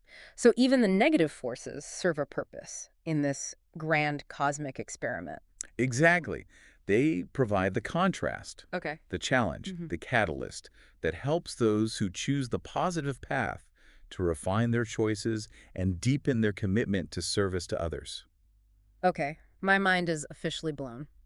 That's a lot to take in. I'm definitely craving more. We'll dive deeper in our next segment. All right, let's keep unraveling this cosmic tapestry. Okay. Before we went down that wanderer rabbit hole, Right. we were touching on how crystals can be used to connect with intelligent energy and how that ties into our own personal growth. Yeah. You mentioned that Ray emphasizes the importance of a balanced mind-body-spirit complex. Right. Can you elaborate on that? Sure. What does true balance actually look like? Well, it's not about achieving some kind of perfect static equilibrium. It's more about understanding and integrating all aspects of ourselves, both the light and the shadow. Ra suggests that true balance comes from recognizing and accepting all of our emotions, even the ones we might consider negative or undesirable. That's a really interesting point. Yeah. It's not about suppressing those so-called negative emotions, but learning to work with them constructively. Right. So how do we go about achieving that kind of balance? Are there specific practices Ra recommends? Well, Ra repeatedly emphasizes the importance of self-reflection, Okay. of becoming aware of our own internal landscape. They suggest paying attention to our recurring thoughts, Okay. those emotional triggers that seem to pop up again and again. Right. It's about becoming a detective of our own souls. I love that analogy. Yeah. So we're looking for those patterns and tendencies that might be holding us back from achieving that state of balance. Exactly. Well, what happens once we've identified those areas that need attention? How do we actually start to shift them? Ra talks about the power of forgiveness, Okay. both of ourselves and others. Holding on to anger, resentment, or guilt only creates blockages in our energy centers, hindering our spiritual growth. Forgiveness is definitely a recurring theme in many spiritual traditions. It is. It's about releasing those energetic ties that bind us to the past Yeah. and allowing ourselves to move forward with a lighter heart. Exactly. But it's easier said than done right. It can be. How does Ra suggest we approach forgiveness, especially when it comes to those who have deeply hurt us? Well, Ra reminds us that everyone is on their own unique journey, Okay. and that even those who cause harm are doing so from a place of their own limited understanding. Mm-hmm. They suggest that by cultivating compassion for ourselves and others, Right. we can begin to release those negative emotions that hold us captive. So it's about recognizing the humanity in everyone, Yeah. even those who have wronged us. Hmm. It's a powerful concept, It is. but I can see how it might be challenging to put into practice. Sure. But let's switch gears for a moment and Huh? talk about something a little lighter. Wanderers. Okay. You mentioned that they come from different densities Right. and have different motivations. Yeah. Can you shed some more light on the different types of wanderers? Certainly, Ra describes sixth density wanderers as being incredibly rare. Mm. These beings have nearly completed their cycle of incarnations Okay. and have chosen to return to third density to assist in the planet's transition. Wow. They often serve as beacons of wisdom and compassion, Okay. radiating a profound sense of peace and understanding. That's amazing. Yeah, It makes you wonder what kind of impact they're having on a global scale. it does. Are there any well-known figures who might be sixth density wanderers? Well, Ra is understandably reluctant to name specific individuals, Okay. as this could interfere with their mission and free will. That's fair.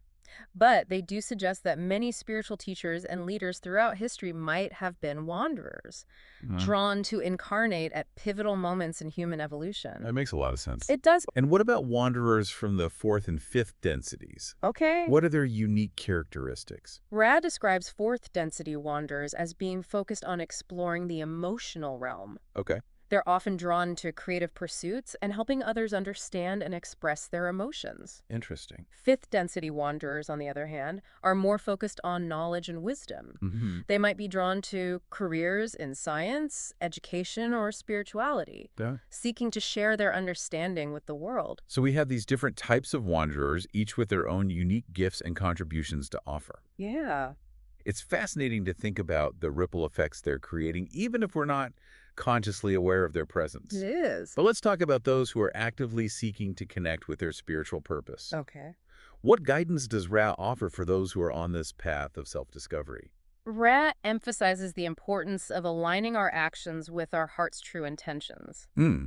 They suggest that by following our passions, pursuing our interests, and engaging in activities that bring us joy, Mm-hmm. we're naturally drawn towards our soul's purpose. That's a beautiful concept. It is. It's about listening to that inner voice, Right. that intuitive nudge that guides us towards what truly resonates with our being. Exactly. But what about those times when we feel lost or uncertain? Mm-hmm. How do we connect with that inner guidance when it seems to have gone quiet? Yeah.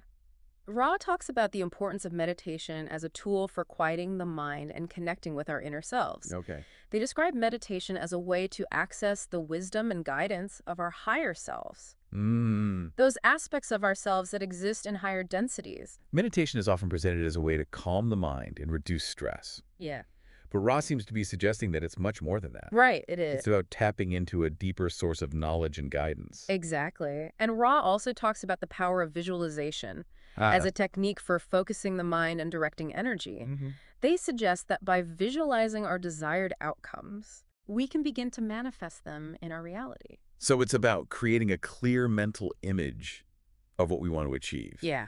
And holding that intention with unwavering focus. Precisely. It's about aligning our thoughts, emotions, and actions with our goals, Okay. creating a powerful synergy that can propel us towards our desired outcomes.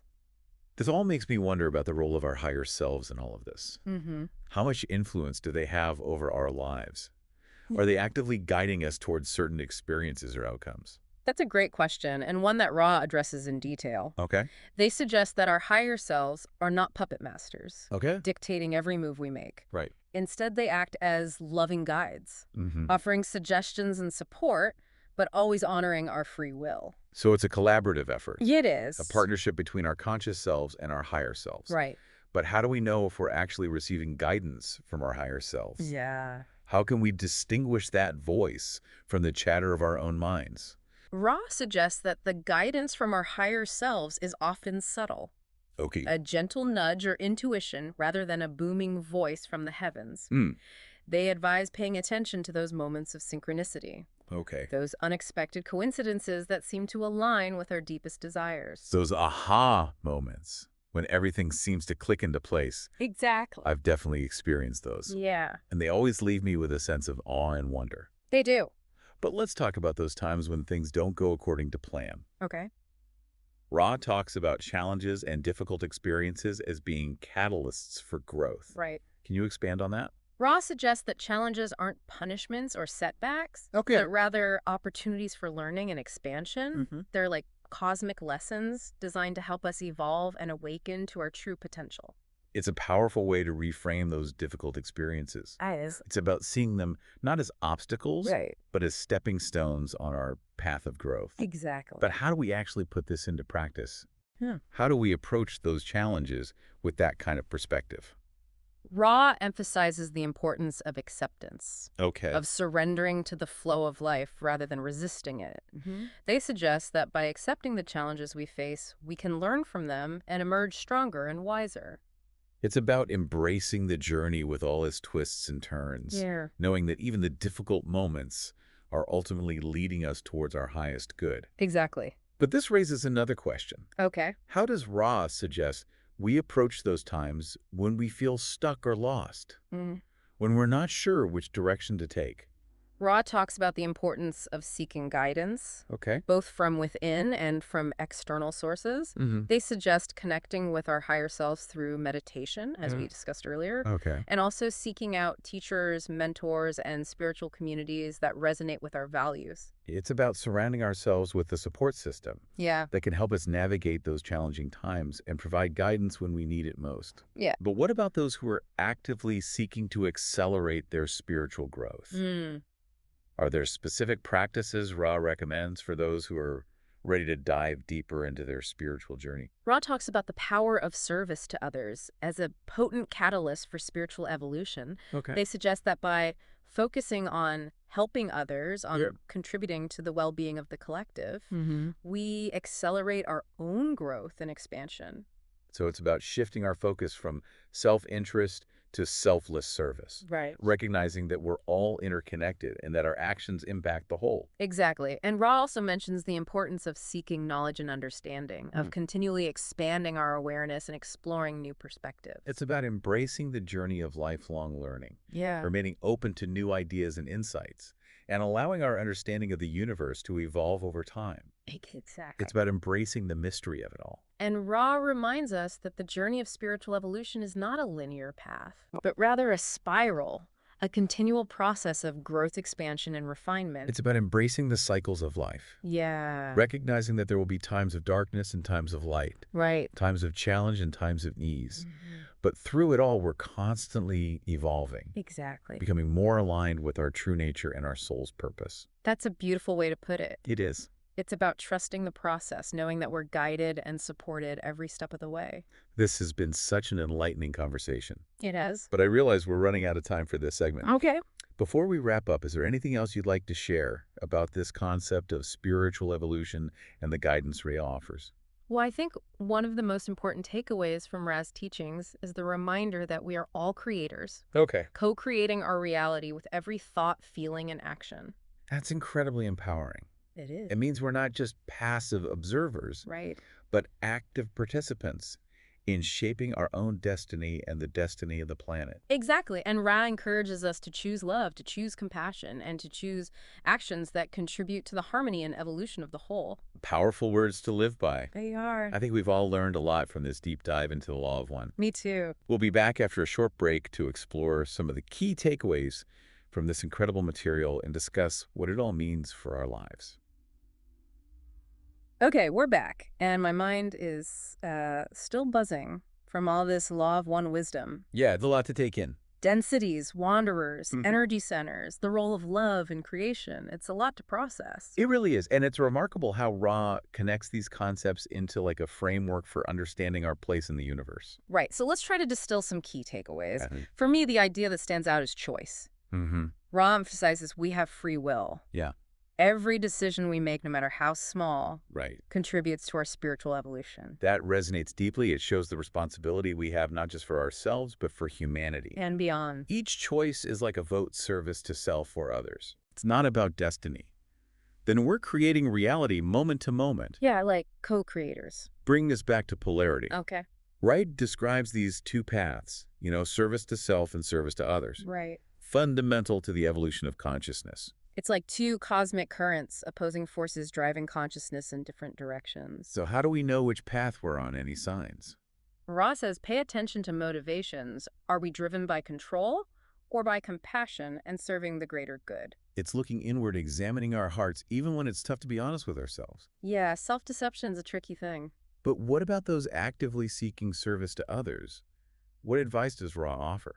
Ra stresses balance, not just energy centers, but in life, finding harmony in thoughts, emotions, actions. It creates a foundation for spiritual growth. Makes sense, finding that sweet spot and not suppressing, but integrating every part of ourselves. And Ra also mentions seeking knowledge and understanding. Expanding our awareness? Right, being curious, exploring new perspectives. Lifelong learners, always open to new insights, embracing the mystery.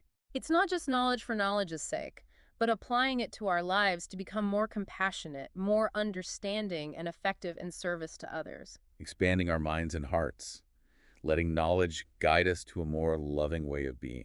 Yeah, a more harmonious way of being. And speaking of love, Ra talks about it as the force that binds the universe. The second distortion of the law of one, the energy that shapes creation from infinite potential. It's beautiful to think love holds everything together. It really is a mind-blowing concept. It makes you see the world differently.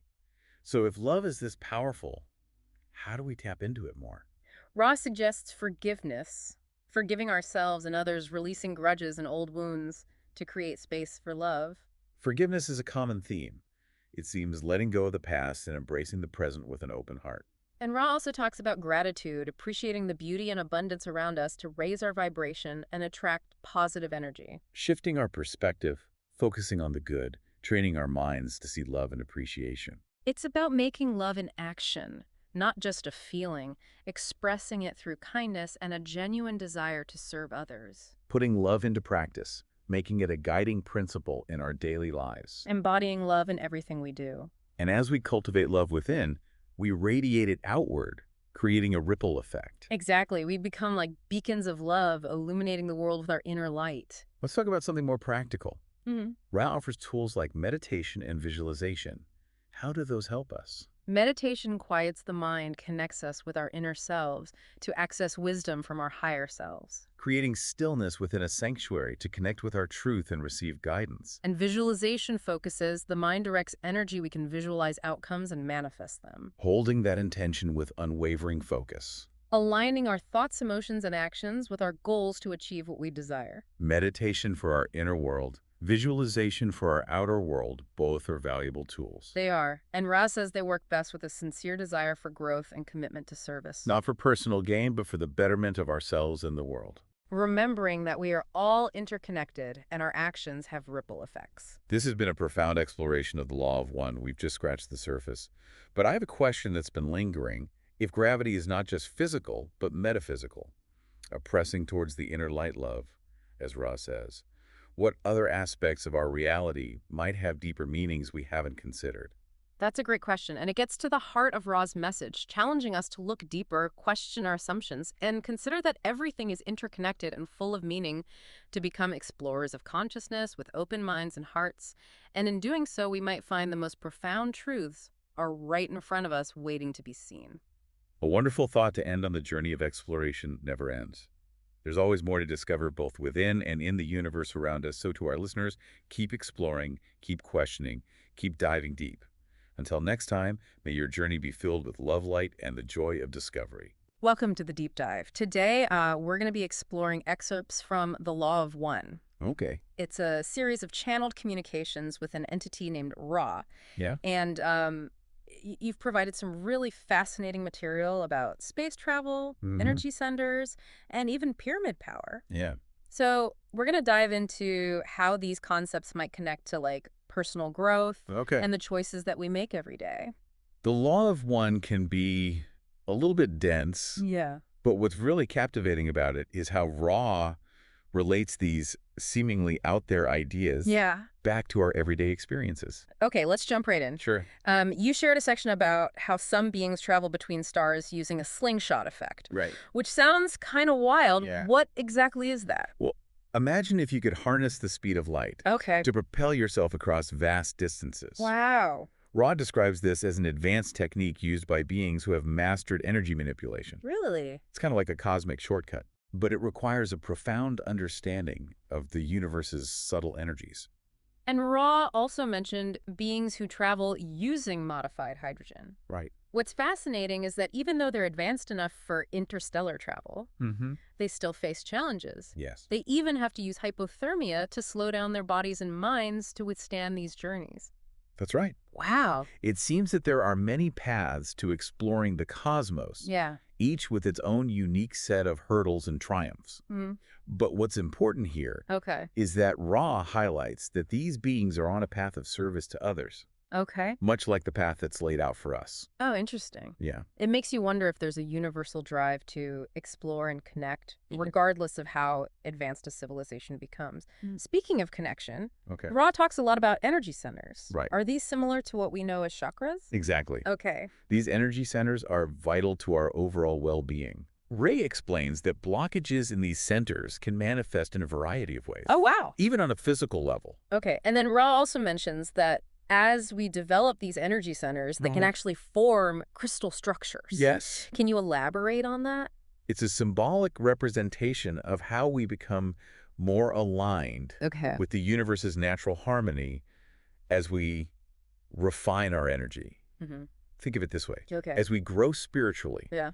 and address blockages, Mm-hmm. our energy centers become more vibrant and clear, Okay. like a finely cut crystal. So it's not about literally having crystals inside of us, but Right. more about the quality of energy flowing through those centers. Precisely. Okay. And Ray connects this to our actions Mm. and the choices we make. Okay. The more we act in service to others, Yeah. the more balanced and vibrant these energy centers become. That makes a lot of sense. Mm-hmm. So how does this relate to the concept of catalyst that Ra often mentions? Is it just a fancy word for problems? And catalyst as a refining fire. Okay. Ra emphasizes that challenges, both large and small, Yeah. offer opportunities to become aware of our biases Mm-hmm. and learn valuable lessons. Okay. Yeah, it's about how we choose to respond to these challenges Mm-hmm. that determines our growth. So it's not about seeking out problems, Right. but rather using them as stepping stones. Exactly. Okay. It's about becoming more conscious of how our experiences, Mm-hmm. even the difficult ones, Yeah. shape us, Okay. and using that awareness to make more long choices.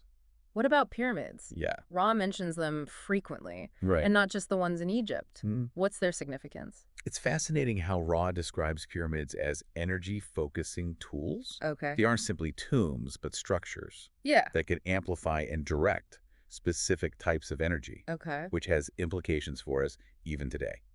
Okay, I'm curious, how do pyramids supposedly amplify energy? Imagine a pyramid as a giant funnel Okay. that concentrates light energy Mm-hmm. into a spiraling vortex. Okay. Ra suggests this energy can be harnessed Yeah. for various purposes, Mm-hmm. from healing to meditation. So the shape itself is significant, not just the material. That's right. Okay. The pyramid's geometry creates a natural flow of energy. Wow. Roz even suggests that certain individuals who can bend metal mentally Mm-hmm. are tapping into a similar type of energy, Wow. acting as living pyramids Okay. by focusing their consciousness. That's a pretty incredible concept. It is. But Ra also says this energy focusing is more potent in other densities. Yeah. What does that even mean? Think of densities as levels of spiritual evolution. Okay. As beings evolve, Yeah. they develop a deeper understanding of these subtle energies Mm-hmm. and learn to use them in more advanced ways. Wow. It's almost like a technology that becomes accessible Yeah. as we progress on our spiritual journey. So if we connect this to the bigger picture, it sounds like pyramids could be more than just historical relics. Yeah. They might be glimpses into the potential that lies dormant within us. That's a great observation. Wow. Ross seems to be suggesting that as we evolve, Yeah. we might be able to access and utilize these energies in ways we can't even imagine right now. Ra also claims there are millions of wanderers on Earth, Yes. souls from other planets who chose to incarnate here Right. to help with the planet's transition. Mm-hmm. What exactly are wanderers? Okay. And how might someone recognize those qualities within themselves? Right. Sal describes wanderers as having a deep-seated sense of purpose Okay. and a yearning to serve others. You might feel drawn to spiritual pursuits, Okay. have a strong connection to other realms, Yeah. or feel like they don't quite belong in this world. That's interesting because it seems like a lot of people feel that way at some point in their lives. They do. How can someone differentiate between a general feeling of being different Right. and being a wanderer? That's where self-reflection comes in. Okay. Rao explains that while wanderers may not consciously remember their origins, Mm-hmm. their true nature can often be awakened Yeah. through practices like meditation and self-discovery. Okay. It's about looking inward Yeah. and connecting with that inner knowing. So it's less about external labels Right. and more about recognizing a pull towards service Mm. and a connection to something larger than ourselves. Exactly. Okay. It's about tapping into that inner compass Mm. and seeing where it leads. It sounds like we're just scratching the surface here. I think so. What else can you tell us about the challenges we might face on this path of growth, Mhm. especially as it relates to Rowlow's warnings about negative entities? Sure. Well, it's important to remember that growth often comes with its share of challenges. Yeah. Rao acknowledges the existence of negative entities Mm-hmm. that might seek to disrupt those Oh. a positive path. Okay, that sounds a bit intimidating. Yeah. How did these negative entities operate? Well, And what can we do to protect ourselves? Red explains that these entities often prey on our fears and insecurities, Mhm. attempting to sway us away from our chosen path of service. They might whisper doubts in our minds Yeah. or tempt us with distractions. So it's not like a scene from a horror movie right. with demons jumping out from the shadows. Not quite. Yeah. It's more subtle, Yeah. like a psychological influence. Precisely. Yeah. So it's about recognizing those thoughts and impulses that don't align with our highest good. Exactly. Okay. Ra emphasizes the importance of cultivating a strong will and surrounding ourselves with positive energy. So it's like building an internal defense system Yes. based on self-awareness and a commitment to our chosen path. That's a great way to put it. Okay. Raz suggests that practices like meditation Ah. and connecting with nature can help strengthen our inner resolve. Okay. They also highlight the power of working together in groups. It's a form of collective protection. It makes sense that there's strength in numbers, Right. especially when those numbers are united by a shared purpose. Speaking of shared purpose, Okay. earlier you mentioned how pyramids Yes. are energy-focusing tools. Right. Ra also talks about how these energies can be used for healing. Can you elaborate on that? Rod described how the spiraling energy within a pyramid can create what they call a probability vortex. Okay. It's like a swirling energy field that temporarily disrupts the usual flow of energy within a person's body. I'm trying to picture how that would work. Yeah. What does disrupting the energy field actually do in yeah. terms of healing? Think of it like hitting a reset button Okay. on a computer. By temporarily disrupting the energy patterns, Okay. the body is given a chance to recalibrate and realign. Okay. This can facilitate healing on multiple levels, from physical ailments to emotional blockages. So it's less about the pyramid directly fixing something and more about creating an optimal environment Yes. for the body's own healing mechanisms to kick in. That's right. Okay. It's about facilitating a shift in energy Yeah. that allows for healing to occur more naturally. Ra also mentions that this energy vortex doesn't necessarily require a pyramid. Right. Other shapes can create a similar effect. Exactly. It's about the geometry and how it directs the energy flow. Okay. Ra specifically mentions tipis Yeah. and other circular structures Okay. as examples. So the principles of sacred geometry are at play here. It makes you wonder about the intention Right. behind the construction of ancient structures, Yeah. like Stonehenge or the mounds found in various cultures. Yeah. Maybe they understood these principles on a deeper level Yeah. than we currently give them credit for. That's a fascinating connection. Wow. Ra's teachings often encourage us Yeah. to re-examine our assumptions about the past and consider the possibility that ancient civilizations Okay. possessed knowledge Yeah. that has been lost or forgotten. Ra also brings up the Ark of the Covenant, Oh, yeah. which sounds like something out of an adventure movie. It does. What's the significance of this object, Oh, according to Ra? Ra describes the Ark of the Covenant as a real object, Okay. a container where the Israelites Hmm. placed their most sacred items. Okay. It was a place where priests could draw power Yeah. and feel the presence of the Creator. Okay. However, Mhm. there's a twist to the story. Okay, I'm intrigued. Okay, Yeah. the twist. Ra suggests that the Ark wasn't designed by Yahweh, Oh, really? but by negative entities Okay. who sought to create an elite group Yeah. within the Israelites. Oh, okay. They wanted to use the Ark as a tool Yeah. for control and manipulation. Yeah. So it's a cautionary tale about how even objects or symbols Right. with spiritual significance Yeah. can be misused. Precisely. Okay. It highlights the importance of discernment Mm. and recognizing that true power comes from within, Okay. not from external objects. Ray also touches on some rather intense topics, Yeah. like the challenges facing our planet Mm-hmm. and the possibility of global upheaval. Right. How does the concept of catalyst play a role Okay. in these global events? Ray explains that Earth is undergoing a significant transition Okay. as we move from Mhm. third to fourth density. Okay. This transition is causing disruptions and upheaval Yeah. as part of a natural evolutionary process. So it's like growing pains on Yeah. a planetary scale. That's a good analogy. yeah. And Ray suggests that the increasing intensity of these challenges Yeah. is partly due to the disharmony Okay. within humanity's collective consciousness. Uh, Our negative thoughts and actions contribute to the imbalance. So we're not just passive bystanders. Right. Our individual choices play a role in the larger picture. That's right. Wow. We have a responsibility Okay. to become more conscious of our thoughts and actions Yeah. and align ourselves with love and harmony. What about specific techniques for navigating these times? Right. Did Ra share any insights on how we can best evolve Mm. through this transition? Ra is careful not to impose specific instructions, Okay.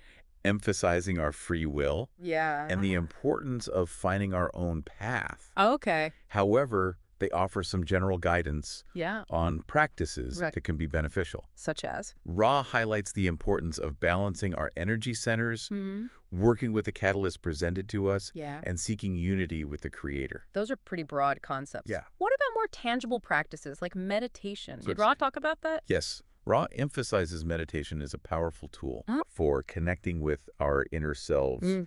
and the Creator. Okay. They also talk about working with cycles Okay. and rhythms in nature. Can you give an example of what working with cycles and rhythms Sure. would look like in practice? Ra mentions an 18-day cycle Okay. that can be beneficial for spiritual work Mm-hmm. and personal growth. Okay. By tuning into this natural rhythm, Yeah. we can enhance our practices Mhm. and align ourselves Okay. with the flow of cosmic energy. It's like we're learning to dance with the universe Yes. rather than fighting against it. Mm-hmm. But Ron also mentions that as we evolve, Right. we become less dependent Mm-hmm. on these external cycles. Exactly. It's Yeah. like training wheels Yeah. for our spiritual development. Right. Eventually, we learn to create our own internal rhythms Mm. and align ourselves with the universal flow Okay. more intuitively. I'm starting to see how all these seemingly unrelated topics, Yeah. space travel, energy centers, Mhm. pyramid, and even the Ark of the Covenant are actually Mhm. connected Yeah. through this lens of energy and consciousness. That's one of the fascinating things about Yeah. rest teachings. Yeah. They offer a holistic perspective Okay, into the nature of reality Yeah. and, and our place within it. It's like we're slowly piecing together a cosmic puzzle. It is. What else can you tell me about these teachings, Okay. particularly around personal growth and spiritual evolution? Okay. I'm curious to know more about balancing our energy centers. Race explains that each energy center corresponds to Okay. different aspects of our being. When they are balanced, Yeah. we experience greater harmony and well-being. Okay. However, Mm-hmm. these centers can become distorted. What causes these distortions? Yeah. And how do they manifest in our lives? Distortions can arise from various factors, Sorry. such as negative thoughts, Mm-hmm. repressed emotions, Yeah. or traumatic experiences. Okay. Think of them like energy blockages Yeah. that impede the natural flow. Okay. So it's not just about positive thinking, Right. but also about addressing the root causes of Yeah. these blockages. Yeah. how do we go about clearing them Okay. and restoring balance? Ron suggests various techniques Okay. for addressing these distortions, including meditation, visualization, Yeah. and working with crystals. Ron mentioned crystals earlier. Right. Can you elaborate on how they might help with balancing our energy centers? Ron explains that crystals have a unique ability Okay. to amplify and focus energy, making them powerful tools Okay. for healing and balancing. Okay. Different crystals have different properties and can be used to target specific energy centers Oh. or imbalances. So it's almost like crystals act as amplifiers Yeah. for our intentions. Right. We're not just relying on the crystal's power, Exactly. but using it to enhance our own energy. That's a great way to put it. Okay. It's about using tools to support our own inner work. Ra also emphasizes the importance of working with catalyst. Can you remind me again how that principle works, Sure. especially in relation to personal growth? Remember, catalyst is any experience, positive or negative, Okay. that presents an opportunity for learning and transformation. Okay. It's about becoming conscious Yeah. of the lessons within each experience and using them to refine our choices. So it's about shifting our perspective Exactly. from seeing challenges as obstacles Right. to seeing them as opportunities for growth. Mm-hmm. It's about learning to extract wisdom from every situation. Exactly. Okay. It's about becoming active participants in our own evolution. Ra also talks about seeking unity with the Creator Right. as a central goal of our spiritual journey. Mm-hmm. Can you tell me more about this concept of unity Sure. and how we might begin to embody it Okay. in our lives? Ra explains that realizing our oneness with the Creator and all of creation is the ultimate goal. Wow. It's about transcending our sense of separation Yeah. and experiencing the interconnectedness of everything. This sounds like a profound shift in perspective. It is. How do we even begin to approach such a concept? Ra suggests that cultivating love and compassion Okay. for ourselves and others is key. As we embody these qualities, Yeah. we naturally align ourselves with the universal flow Yeah. and move closer to experiencing this unity. So it's not about striving for some distant goal, Right. but rather embodying these qualities in our daily lives. Precisely. Okay. It's about recognizing that the journey towards unity begins within ourselves Yeah. in each moment Okay. through our choices and interactions. This deep dive has been incredibly insightful. Oh, good. I feel like we've covered so much ground, We have. yet there's still so much more to explore.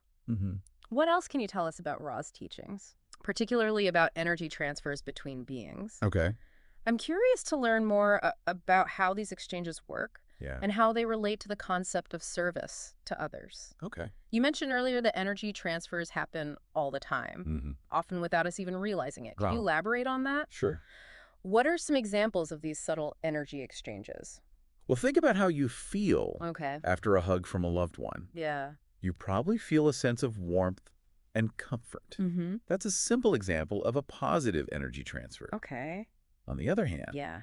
have you ever walked into a room and felt a heavy or tense atmosphere Oh, yeah. that could indicate a more negative energy exchange taking place? So it's not just about physical touch. Right. It's about the energy we radiate and absorb in our interactions with others, and Yes. even with our environment. Every thought, emotion, and action Wow. carries a certain vibrational frequency Okay. when we interact with others. Yes. These energies intermingle Okay. and influence one another. It's like we're constantly swimming Yeah. in a sea of invisible energy currents. That's a great way to visualize it. Wow. And Ra suggests that the more conscious we become of these exchanges, the more skillfully we can navigate them. So how do we become more aware of these subtle energy shifts? Okay. Are there any practical tips for tuning into this energetic realm? Ra emphasizes the importance of paying attention to our feelings Yeah. and intuition. Okay. They suggest that our bodies are incredibly sensitive instruments Wow. that can detect subtle energy changes. Oh, Notice how you feel around different people or in different environments. yeah. So if we feel drained or uneasy around someone, Right. that could be a sign of a negative energy transfer. It's certainly a possibility. Okay. Of course, there could be other factors at play. Yeah. But it's worth paying attention to those subtle cues. Yeah. Similarly, if we feel uplifted and energized in someone's presence, that could indicate a positive energy exchange. Okay. Yeah. It sounds like learning to discern these energetic nuances Mm-hmm. is crucial for making conscious choices Yeah. about who we spend time with Right. and the environments we expose ourselves to. Exactly. Okay. And about taking responsibility for our energy field Hmm. and choosing experiences that support our well-being and growth. Okay. Ra also suggests that as we become more attuned to these subtle energies, Yeah. we can learn to consciously direct them to Wow. help others.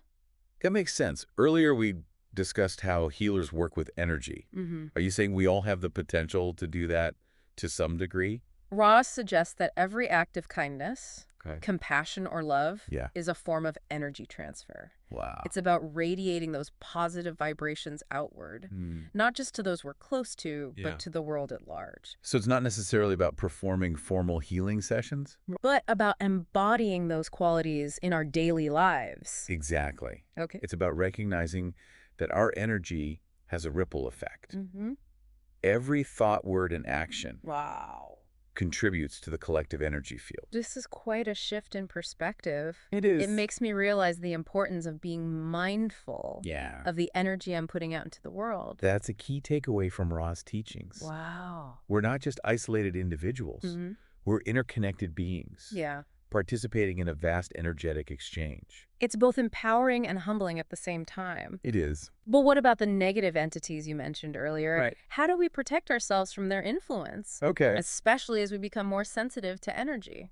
Ra emphasizes the importance Yeah. of maintaining a strong spiritual foundation. Yeah. That means staying connected to our inner guidance, Mm-hmm. practicing discernment, Okay. and surrounding ourselves with positive energy. Okay. They also highlight the power of love Yeah. as a protective shield. Love as protection. Mm. How does that work? Ray explains that love is a high-frequency vibration Okay. that naturally repels negativity. Wow.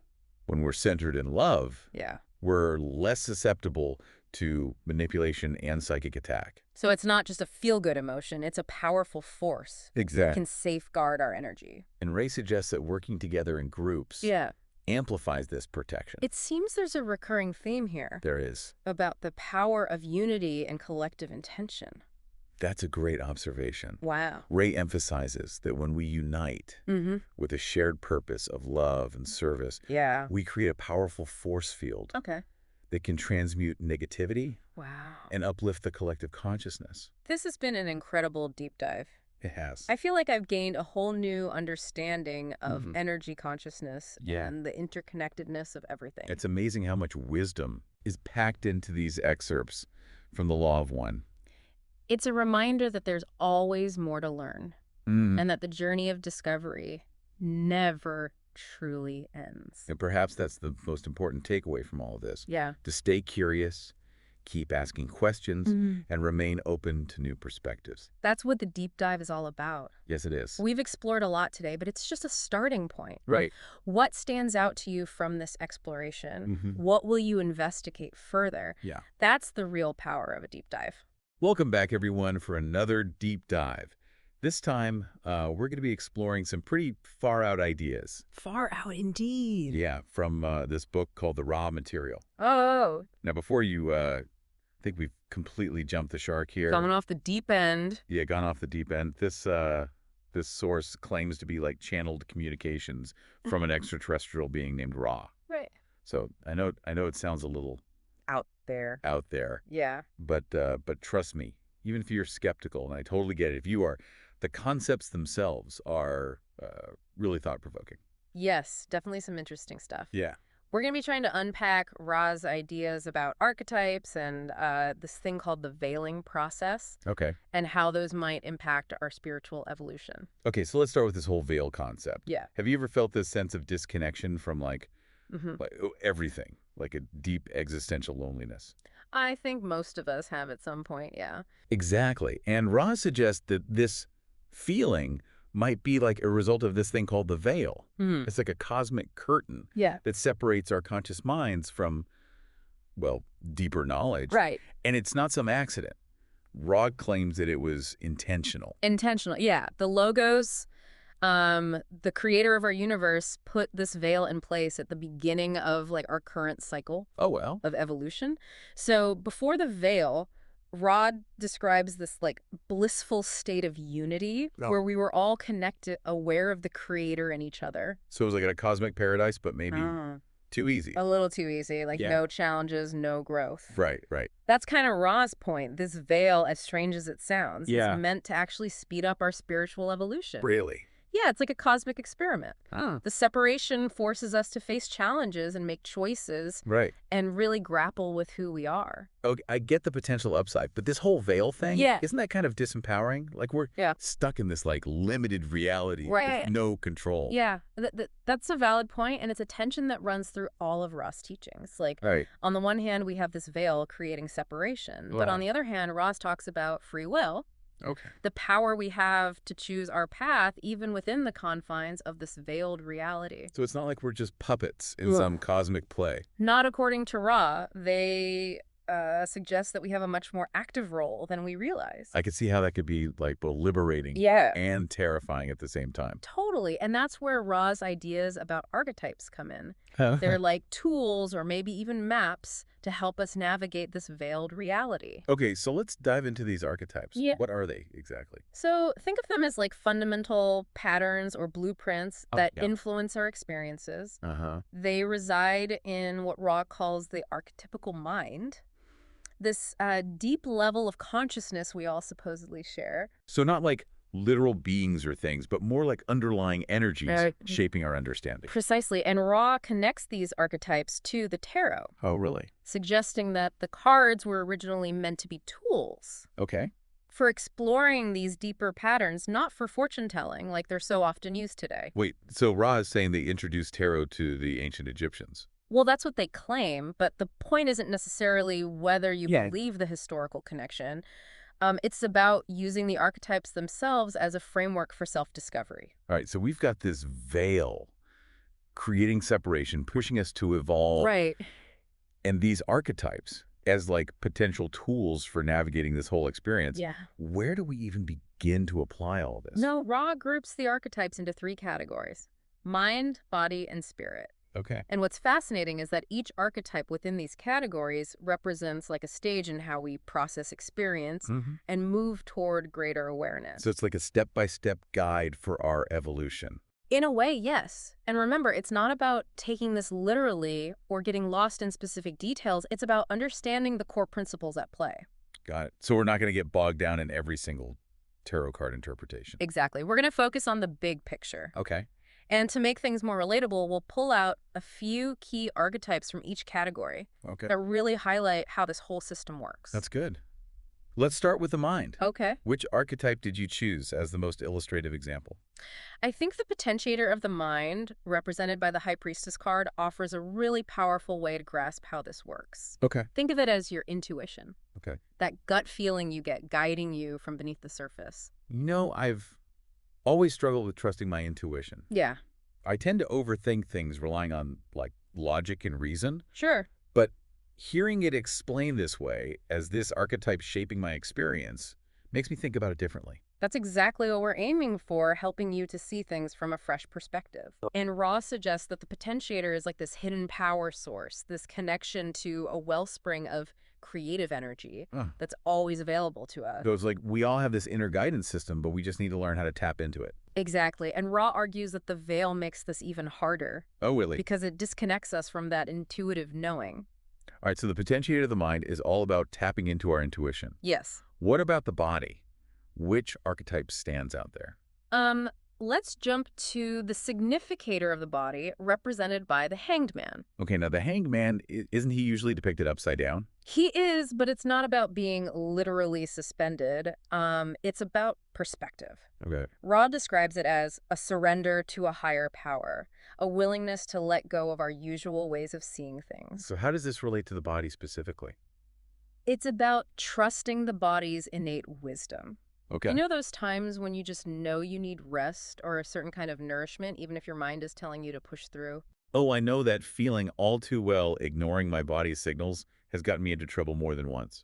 Right, and Ra is suggesting that the hangman archetype is reminding us to surrender to that deeper knowing, to let the body guide us. This is making me think about how often we try to control and manipulate our bodies instead of listening to them. That's a key insight, and it connects back to the whole idea of the veil, Right. this separation from our true nature. Yeah. We're trying to force things instead of flowing with the natural intelligence of our being. Wow. I'm already seeing how these concepts are starting to connect in a new way. Yeah. Okay, we've touched on the mind and body. What about the spirit? Which archetype did you pick for this category? I think the catalyst of the spirit represented by the star card is a great example. Think about those moments in your life that have sparked a sense of wonder, a connection to something bigger than yourself. Like gazing at a starry night sky or feeling deeply moved by a piece of art or music. Exactly those moments that awaken your heart and inspire you to connect with something beyond the everyday. Yeah. That's the catalyst of the spirit at work. And it's not just about fleeting feelings. Ross suggests that these experiences are designed to help us remember our true nature, our Right. connection to the divine. So it's like the universe is sending us these little nudges, reminding us that there's more to life than what we see on the surface. That's the idea, and it ties back to the veil, this idea that we've forgotten our true nature. The catalyst of the spirit is like a beacon guiding us back home. You know, this whole discussion is making me realize how often I get caught up in the day-to-day grind and lose sight of the bigger picture. That's something we all struggle with, but the point is to become aware of these patterns, these archetypes that are shaping our experience. Right. So we can make more conscious choices. Okay, so we've got these three key archetypes. No way. The potentiator of the mind, reminding us to tap into our intuition. Yes. The hanged man, urging us to surrender to the wisdom of our bodies. And the catalyst of the spirit, sparking that sense of wonder and connection to something greater. What I'm starting to realize is that these archetypes aren't just like abstract concepts. They're playing out in our lives all the time. That's a powerful insight, and it leads us to a crucial question that Ra raises. If our reality is shaped by these archetypes, what role do WE play in directing the unfolding story of our lives? That's a big question. It is. I guess we'll need to keep digging to find out. Yeah, we'll have to explore that more. We'll be back in a moment to explore that question and delve a bit deeper into this idea of polarity, the choice between service to others and service to self. It's a central theme in the raw material, and it's one that might just change how you view the world. Stay tuned. Welcome back. Before the break, we were talking about archetypes as like tools for navigating this veiled reality. Yeah, and how understanding them might give us more agency in our lives. Exactly. But there's another layer to all this that Ra emphasizes, the concept of polarity. Ah, yes. The choice between service to others, which Ra calls like the positive path, Right. and service to self, the negative path. Yeah. I've always found this part a little tricky. Okay. It sounds kind of judgmental, Yeah. you know, good versus evil. I get that, but Ra isn't talking about like good and evil in a moralistic sense. Okay. Think of it more like a magnet with two poles. Right. We're constantly drawn to one side or the other in our choices and actions. So it's less about being a good or bad person and more about the underlying motivation Yes. behind our actions. Precisely, service to others is about focusing on the well-being of others. Right. Acting with compassion and empathy. Okay. Service to self is about prioritizing your own needs and desires, Okay. even if it comes at the expense of others. Okay. I'm starting to see how this polarity thing plays out in everyday life. Yeah. But how does it connect to the bigger picture of spiritual evolution Okay. and the veil? So Ross suggests that the veil intensifies this polarity. Remember, before the veil, there was this blissful unity. Right. But it was also a state of, let's say, limited growth. Yeah. Okay. The veil creates separation, Right. which forces us to choose to confront this polarity more directly. So it's like the veil raises the stakes, making the choice between service to others and service to self more significant. Exactly. Every decision we make, every action we take becomes an opportunity Wow. to align ourselves with one polarity or the other. But wait, if we're supposed to be like evolving towards unity, Right. why would the veil make us choose between these seemingly opposing paths?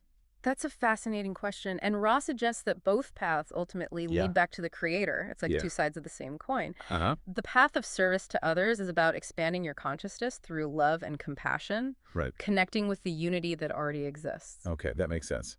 So Yeah. what about the path of service to self? Yeah. Doesn't that seem counterintuitive to spiritual growth? It might seem that way, but Ra presents a different perspective. Right. They say the path of service to self is about refining the self to such a degree Okay. that you eventually realize your inherent connection to everything and everyone. So it's like taking the scenic route focusing on self-mastery as a way to eventually transcend Yeah. the illusion of separation. You got it. Yeah. Here's the catch. Ra emphasizes that the path of service to self is much more challenging Okay. and can easily lead to isolation and a deepening of the illusion. So both paths lead to the same destination, Uh-huh.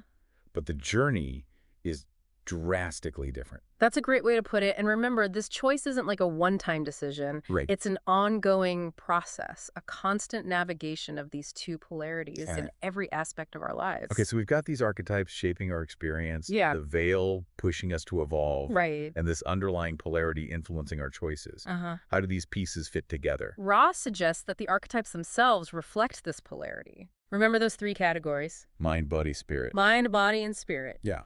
Each archetype within those categories can be experienced through either the lens of service to others or service to self. So it's like every archetype has two sides, Uh-huh. a positive expression Mhm. and a negative expression. Exactly. Think about the potentiator of the mind, or intuition. Right. We can use that intuition to help others, to guide us towards compassionate action. Okay. Or we can use it to manipulate and control, focusing only on our own gain. Wow, that's a whole new way of looking at it. Yeah. It's like every moment, every choice is Yeah. an opportunity Right. to align ourselves with one polarity or the other. And this brings us back to the question we posed earlier. Yeah, what role do we play? What role do we play in this whole cosmic drama? Right. If our reality is shaped by these archetypes and this underlying polarity, Yeah. are we just passive players? I'm starting to think that we have more agency than we realize. Uh-huh. But it all comes down to awareness. Yeah. But recognizing these patterns, these Right. polarities at play, so we can make more conscious choices. Exactly. It's about becoming conscious creators, not just reacting to circumstances, Right. but actively shaping the story of our lives. I'm really starting to see how these concepts from the raw material can be applied to our everyday lives. Yes. It's not just abstract philosophy, but a framework for understanding ourselves and the world around us Right. in a whole new way. And that, in essence, is what a deep dive is all about, taking complex ideas and extracting the insights Right. that can help us navigate our lives with more awareness and intention. This whole discussion has given me a lot to think about, but before we get lost in contemplation, Sure. there's one more element in the raw material Okay. that adds another layer of complexity, the idea of entities from other densities, Right. influencing our reality. Yeah. Rod even claims that their communication was disrupted by a negative entity from a higher density. Right. And this ties directly into the concept of polarity playing out on a cosmic scale. It suggests that this choice between service to others and service to self isn't just happening within us, but it's happening all around us, even on levels we might not fully comprehend. Okay, that's a bit mind-blowing and honestly a little creepy. Yeah. But it also makes this whole conversation feel even more relevant. Right. If these cosmic forces are at play, then understanding how to work with these archetypes and this idea of polarity feels even more crucial. Absolutely. And while the raw material might present some pretty wild ideas, Right. it also offers a powerful invitation to step into our role as conscious creators, Yes. to choose our path, and to navigate this veiled reality with intention and awareness. This deep dive into the raw material has been quite a journey. We've explored the veil, archetypes, polarity, and even touched on the idea of entities from other densities. It's been a lot. And while it's a lot to take in, I'm already feeling a shift in my own awareness, a deeper understanding of the forces at play in my own life. And that's the beauty of exploring these kinds of concepts. They challenge our assumptions, Yeah. expand our perspectives, and ultimately empower us to live more consciously and intentionally. We'll be back in a moment to wrap up our deep dive into the raw material and offer some final reflections on how you can apply these ideas to your own life. Stay with us. All right, we're back and ready to wrap up our deep dive into the raw material. I have to admit, my mind is buzzing a little bit Yeah, after exploring all these ideas about the veil and archetypes and this whole it's a lot. cosmic polarity thing. It is. What's really sticking with me is this idea that, like, we're not just passive observers in this veiled reality, you know. Yes.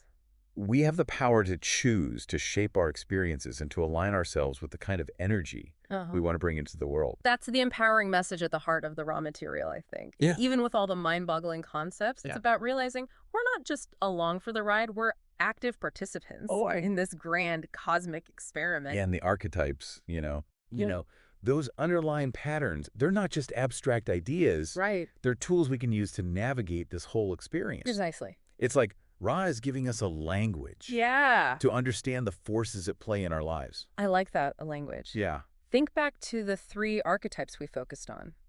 The potentiator of the mind, Right. the hanged man, Yeah.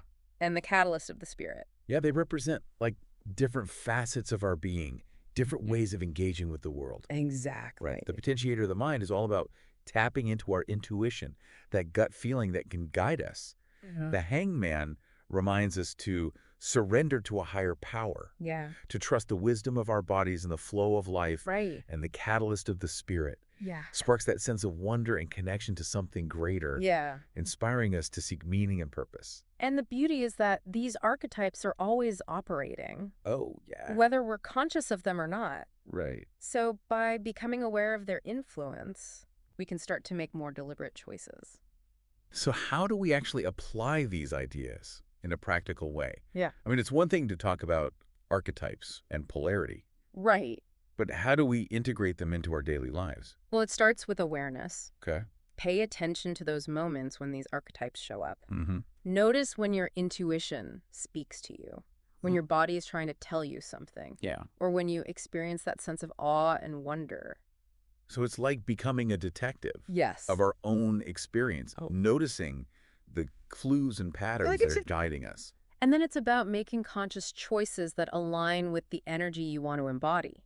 Okay. You know, do you want to operate from a place of fear and control? Right. Or from a place of love and compassion? Right. Do you want to manipulate others for your own gain? Yeah. Or empower them to reach their potential? Yeah. Hearing it framed that way makes the choice sound Right. pretty clear, Yeah. but it's also a constant practice. Yeah. We're not going to, Of course. Get it right all the time.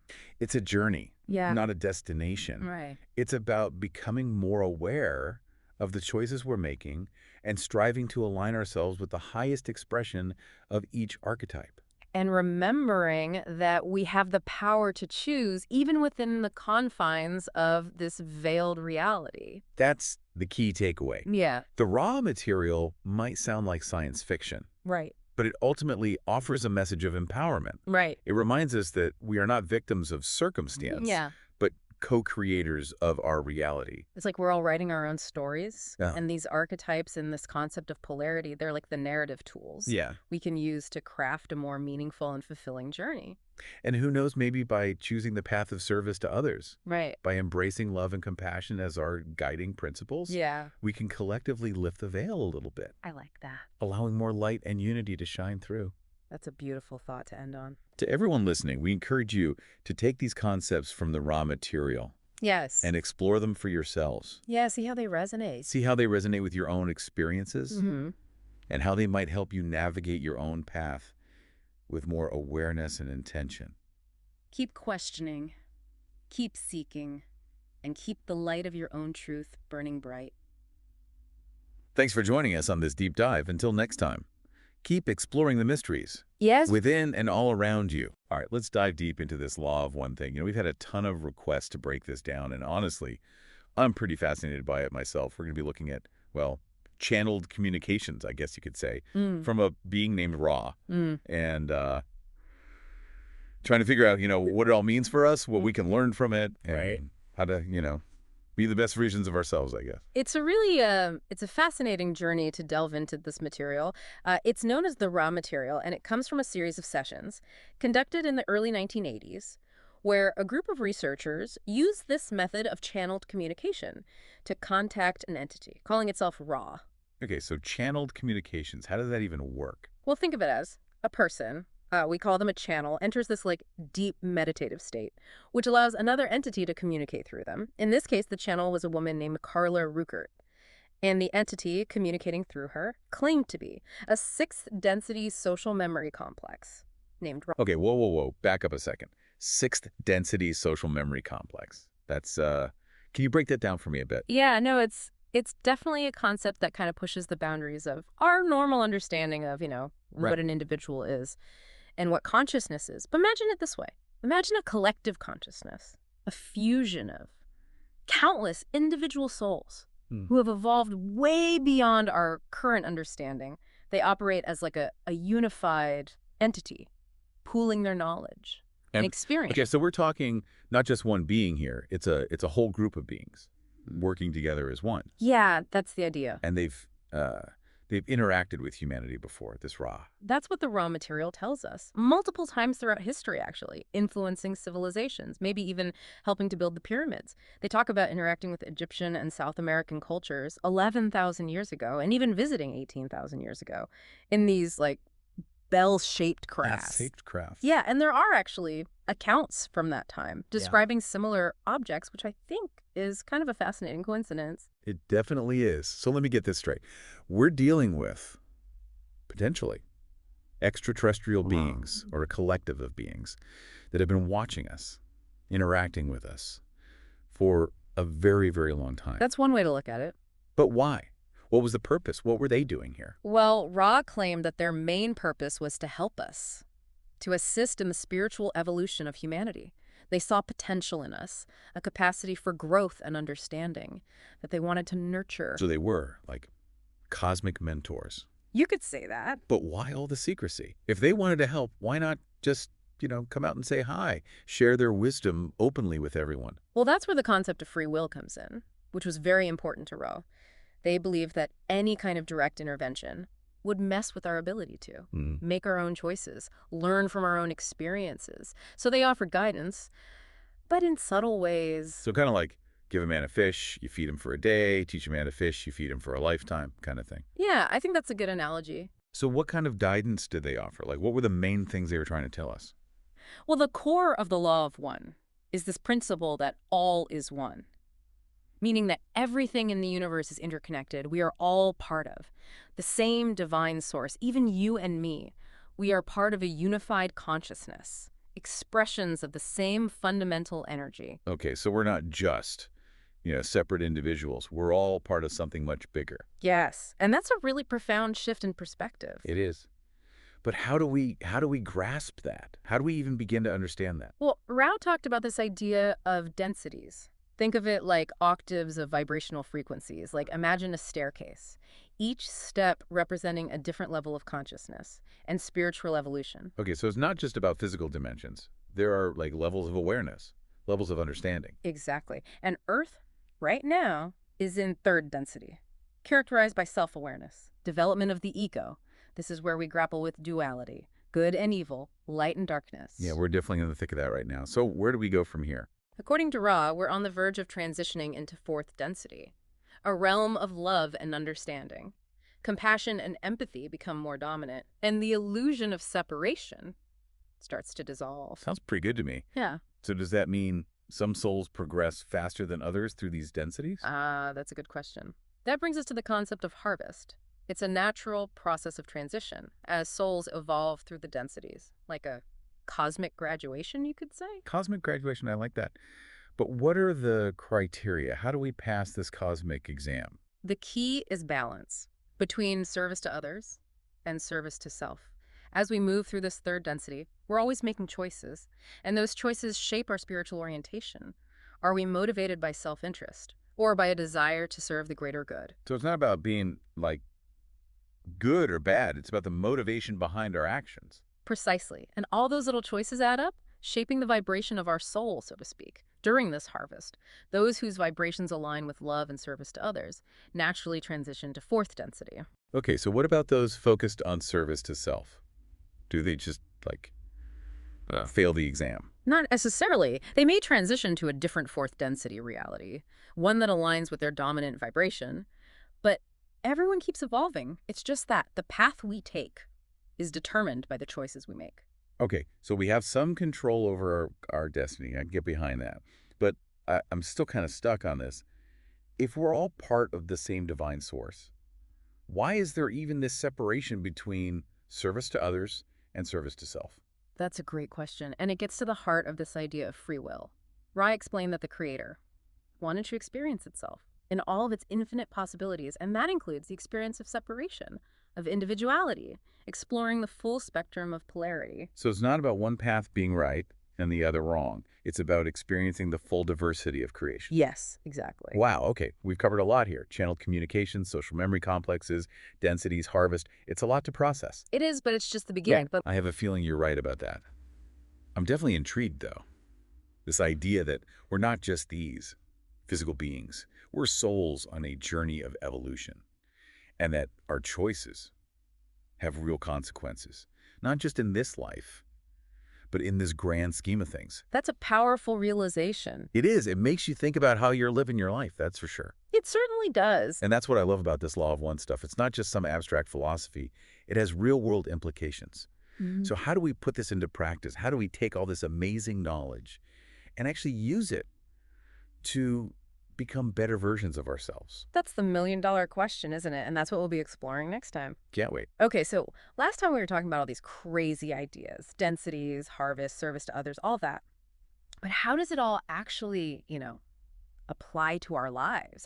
How can we use this to actually become better people? Right, because it's all well and good to talk about cosmic consciousness and all that. But how do we, I don't know, actually put this stuff into practice? That's the real challenge, isn't it? And that's what's so cool about the Law of One. It's not just some abstract philosophy. It really emphasizes this idea of self-responsibility and conscious choice. It's not about following some rigid set of rules or like a one-size-fits-all path to enlightenment. It's more about empowering us to become conscious creators of our own reality. Okay, that sounds pretty empowering, but how do we actually do that? Where do we even start? Well, it starts with self-awareness. Rad's talked a lot about this. Know yourself. Really taking a deep look at your thoughts, emotions, behaviors, understanding your motivations, recognizing your patterns. So like noticing when I'm acting out of anger or fear, or when I'm making choices that I know deep down aren't really aligned with my values. Exactly. That kind of awareness allows us to make more conscious choices because remember, free will is paramount in the Law of One. We have the power to choose our thoughts, emotions, actions,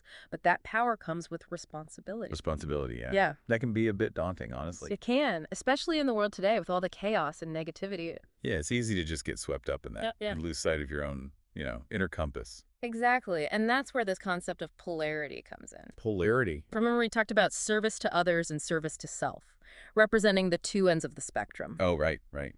So the Law of One encourages us to strive for service to others, but it also recognizes the importance of respecting all expressions of the Creator, even those that seem to be coming from a, let's say, negative polarity. So it's not about judging others, labeling them as good or bad. No, not at all. It's about understanding that everyone's on their own journey, and even those who seem to be acting negatively are still ultimately part of the same divine source. Okay, that's a tough one, especially when you're faced with situations that, I don't know, really trigger you. It is, but that's where forgiveness comes in. Forgiveness, like forgiving someone who's wronged you. Exactly. Now, forgiveness doesn't mean condoning harmful actions or letting yourself be taken advantage of.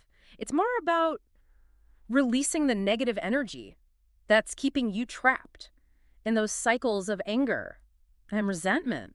So it's not about them, it's about me. It's about freeing yourself. From the burden of all that negativity. Yes, exactly. Because holding on to that stuff No, doesn't really do anyone any good. it doesn't. It just blocks the flow of love and light, prevents you from experiencing true peace. I can see that.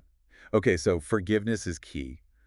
What else? What are some other things we can do to, align with this Law of One? Rad talked a lot about the importance of meditation. Meditation. They described it as a tool for connecting with your higher self, accessing universal wisdom, deepening your understanding of the interconnectedness of all things. So it's not just about Yeah. relaxing or clearing your mind. It can be that too. Yeah, But it's also about tapping into a higher source of knowledge and guidance. I'll be honest. Meditation has always been a bit tough for me. It's a common challenge. Ross stressed the importance of patience and persistence.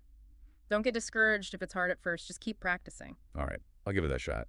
So we've got forgiveness, meditation, anything else? Ra also talked about balancing your energy centers, or what we often call chakras. Chakras, yeah. I've heard of those, but I've always been a little fuzzy on the details. They're basically these subtle energy vortices located throughout the body, and they influence our physical, emotional, and spiritual well-being. So each chakra is connected to a different part of us. Yeah, you can think of it like that. Like the root chakra is associated with security, grounding, the heart chakra with love, compassion, and so on.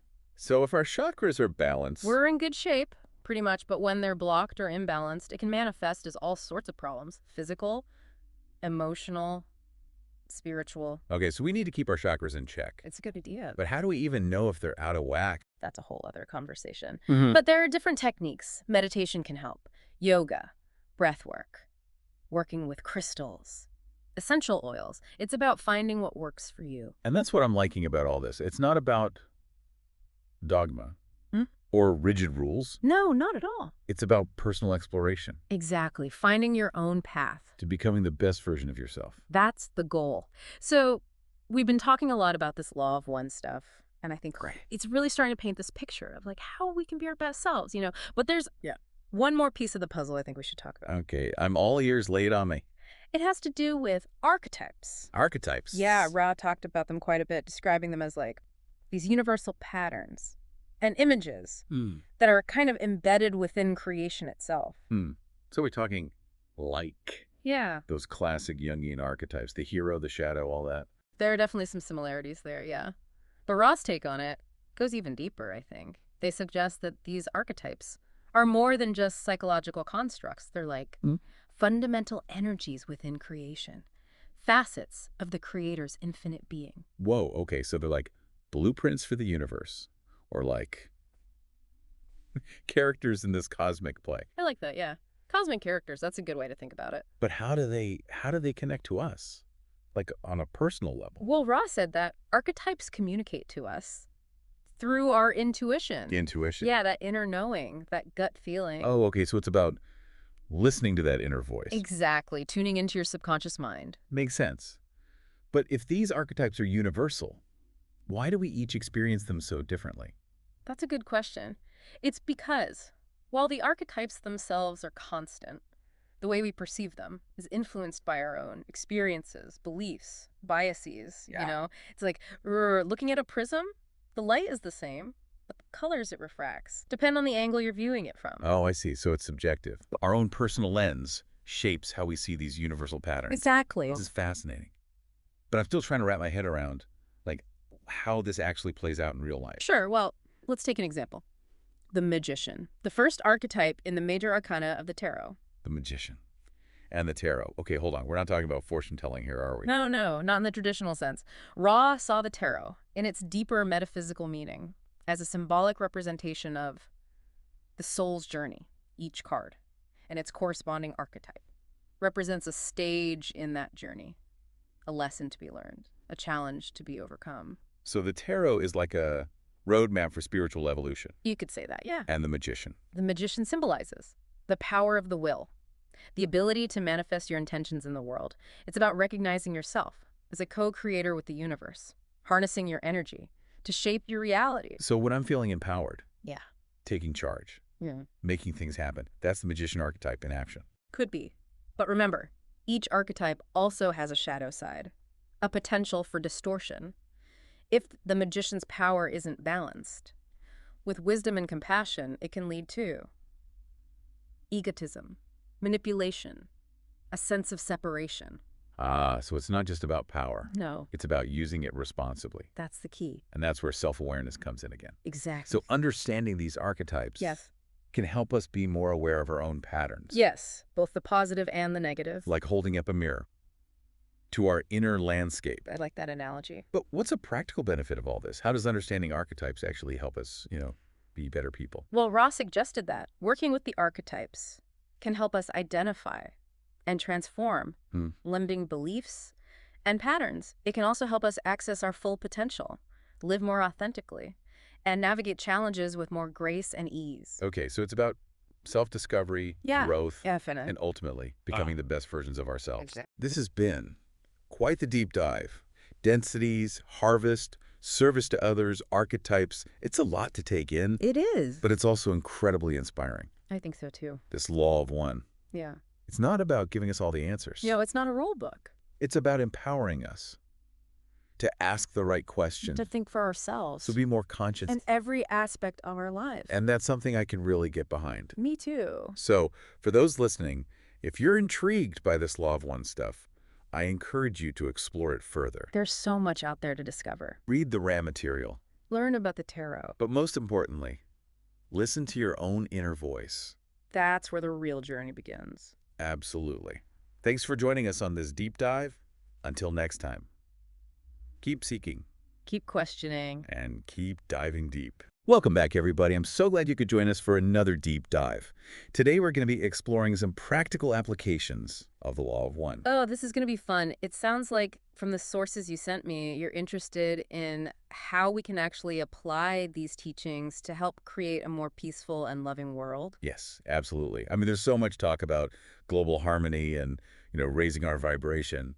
But I want to know what I can actually do. I hear you. It's one thing to talk about lofty concepts, but it's another to actually put them into practice. Right. So I've been diving into these Law of One books, and I'm fascinated by this whole idea of connecting to intelligent infinity through meditation. Ah, yes. The Law of One has a lot to say about that. And I'm also curious about those energy centers, the chakras. Mm, How do we work with those to create more balance, not just for ourselves, but for the whole planet? great questions. And the Law of One, for all its kind of metaphysical depth, actually provides some pretty practical tools for exactly that.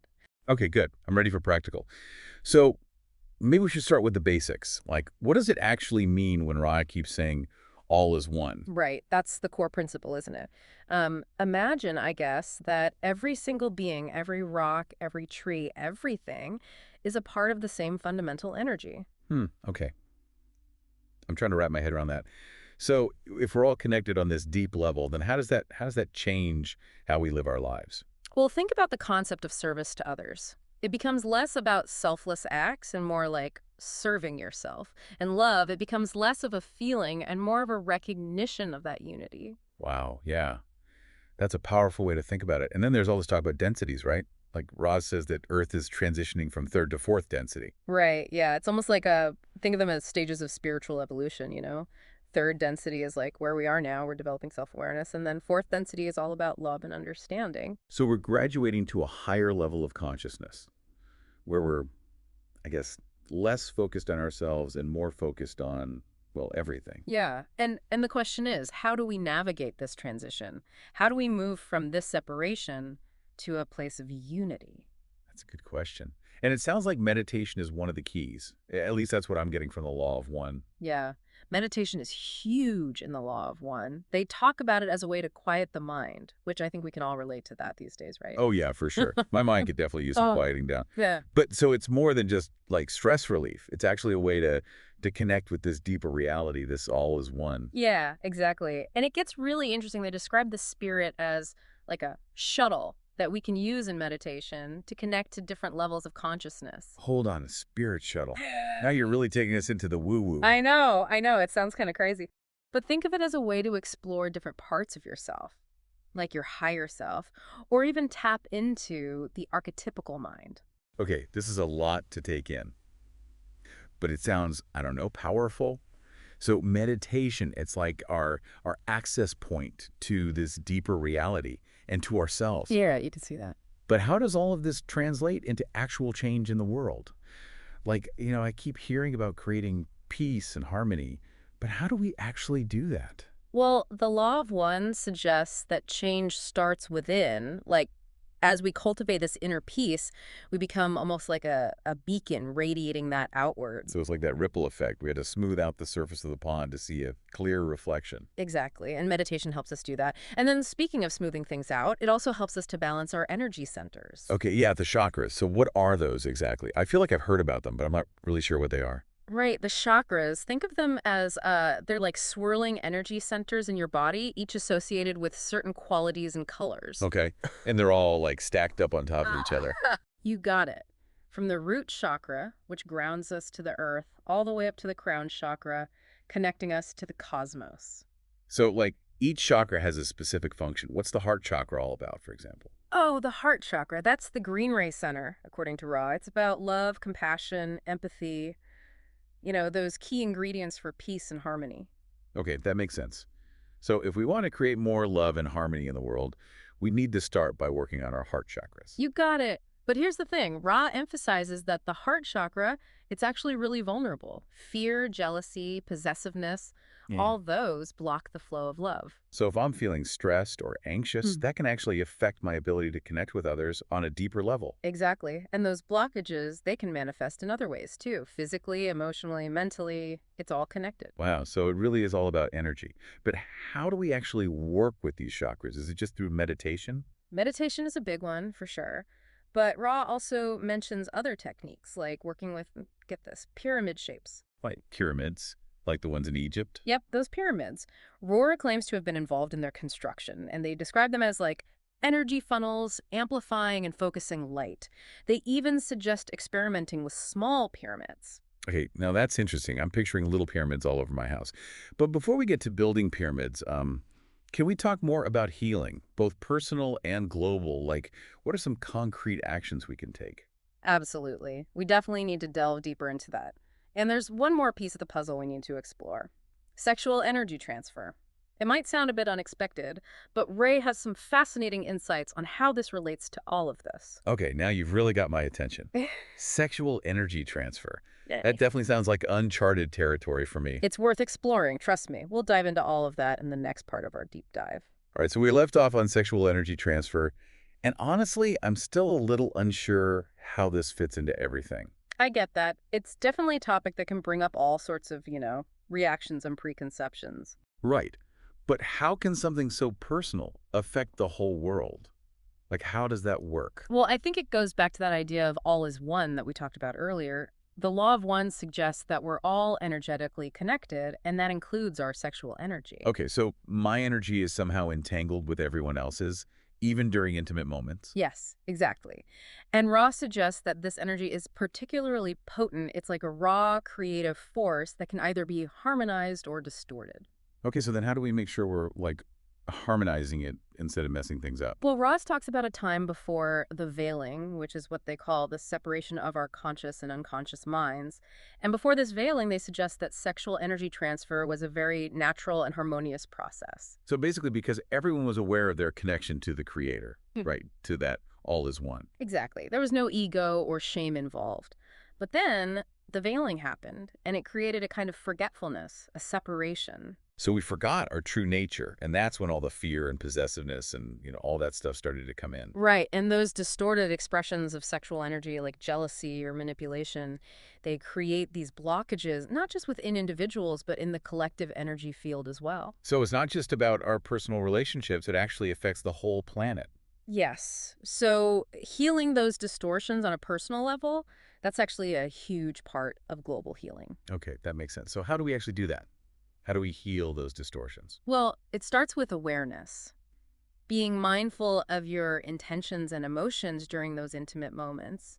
Are you approaching it with love and respect, or is it coming from a place of fear or neediness? So it's about bringing that all is one awareness into the bedroom. Yeah, exactly. And it's also about addressing those deeper wounds, those insecurities, because they can really impact how we relate to others intimately and otherwise. Right, so it all comes back to self-love, right? Healing ourselves so we can heal the world. Exactly. And remember those pyramids we were talking about? Ross suggests that they can be powerful tools for amplifying energy, even on a personal level. Oh yeah, the pyramids. So just having a small pyramid in my home could actually shift the energy in a positive direction. That's what Ross suggests. They describe the pyramid shape as a conduit for what they call intelligent infinity. And that's like a universal energy source. Right, and the pyramid shape seems to amplify and focus that energy. So yeah, having a small pyramid around could definitely be helpful. Okay, I'm definitely going to try that. And what about those other practical tips that Rob mentions? Like, are there other things we can do to raise our vibration and contribute to global healing? Well, one of the biggest things Ra emphasizes is aligning our actions with our intentions. Because every choice we make, every thought we have, has an energetic impact. So if I want to see more peace and love in the world, I need to, like, actually embody those qualities in my everyday life. Exactly. Even small actions can make a difference, like offering a genuine compliment or choosing to see the good in others. Wow, that's really powerful.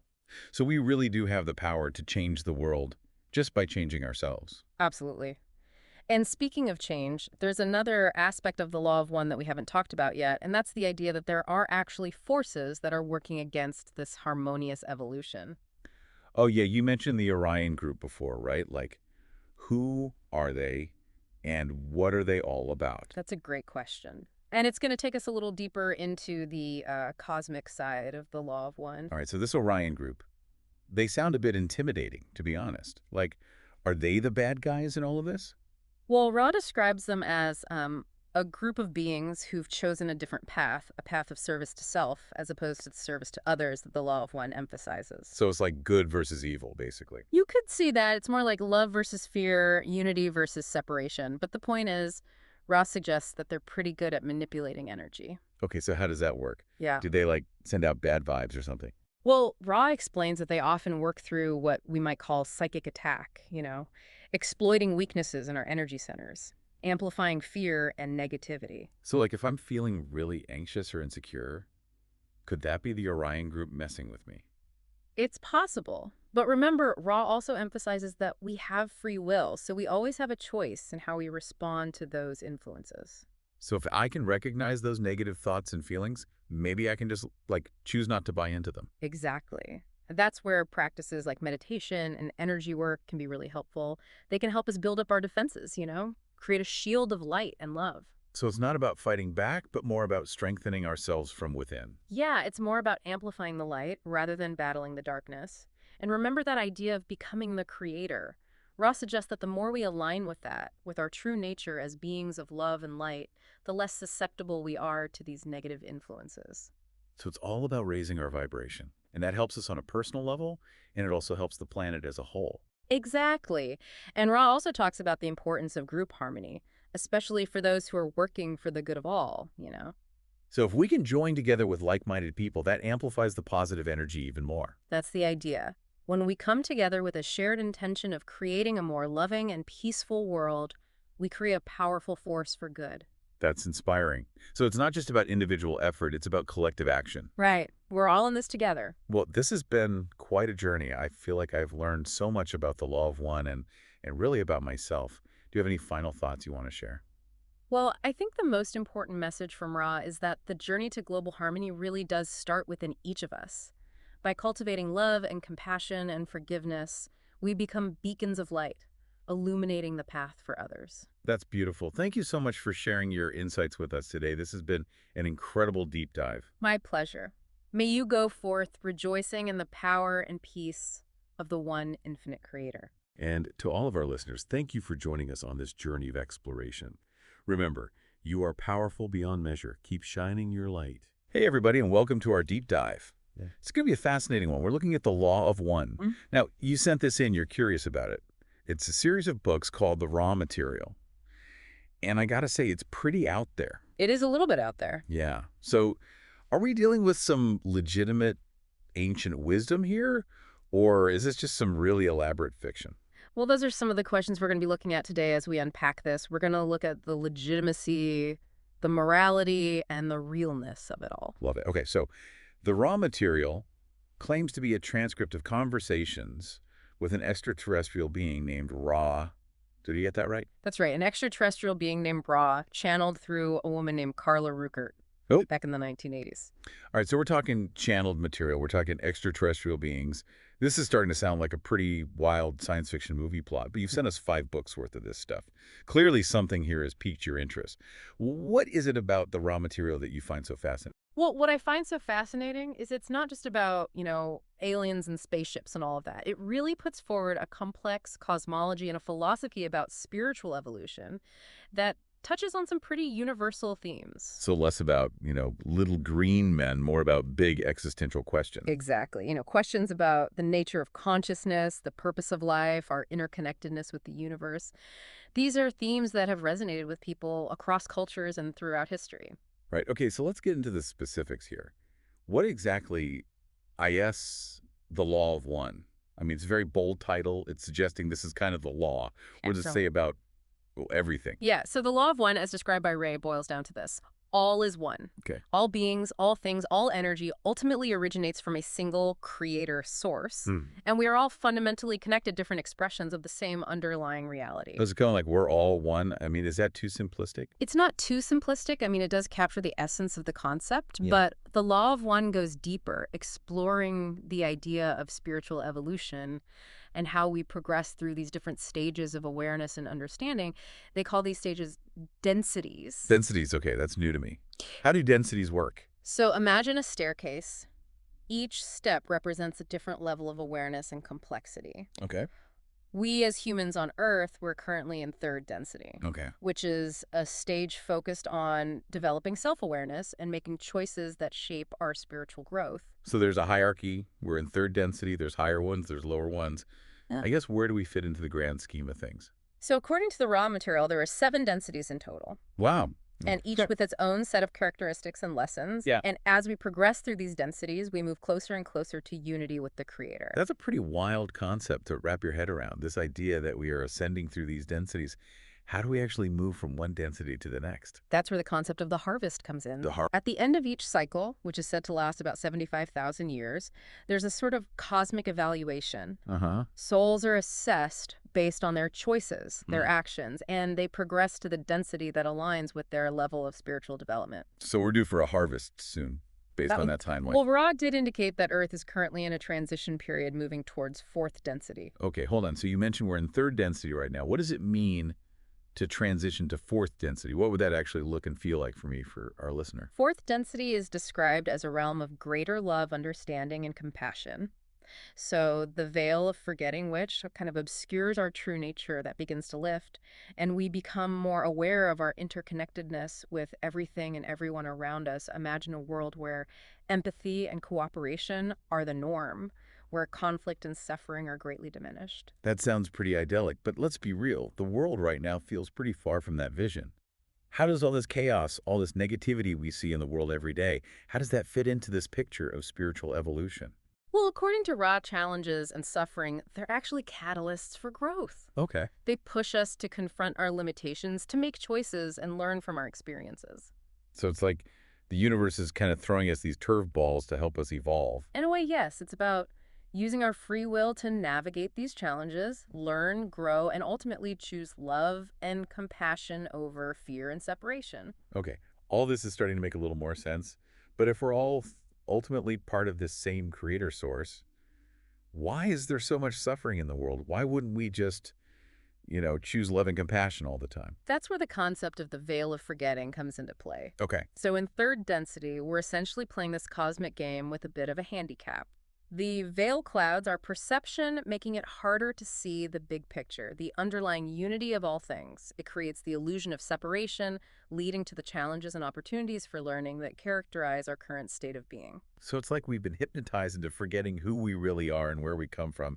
That's a great analogy, and it explains why we often make choices that seem to go against our own best interests, or why we struggle with things like fear, anger, and greed. Okay, so how do we lift this veil? How do we start remembering? Rowan emphasizes the importance of seeking knowledge and understanding, of cultivating self-awareness, and of practicing compassion in our daily lives. Okay. It's about making choices that align with the law of one, choices that promote unity, love, and service to others. So it's not just about believing in a certain set of ideas, it's about actually living them out in the real world. Exactly. It's about embodying these principles in our actions, our thoughts, and our interactions with others, and that's where the real challenge lies. Picking up where we left off, I want to go back to one of the more intriguing, maybe perplexing concepts from the Law of One. Okay. This whole idea of wanderers. Oh, yeah. The wanderer. I'm fascinated by that. Yeah, so for our listeners who may not be familiar, this is the idea that there are these beings, these souls from higher densities who've incarnated on Earth. Right. To help with our evolution. Yeah, it's pretty out there. It is pretty out there. I mean, imagine being so advanced, so full of love and wisdom, that you choose to come to this planet with its veil of forgetting all the challenges we face, and just to help others on their spiritual journey. It's a pretty selfless act, I guess, but wouldn't it be easier just to help from, their higher density? Why bother coming down here and going through the hassle of being human? Well, according to Ra, it's all about service to others. Okay. It's about stepping into the mud, so to speak. Right. And offering a helping hand to those who are struggling. So it's like cosmic volunteering. It is like cosmic volunteering. And these wanderers, they walk among us. Okay. They're our friends, they're our family members, they're our colleagues. They might not even be aware of their true origins. Right. Because they're veiled by the same forgetfulness that we all experience. So someone listening right now could be a wanderer. It's possible. Ra estimated that there are around 65 million wanderers on Earth at this time. Wow, that's a lot of cosmic helpers. Yeah. Okay, but how does this tie into this whole harvest idea we were talking about earlier? Well, the harvest is essentially a time of reckoning where souls are assessed for Hmm. their alignment with either service to others Yeah. or service to self. Gus. And the presence of wanderers with their inherent inclination towards service is seen as a way to kind of tip the scale, so to speak. To help more souls make the cut, so to speak. Yeah, to raise the overall vibration of humanity Yeah. to make it easier for others to progress. So with all these wanderers and this upcoming harvest, what does that mean for Earth's future? I mean, what's in store for us as we supposedly transition to fourth density? Well, Ross spoke of a period of significant change, both in terms of our planet and our collective consciousness. Okay. And they called them Earth changes. Earth changes. And that's kind of ominous sounding, I think. Yeah, Earth changes. What kind of changes are we talking about here? They didn't get into specifics, but they alluded to natural disasters, social upheaval, and just a general acceleration of energy that would challenge our current paradigms. So a bit of a cosmic shakeup, but is it going to be all doom and gloom? Not necessarily. Remember, the purpose of these changes is to kind of wake us up, Yeah. to help us break free from that illusion of separation and reconnect with our true nature. Right. It's about pushing us towards greater understanding, compassion, and unity. So it's like a cosmic boot camp for the soul. It is like a cosmic boot camp for the soul. I love it. And just like in any boot camp, it's going to be challenging. Sure. There will be times of difficulty and uncertainty, but ultimately it's about pushing us to become stronger, more resilient, and more aligned with our true purpose. Okay. All right, let's shift gears just a little bit. The Law of One also talks about these energy centers or chakras. Yes. How do those fit into all of this? Yeah. So Ra describes chakras as these energy centers that correspond to different aspects of our being: physical, emotional, mental, and spiritual. Mm-hmm. And they're kind of like these pathways for energy to flow through us. Yeah, I've heard of chakras before, from things like yoga and meditation. How does this relate to the Law of One, though? Well, according to Ra, these energy centers can become blocked or distorted by negative thoughts, emotions, actions. Uh-huh. And when they're blocked, it can create disharmony in our lives, both physically and emotionally. Okay, so if I'm feeling stressed or anxious, could that be a sign of a blocked chakra? It's possible. The Law of One suggests that by working to unblock and balance these energy centers, we can enhance our overall well-being and accelerate our spiritual growth. So how do we actually do that? I mean, what are some practical steps? Well, Ra recommends things like meditation, mindfulness, energy healing techniques to clear these blockages. Okay. They also spoke of the importance of seeking knowledge and understanding, cultivating positive thoughts and emotions, and aligning our actions with that principle of service to others. So it's starting to sound a little bit like a self-help manual. Is this all just about personal growth and improvement? In a way, yes, but it's not about achieving some kind of superficial sense of well-being. Right. It's about aligning ourselves with the Law of One, with that underlying unity of all things. Okay. It's about recognizing that our personal growth is inextricably linked to the growth of everyone and everything around us. So it's not just about me, me, me. It's about recognizing that we're all in this together and that my actions have an impact on the whole. Exactly. And that's a key point that the Law of One emphasizes over and over again. We're all in this together. This is a lot to absorb. We've gone from cosmic beings to energy centers and everything in between.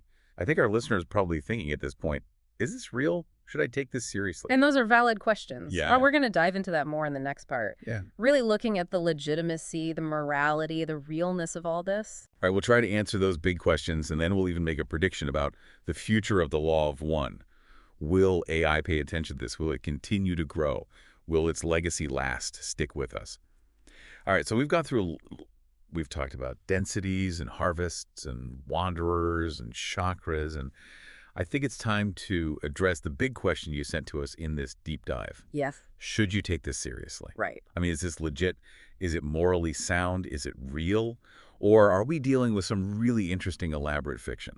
That's the million-dollar question, isn't it? And like with any complex and unconventional material, there's no easy answer. No. So how do we even begin to approach a question like that?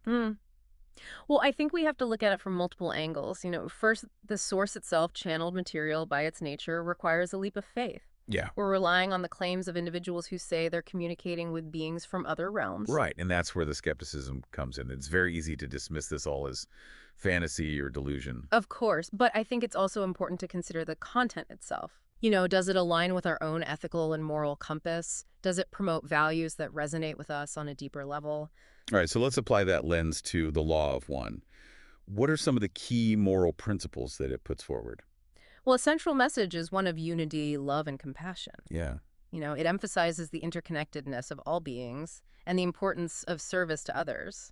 Those are pretty solid principles. I don't think anyone would really argue with, the idea of being kind and helpful to others. Indeed, and it goes beyond just being nice. The law of one suggests that by aligning ourselves with these principles, we're actually contributing to the evolution of consciousness itself. So it's not just about individual actions. It's about being part of something much bigger. Exactly. It suggests that our choices have a ripple effect, influencing the energy and consciousness of the entire universe. That's a pretty powerful idea, but does that make it real? Is there any way to verify these claims? That's where it gets tricky because the law of one itself acknowledges that ultimate truth is subjective and that each individual has to discern for themselves what resonates as true.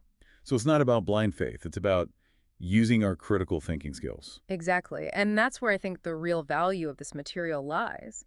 It challenges us to question our assumptions, explore different perspectives, and ultimately come to our own conclusions. Sure, but let's be honest. There are some pretty out there ideas in here. Densities harvests, Yeah. wanderers. Does any of that actually hold up to, any kind of scrutiny? Well, there's no scientific proof. There's no concrete evidence to back up these claims.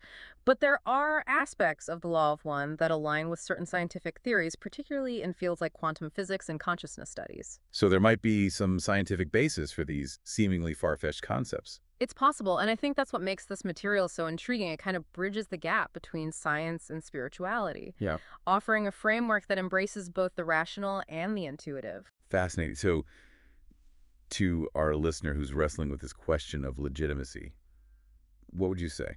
I would say approach the law of one with an open mind, but a critical eye. Explore its ideas, ponder its questions, and see what resonates with your own inner knowing. So it's not about blindly accepting or rejecting it. It's about engaging with it thoughtfully. Exactly. Okay, well said. Now, I want to shift gears a bit and look towards the future. You mentioned earlier that, the law of one might have some influence on the development of AI. How do you see that playing out?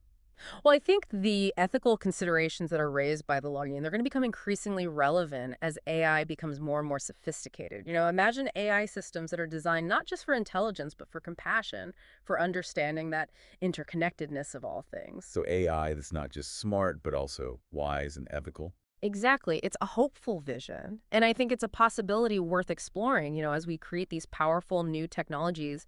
It's crucial that we guide their development in a way that aligns with our highest values. And the law of one offers a framework for doing just that. So last question.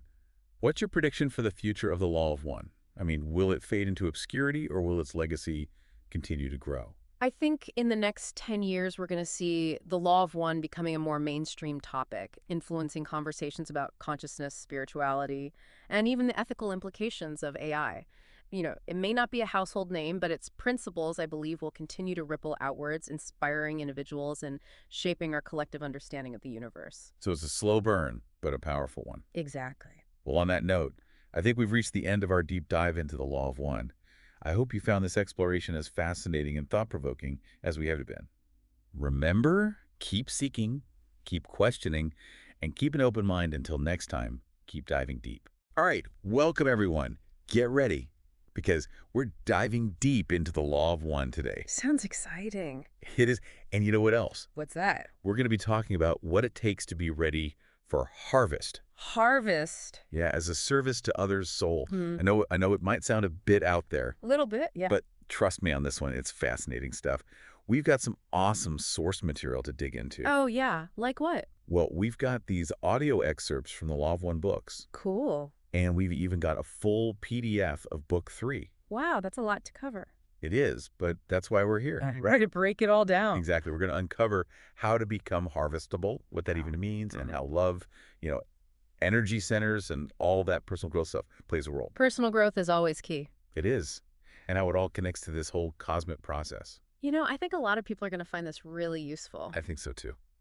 So let's get started. For anyone who's new to this, what is the Law of One all about?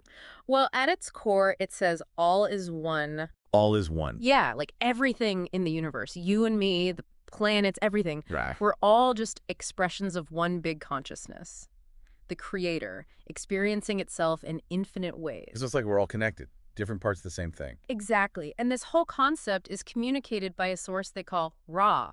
Raw. Yeah, it's described as like a social memory complex from a higher density. Okay, hold on. Density. Now that's where it starts to get a bit mind-bending, right? Well, think of densities like different levels of spiritual evolution. Okay. Right now, Earth is in third density. It's all about the material world, the self, Makes sense. But we're transitioning to fourth density. That's the realm of love and understanding. So this harvest is like graduating to fourth density. Exactly. It's like a natural process where souls move on to a higher vibrational experience. Wow, that's incredible. Right.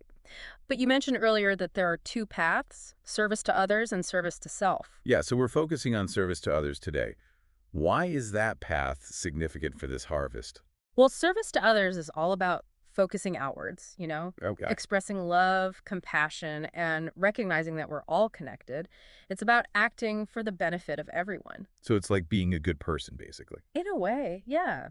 And according to Ra, it aligns with how consciousness naturally evolves to those higher densities. So to be harvestable into this fourth density, being on the service to others path is pretty important. It's a path that leads there naturally. The Law of One always emphasizes free will. Right, we get to choose. Exactly. So Yeah. ultimately, everyone chooses their own path. Okay, that makes sense. But how does all this work in everyday life? I Yeah. mean, if we want to be ready for this service to others harvest, what can we actually do? Well, it's not about becoming some kind of saint or anything like that. That's good to hear. It really starts with understanding and applying the Law of One to our daily lives. That sounds nice, but what does that look like? Can you give me some concrete examples? One thing Ra talks a lot about is balancing our energy centers, what some people call chakras. Oh yeah, I've heard of those. Yeah. So there are 7 of them, from the root to the crown. Okay. Each one corresponds to different parts of us. So how do chakras connect to the Law of One and being ready for harvest? Picture this. Your energy centers are like filters for incoming light. Well, light. Yeah, like spiritual light. And as you become more aligned with the Law of One, more loving, compassionate, and understanding, Uh-huh. those centers become clearer and more vibrant, more light can flow through. So it's like we're becoming more, more tuned in to the higher frequencies of fourth density. That's a great way to put it. But it's not just about feeling good, though that's a plus. Sure. It's about aligning with the harmony of the universe, becoming a better channel for love and light. I like that. But how do we actually balance these energy centers? What do we need to do? It's about self-awareness and inner work. Ra says meditation is important, and really analyzing your sensations, especially the balance between love and wisdom. So we need to pay attention to how we're feeling, physically and emotionally. Exactly. That helps you figure out if there are any blockages or imbalances in your energy centers. Okay, that makes sense. And speaking of blockages, I remember you mentioned forgiveness and self-compassion earlier. Oh, yeah. Those are huge. So those related to these blockages. Absolutely. Ra says holding on to grudges and resentment, it's like carrying around baggage. I could see that. It weighs you down and slows down your spiritual growth. So it's like emotional baggage that affects our energy. Precisely. And it can really hinder our progress towards being ready for harvest. Wow, that first part was intense. Energy centers, forgiveness, emotional baggage. It's a lot of process. It is, but it's all connected. It is, and I'm really starting to see how... That's great. But, I'm still wondering about the practical side of things. Oh, you mean how to actually apply all this in our lives? Exactly. Yeah. How do we take all this knowledge and make sure we're actually ready for this service to others harvest? Well, it all starts with looking inward. Yeah. Yeah, like paying attention to our own thoughts and emotions, being self-aware. Okay, so like self-reflection. Exactly. Ra talks about focusing on our sensations, both physical and emotional. So it's about checking in with ourselves, seeing how we feel. Yes. And using those feelings as a guide. But how do those sensations help us prepare for harvest? Well, those sensations can tell us a lot about our energy centers, the chakras. Right, the chakra. We can point to blockages. Like, let's say you're feeling frustrated a lot. Happens to the best of us. Right. Ra would say, analyze that frustration. What's triggering it? What need isn't being met? Maybe there's a lesson to be learned there. So it's like instead of ignoring those negative feelings, we actually dive into them, see what they're trying to tell us. Exactly. Those challenging emotions, they're opportunities for growth, not something to be afraid of. I like that perspective. But what if it's a really deep issue, something from way back? Can that stuff prevent us from being ready for harvest? Oh, absolutely. Ra calls those long-held issues energetic blockages. Energetic blockages, huh? Yeah, and they can show up in all sorts of ways, like physical problems or repeating patterns in relationships. So it's like these knots of energy are messing with the flow of light. Precisely. And they can really hold us back. Okay, so how do we clear these blockages? Forgiveness is key. Forgiving ourselves and others. Forgiveness. Man, that's easier said than done. Especially for deep wounds, you know? It's tough, I know. But Rasa says it starts with self-compassion. Self-compassion. Yeah, we're often so hard on ourselves, judging past mistakes. Oh, I'm definitely guilty of that. It happens. But that judgment creates a blockage right there. We have to recognize that we're human, we make mistakes, and we're always learning. So it's about being kind to ourselves. Exactly, like you would be to a friend. Okay, I can see that. So being compassionate with ourselves, that sets the stage for forgiving others. Exactly. When you've forgiven yourself, it's easier to extend that to others. It's like spreading the love, right? It is. It's about seeing others with compassion, knowing they're on their own journey, making the best choices they can with what they know. I'm starting to see how this all fits together. We balance those energy centers through forgiveness, self-compassion, and this deep inner work. It's all connected. It is. So what else can we do to be ready for this service to others harvest? You know, Ra really emphasizes choosing love in every moment. Choose love every moment. Yeah. It's about becoming aware of all the choices we make throughout the day, big and small, Okay. and asking ourselves, is this choice coming from love? Or is it coming from fear or anger or a sense of separation? Wow, that sounds like a pretty tall order. How do we choose love when things are tough? I mean, if someone cuts me off in traffic, my first reaction isn't exactly love and light. I get it. But those little everyday moments, those are our training ground. Training ground, huh? Yeah. So instead of reacting with anger, try pausing, taking a breath. See if you can respond from a place of understanding. Respond, not react. Got it. So it's about seeing things with compassion, even when it's hard. Exactly. And the more we practice choosing love, the more we naturally refine those energy centers that are aligned with higher densities. It's like we're building those love muscles. Exactly. And those muscles are crucial for a service to others harvest. This is starting to feel like a practical guidebook for life, not just some esoteric philosophy. It is, and that's what's so cool about the Law of One. It's not about dogma, it's about a way of being, a way of living that's grounded in love, compassion, and unity. I like that. So besides choosing love, what else can we do to prepare? You mentioned something about nurturing our spiritual side. Oh yeah, that's another big one. It's about connecting with that sense of peace and purpose, feeling connected to something bigger than ourselves. Okay, so how do we do that? It's different for everyone. For some, it might be meditation or prayer. Mhm. For others, it could be spending time in nature, being creative, or even doing acts of service. So it's about finding what fills our cup, spiritually speaking. Exactly. It's about nurturing that connection with the Creator, however you understand that, and letting that connection guide you. I love that the law of one is all about personal choice. Mm. It's about becoming conscious creators of our reality, not just following rules blindly. You got it.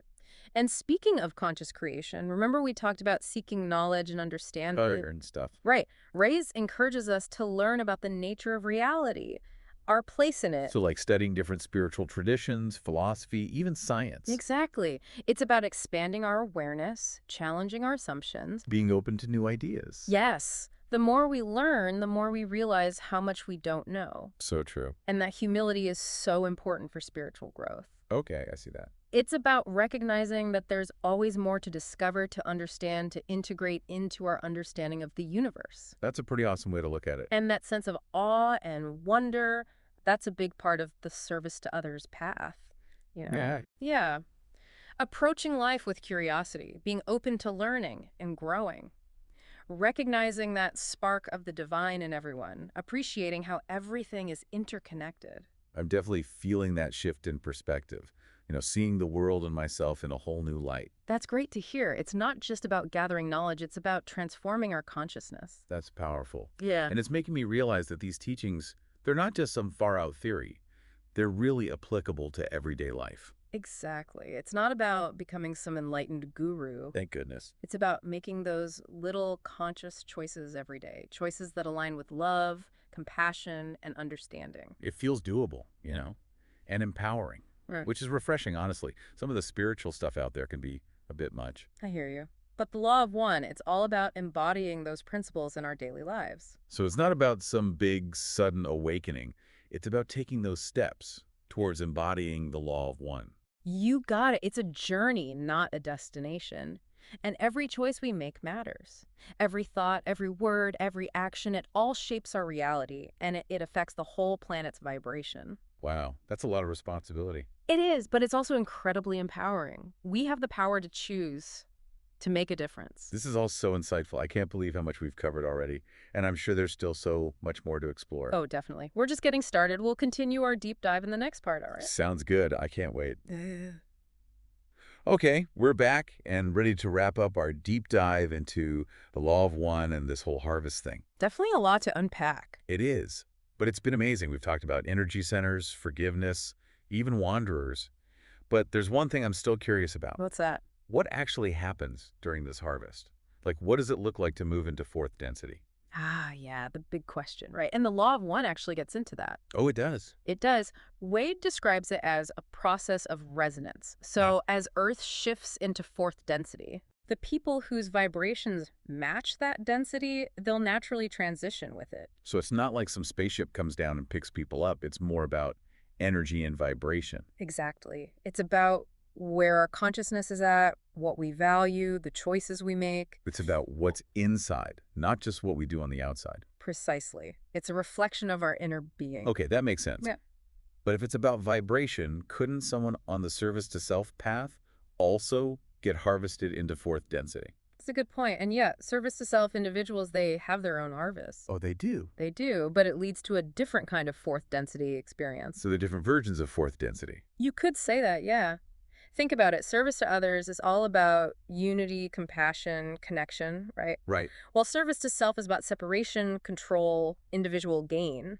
Okay, so even in fourth density, those paths stay separate. Exactly. They keep evolving along their own frequencies. So it's not like everyone suddenly becomes perfectly loving and harmonious. It's about continuing on the path you've chosen. So there are multiple paths, even in fourth density. Right. And that's why making a conscious choice is so important. A choice about which path. Yeah. Acknowledging those two paths, service to others and service to self, and actively choosing the one that truly resonates with you.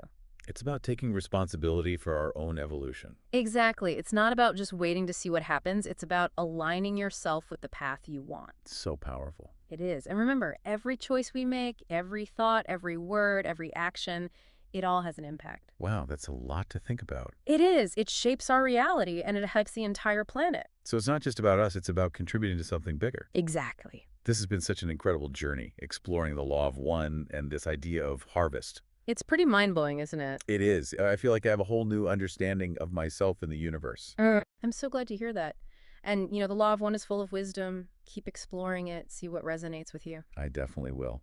Any final thoughts for our listeners as we wrap up this deep dive? Well, if we look at the bigger picture here, the law of one, it's not just some teachings. It's a living vibration, a frequency of love and unity that runs through everything. That's beautiful. It is. And when we align with that vibration, we become active participants in the evolution of consciousness, both for ourselves and for everyone. That's a powerful message. So as we go about our lives, let's choose love, seek understanding, and try to serve the greater good. Well said. Thank you for joining us on this deep dive. Until next time, keep seeking, keep growing, and keep shining your light. Okay, so we're diving deep into some seriously mind-bending stuff today, like secret government projects, exploring psychic phenomena. It sounds like a movie, right?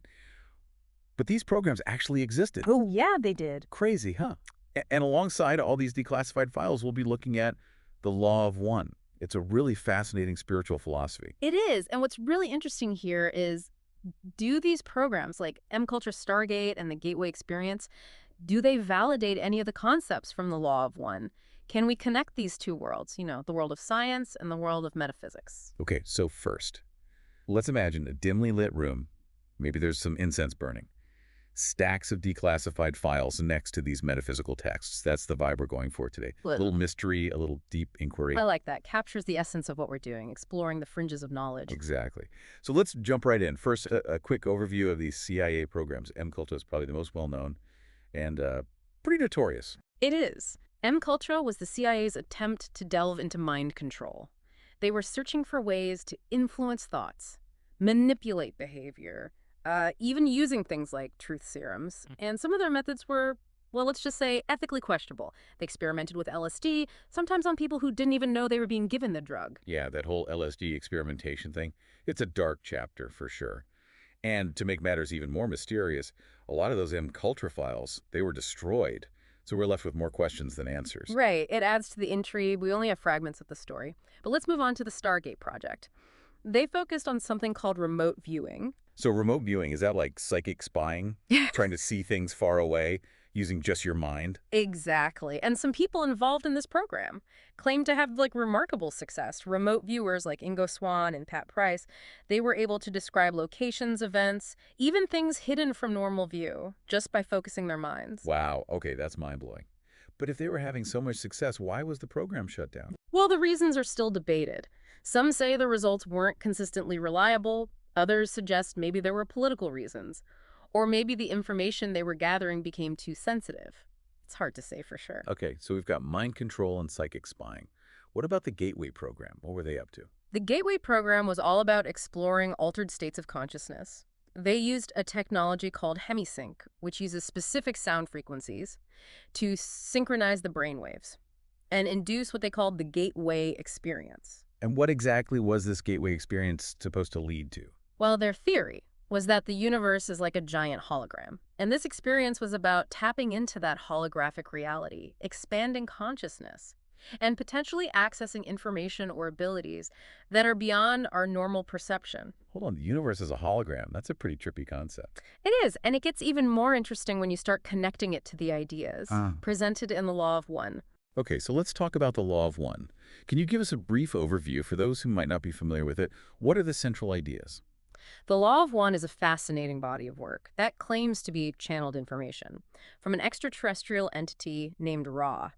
At its core, it's a philosophy of interconnectedness, emphasizing that we are all part of a single universal consciousness. It's like we are all threads woven into this vast cosmic tapestry. So not just humans, but everything. Animals, plants, even rocks and stars. We're all connected in some fundamental way. Exactly. And that interconnectedness is expressed through what Ra calls the Law of One, a principle suggesting that all is one. Separation is an illusion, and we are all ultimately part of the same divine source. Wow, okay, that's a pretty big concept. It is, and the Law of One delves into many more concepts, like reincarnation, different densities of reality, and the role of free will in our spiritual evolution. It even discusses the idea of wanderers, souls from higher densities who choose to incarnate on Earth to help humanity. Wanderers.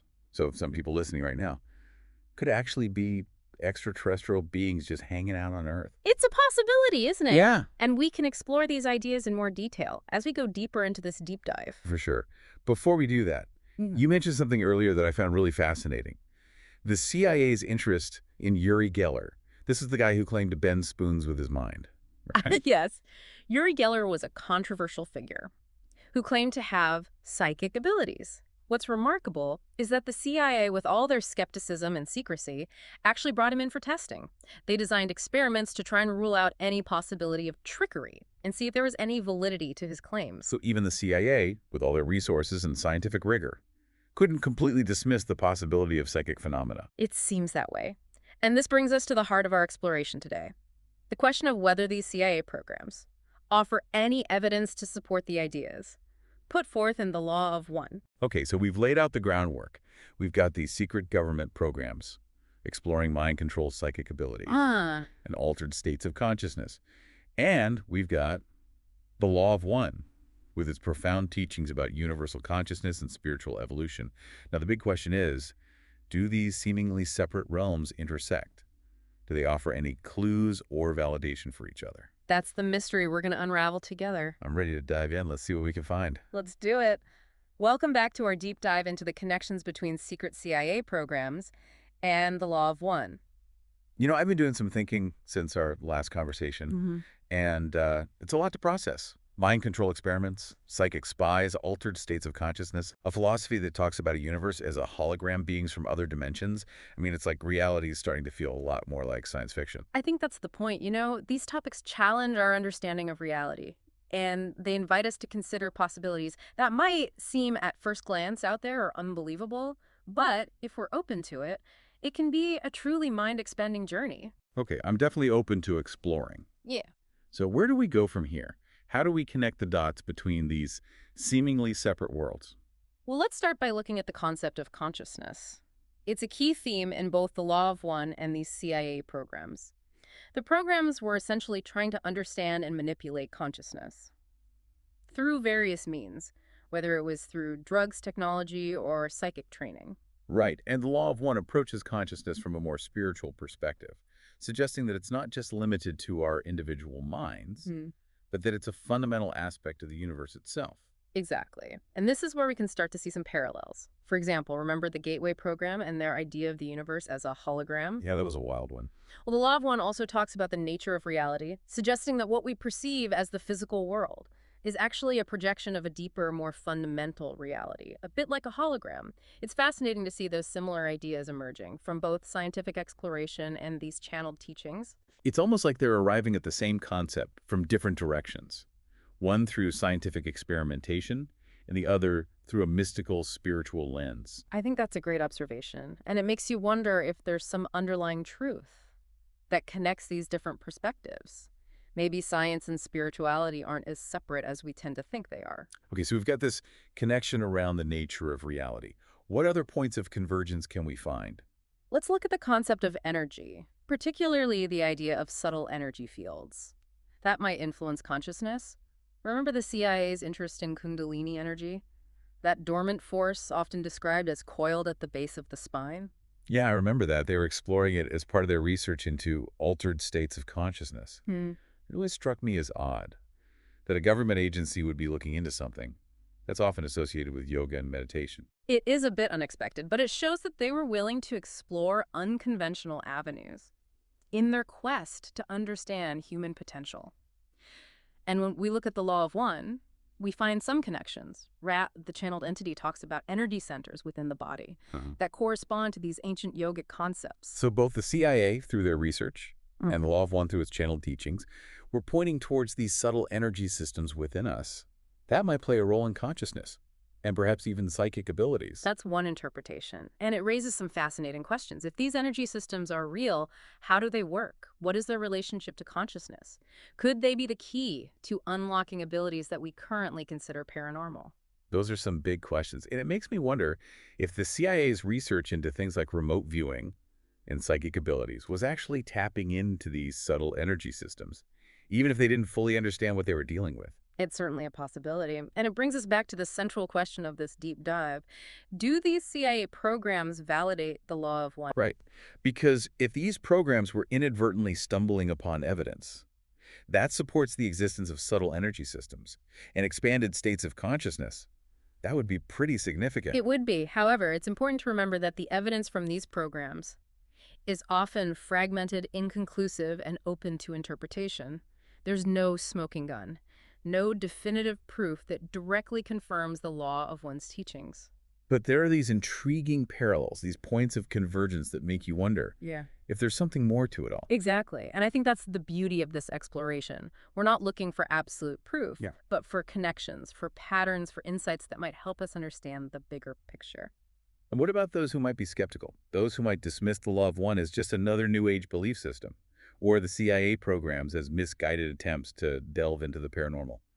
What would you say to them? Well, I would say that skepticism is healthy. It's important to question, to critically examine the evidence, and to avoid jumping to conclusions.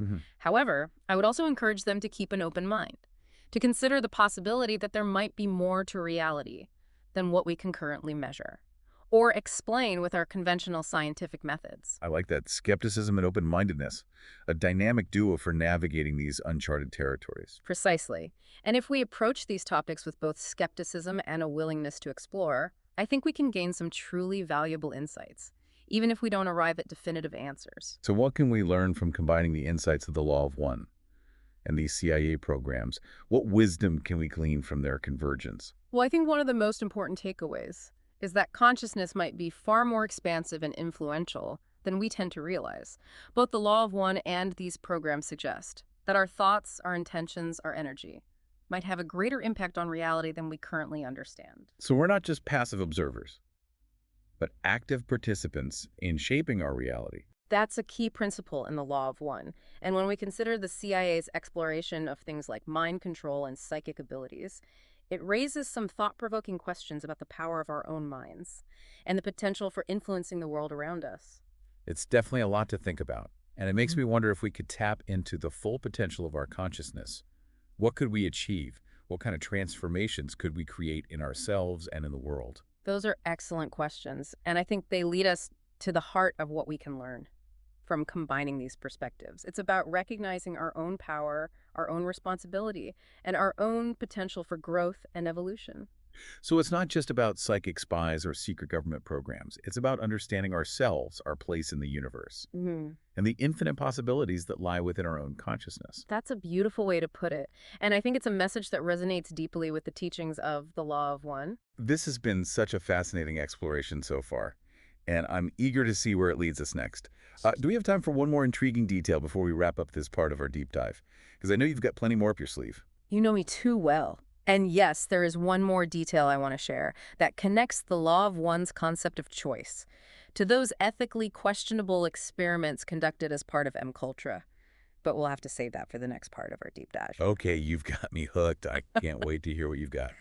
All right, so we're back and ready to wrap up our deep dive into the connections between those secret CIA programs and the Law of One. We've covered a lot of ground, haven't we? We have from mind control experiments to universal consciousness.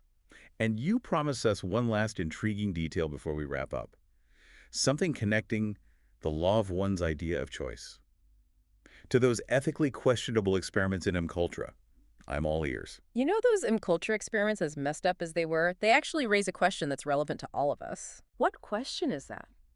Think about it. MKultra was all about manipulating minds, controlling people's thoughts and actions against their will.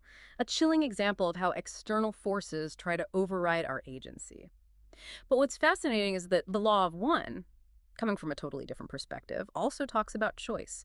It emphasizes that even facing challenges and manipulations, we still have the power to choose. So you're saying that even those being experimented on still had a choice on some level? It's complex, for sure, and I'm definitely not condoning those actions. But the Law of One suggests that choice is always there, even in the toughest situations. It might not be a choice about our external situation, but it's about our internal response, our attitude, our thoughts, our intentions. So even when we feel powerless, we still have control over our inner world. Exactly. And that inner world, according to the Law of One, is what shapes our reality. Our thoughts, beliefs, emotions. They create ripples that go outward, influencing the world around us. So even in those MKultra experiments, those individuals could still choose how to react. That's a possibility worth thinking about. And it brings us to a crucial point. The Law of One suggests that spiritual evolution lies in making choices aligned with love, compassion, and understanding. So it's not just about having free will.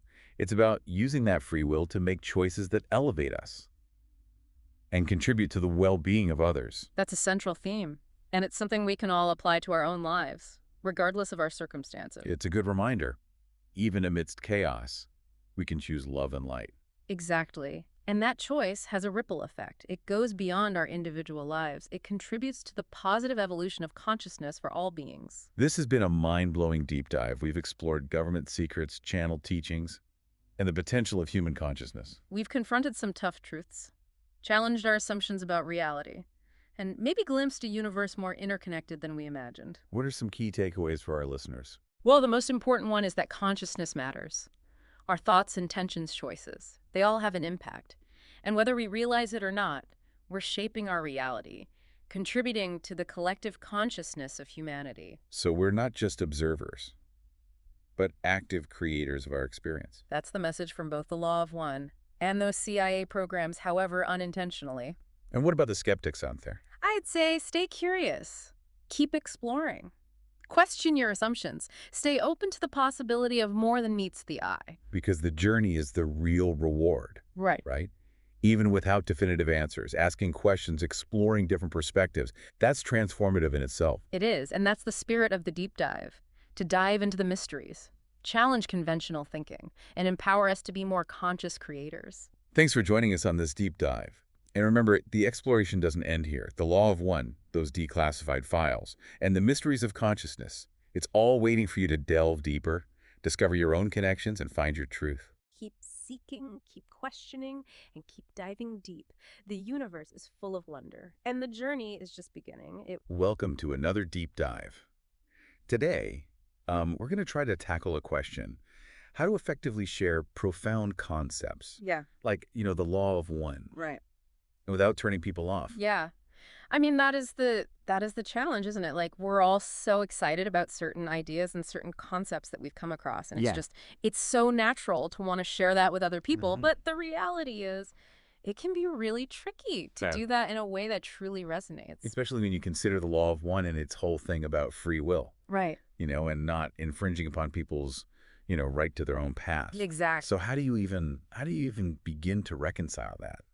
That's why I think we're really lucky to have this Reddit post from Green Ray Love, who kind of stumbles into this exact same problem. Yeah, and what's so fascinating is that Green Ray Love's personal dilemma, right? This desire to share the law of one with loved ones is actually a reflection of a core principle within the law of one itself. The importance of free Yeah. will, right? Yeah. And respecting where others are on their own paths. And Totally. what's so interesting about this post is that they highlight this experience that I think we've all had. Yeah. We find something amazing, we want to shout it from the rooftops, and then crickets. Like, what happened? And this isn't just anecdotal. Yeah. This is actually backed by research. So you're telling me that there's some kind of scientific reason why my attempts to explain the law of one to my family at Thanksgiving dinner fell totally flat. Well, it might not have been you. I mean, let's look at the research. This paper for Get Influential's Heard Like Copyingness.pdf, it suggests that people are actually far less likely to be persuaded by arguments Okay. and far more likely to copy behaviors and ideas that they see in action. Oh, that's interesting.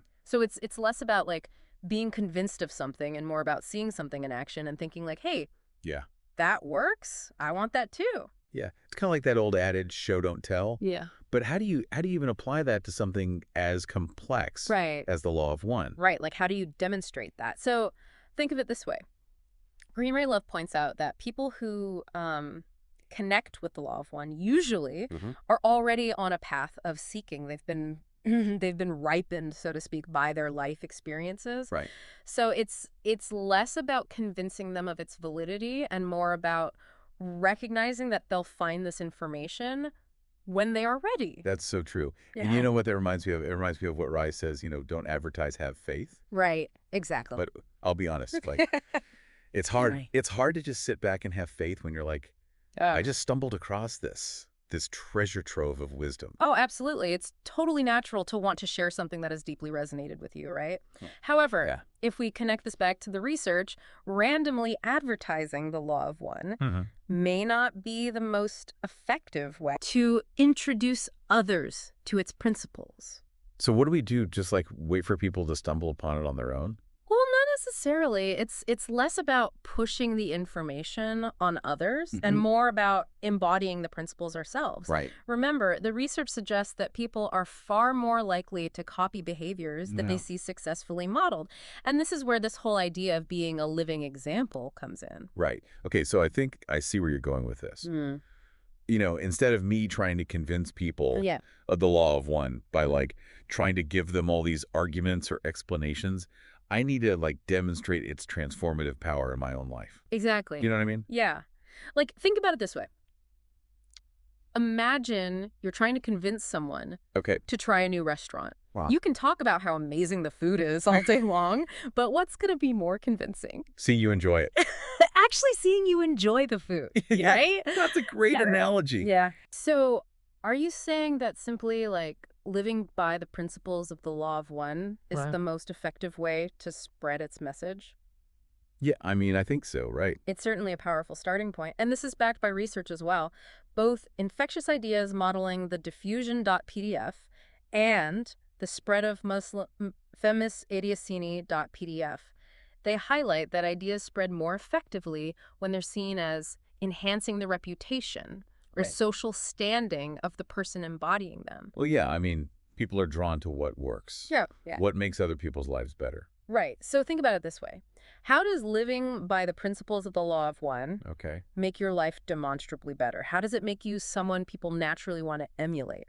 Yeah, it's not about preaching, it's about being. Precisely. It's about embodying the principles so fully that they radiate outward and Yeah. attract others through the sheer force of your lived experience. Yeah, I think that's a really good point. Yeah. Okay, so we've kind of laid the groundwork here. You know about the challenges of sharing profound concepts, Yeah. like the law of one. And we've touched upon some research that kind of supports this idea of like show, don't tell, embodying the principles rather Right. than trying to like force them on other people. Right. But there's more to it than that, right? Like there's got to be more nuance to this. So let's unpack that a little bit further Right. and see what other insights we can glean from this research and from Green Raylove's experience as well. Absolutely. Yeah. Sounds great.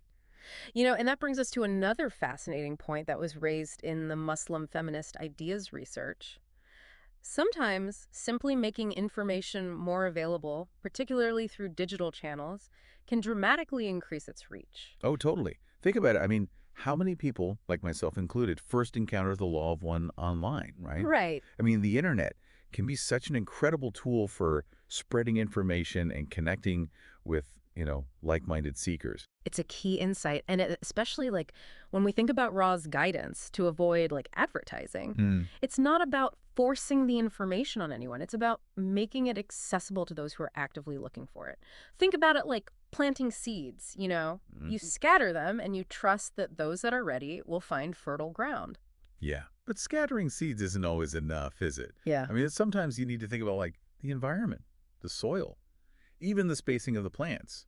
And it makes me think about another point that was raised in the infectious ideas modeling the diffusion.pdf research.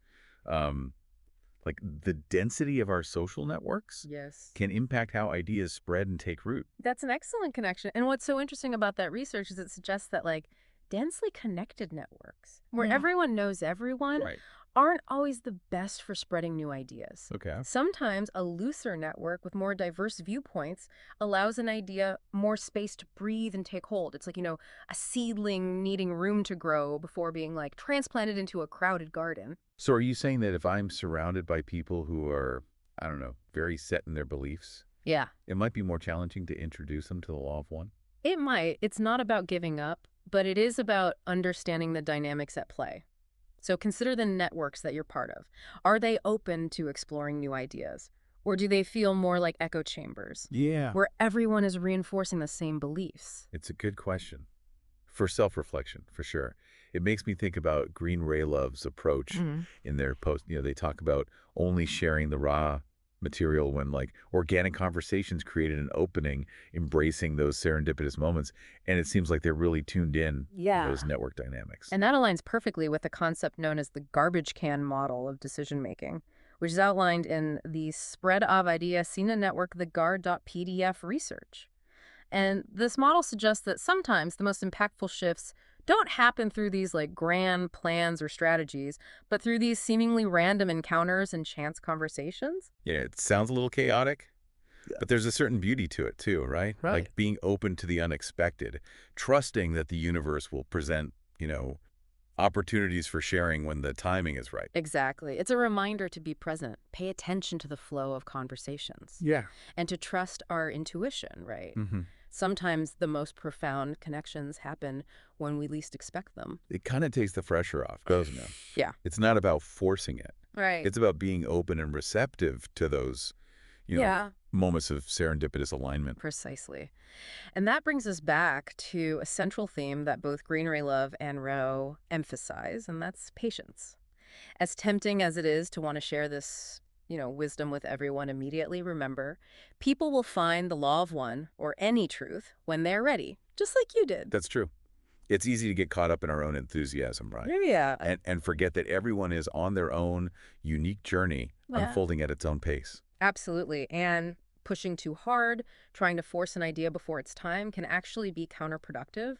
Sometimes the most loving approach is simply to hold space for others, to be a beacon of light, and trust that the universe is orchestrating things perfectly. Yeah. That's a beautiful way to look at it. I mean, it really takes the pressure off of us to like Right. convert everyone, you know what I mean? Yeah. And allows us to focus on our own growth and alignment with the law of one. Mm-hmm.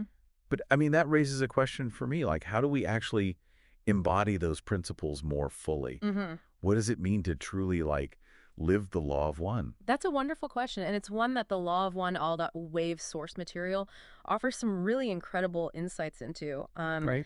It's filled with all this wisdom about densities, wanderers, energy centers, the role of love in creation. Oh yeah. It's a lot to unpack, but I think some of the most relevant pieces for our conversation today center around the concepts of choice, service to others, and the transformative power of love.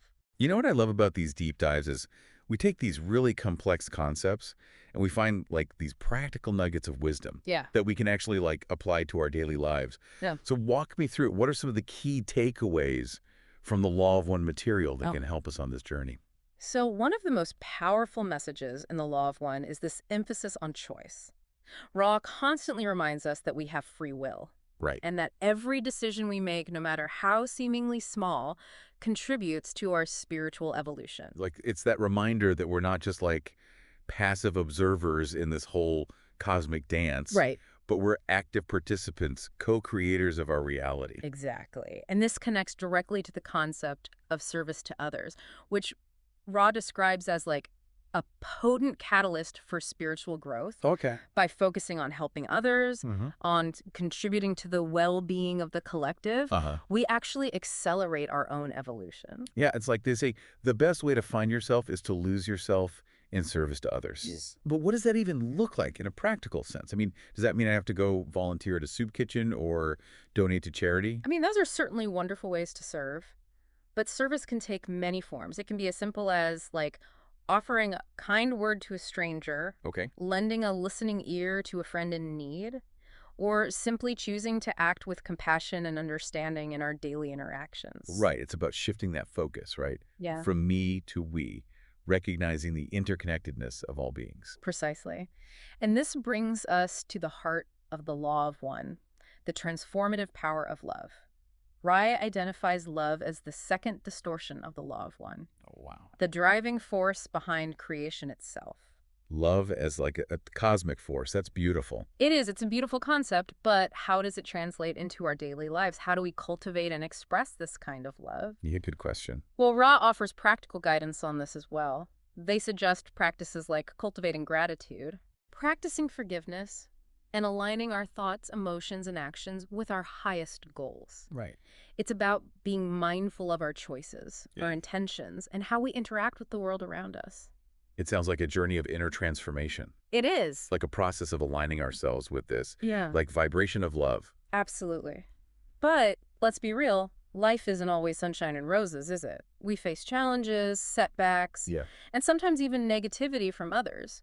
So how do we navigate these kind of rough waters Right. while staying true to the principles of the Law of One, Well, that's where the concept of the thought war comes in, right? which Ra mentions in the source material. You know, this idea that there are forces in the universe Right. that, you know, kind of feed on negativity Mm-hmm. and fear and separation.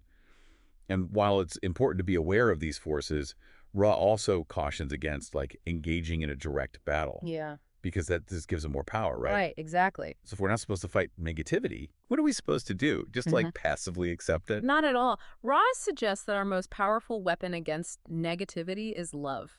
Okay. Not the sentimental kind of love, but a powerful, unwavering love that recognizes the interconnectedness of all things. Okay. A love that sees the spark of the Creator in everyone, even those who seem lost in darkness. It sounds challenging, to say the least. I mean, It is. especially when we're like bombarded with negativity from the outside world, right? Yeah. How do we cultivate that kind of unshakable love, especially when we're surrounded by so much, you know, fear and division? It starts with cultivating love and compassion within ourselves. Okay. It's about choosing to see the good in others, Uh, practicing forgiveness and extending kindness even when it's difficult. Okay. The more we embody these qualities, the stronger they become, uh-huh. and the more we're able to radiate that energy outward, impacting those around us without even trying. Yeah, it's a beautiful vision. It is. Like a world where love triumphs over fear. But I gotta say, it also feels a bit overwhelming. Yeah. How do we even begin to make such a profound shift? One powerful tool that Ra mentions is visualization. Okay. They suggest that by visualizing the world that we want to see, Oh. we're actually contributing to its manifestation. Oh, wow. Our thoughts and intentions have power, and visualization helps us focus that power in a positive direction. So it's like we're creating like a mental blueprint Right. for the future that we want to create. Exactly. Okay, that's cool. But what about those who are like struggling, who are feeling lost or overwhelmed by the challenges of life?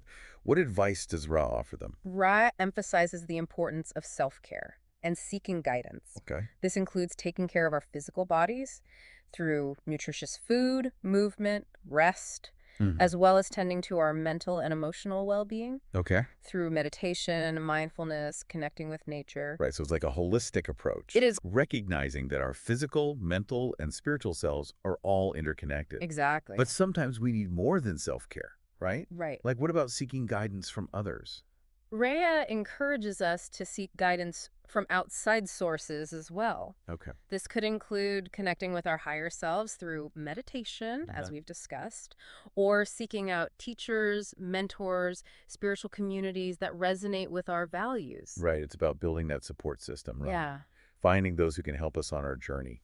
It's a reminder that we don't have to do it alone. Exactly. And don't underestimate the power of asking for help. Okay. Whether it's from a trusted friend, a spiritual advisor, or even a higher power, reaching out for support is a sign of strength, Yeah, not weakness. that's a really good point. Yeah. So much of like the spiritual journey is about like surrendering control. Yeah. Trusting in something greater than ourselves. And speaking of trusting in something greater, I think it's time to delve into some of the kind of more mind-bending concepts that Roe introduces, like densities and wanderers. Oh, yeah? These concepts can offer like a deeper understanding of our own spiritual evolution and the unique roles we play in this kind of cosmic drama. This is what I love about the Law of One. It's like peeling back the layers of an onion, Yes. revealing more and more complexity It and is. beauty with each layer. Exactly. So let's start with densities. Roe describes densities as these different levels of consciousness, each with its own unique lessons and opportunities for growth. We're currently in third density, a realm of choice where we're learning to balance our individual will with the needs of the collective. Right. And wanderers, those are beings from like higher densities that come down to Earth Yes. to help with our evolution, right? Exactly. Wanderers come from realms of higher love and understanding, and their purpose is to help guide humanity towards greater awareness and compassion. Now, not everyone is a wanderer, Right. but understanding their role can help us appreciate the diverse perspectives and motivations present in humanity.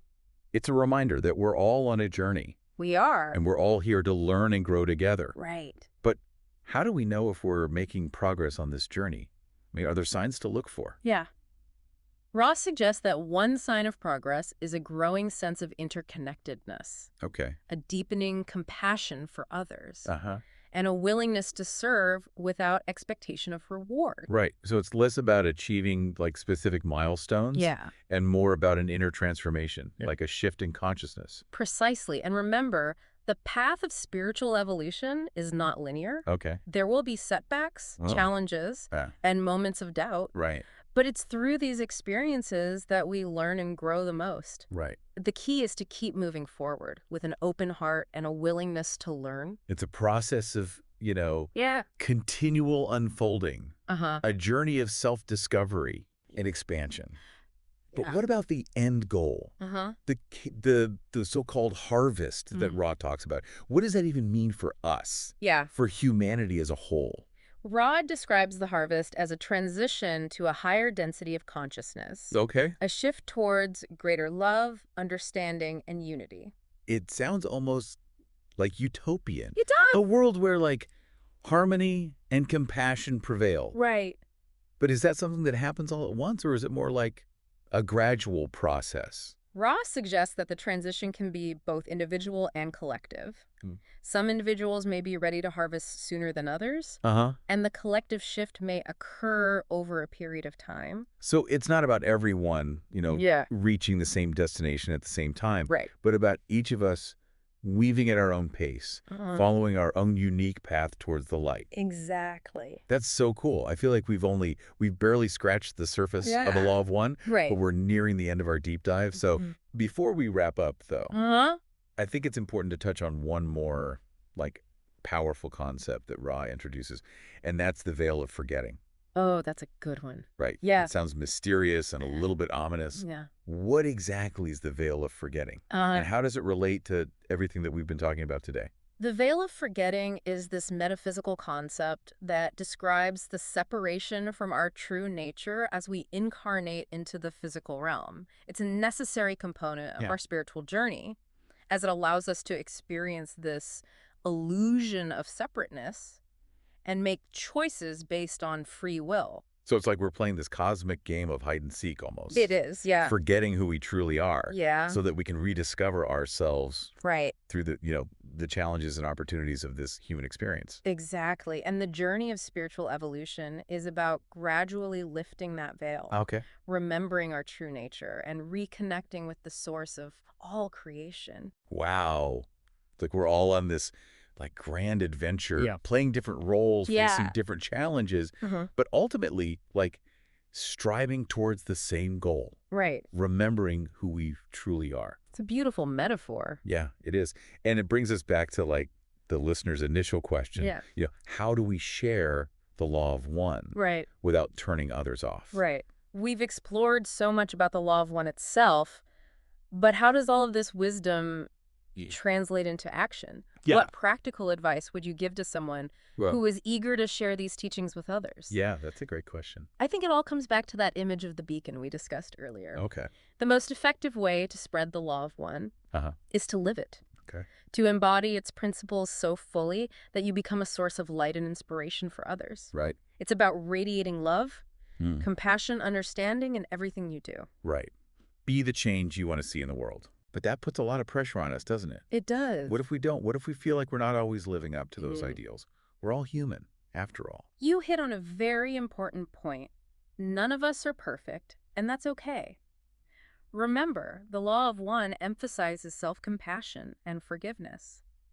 It's not about being perfect, Okay. but about striving towards those ideals, making choices that align with the law of one, and offering ourselves grace when we inevitably stumble. Yeah. Progress, not perfection. Exactly. Right. But what about those times when we encounter like resistance from others? Yeah. Maybe even hostility. Mm. Like, how do we respond to those who don't resonate with these ideas, who might even challenge them or criticize them? That's where the law of one's emphasis on free will becomes so crucial. We can't force anyone to accept these ideas, Right. nor should we try. Yeah. Our role is to offer the information, to be a Yeah. beacon of light, Uh-huh. and to respect their choice, Right. even if it differs from our own. Yeah. It's about planting seeds, knowing that some might fall on fertile ground, some might not. Right. We can't control the outcome. We can only control our actions. Exactly. And remember, even those who seem resistant may be on their own path, Right. their own journey towards understanding. Our compassion can extend even to those who Right. seem to oppose us. Yeah. We never know what seeds we might be planting or when they might sprout. That's a powerful reminder. It's about recognizing that spark of the creator in everyone, Yes. regardless of their beliefs or their actions. Exactly. But that brings me back to a question we kind of touched upon earlier, and that's, the harvest.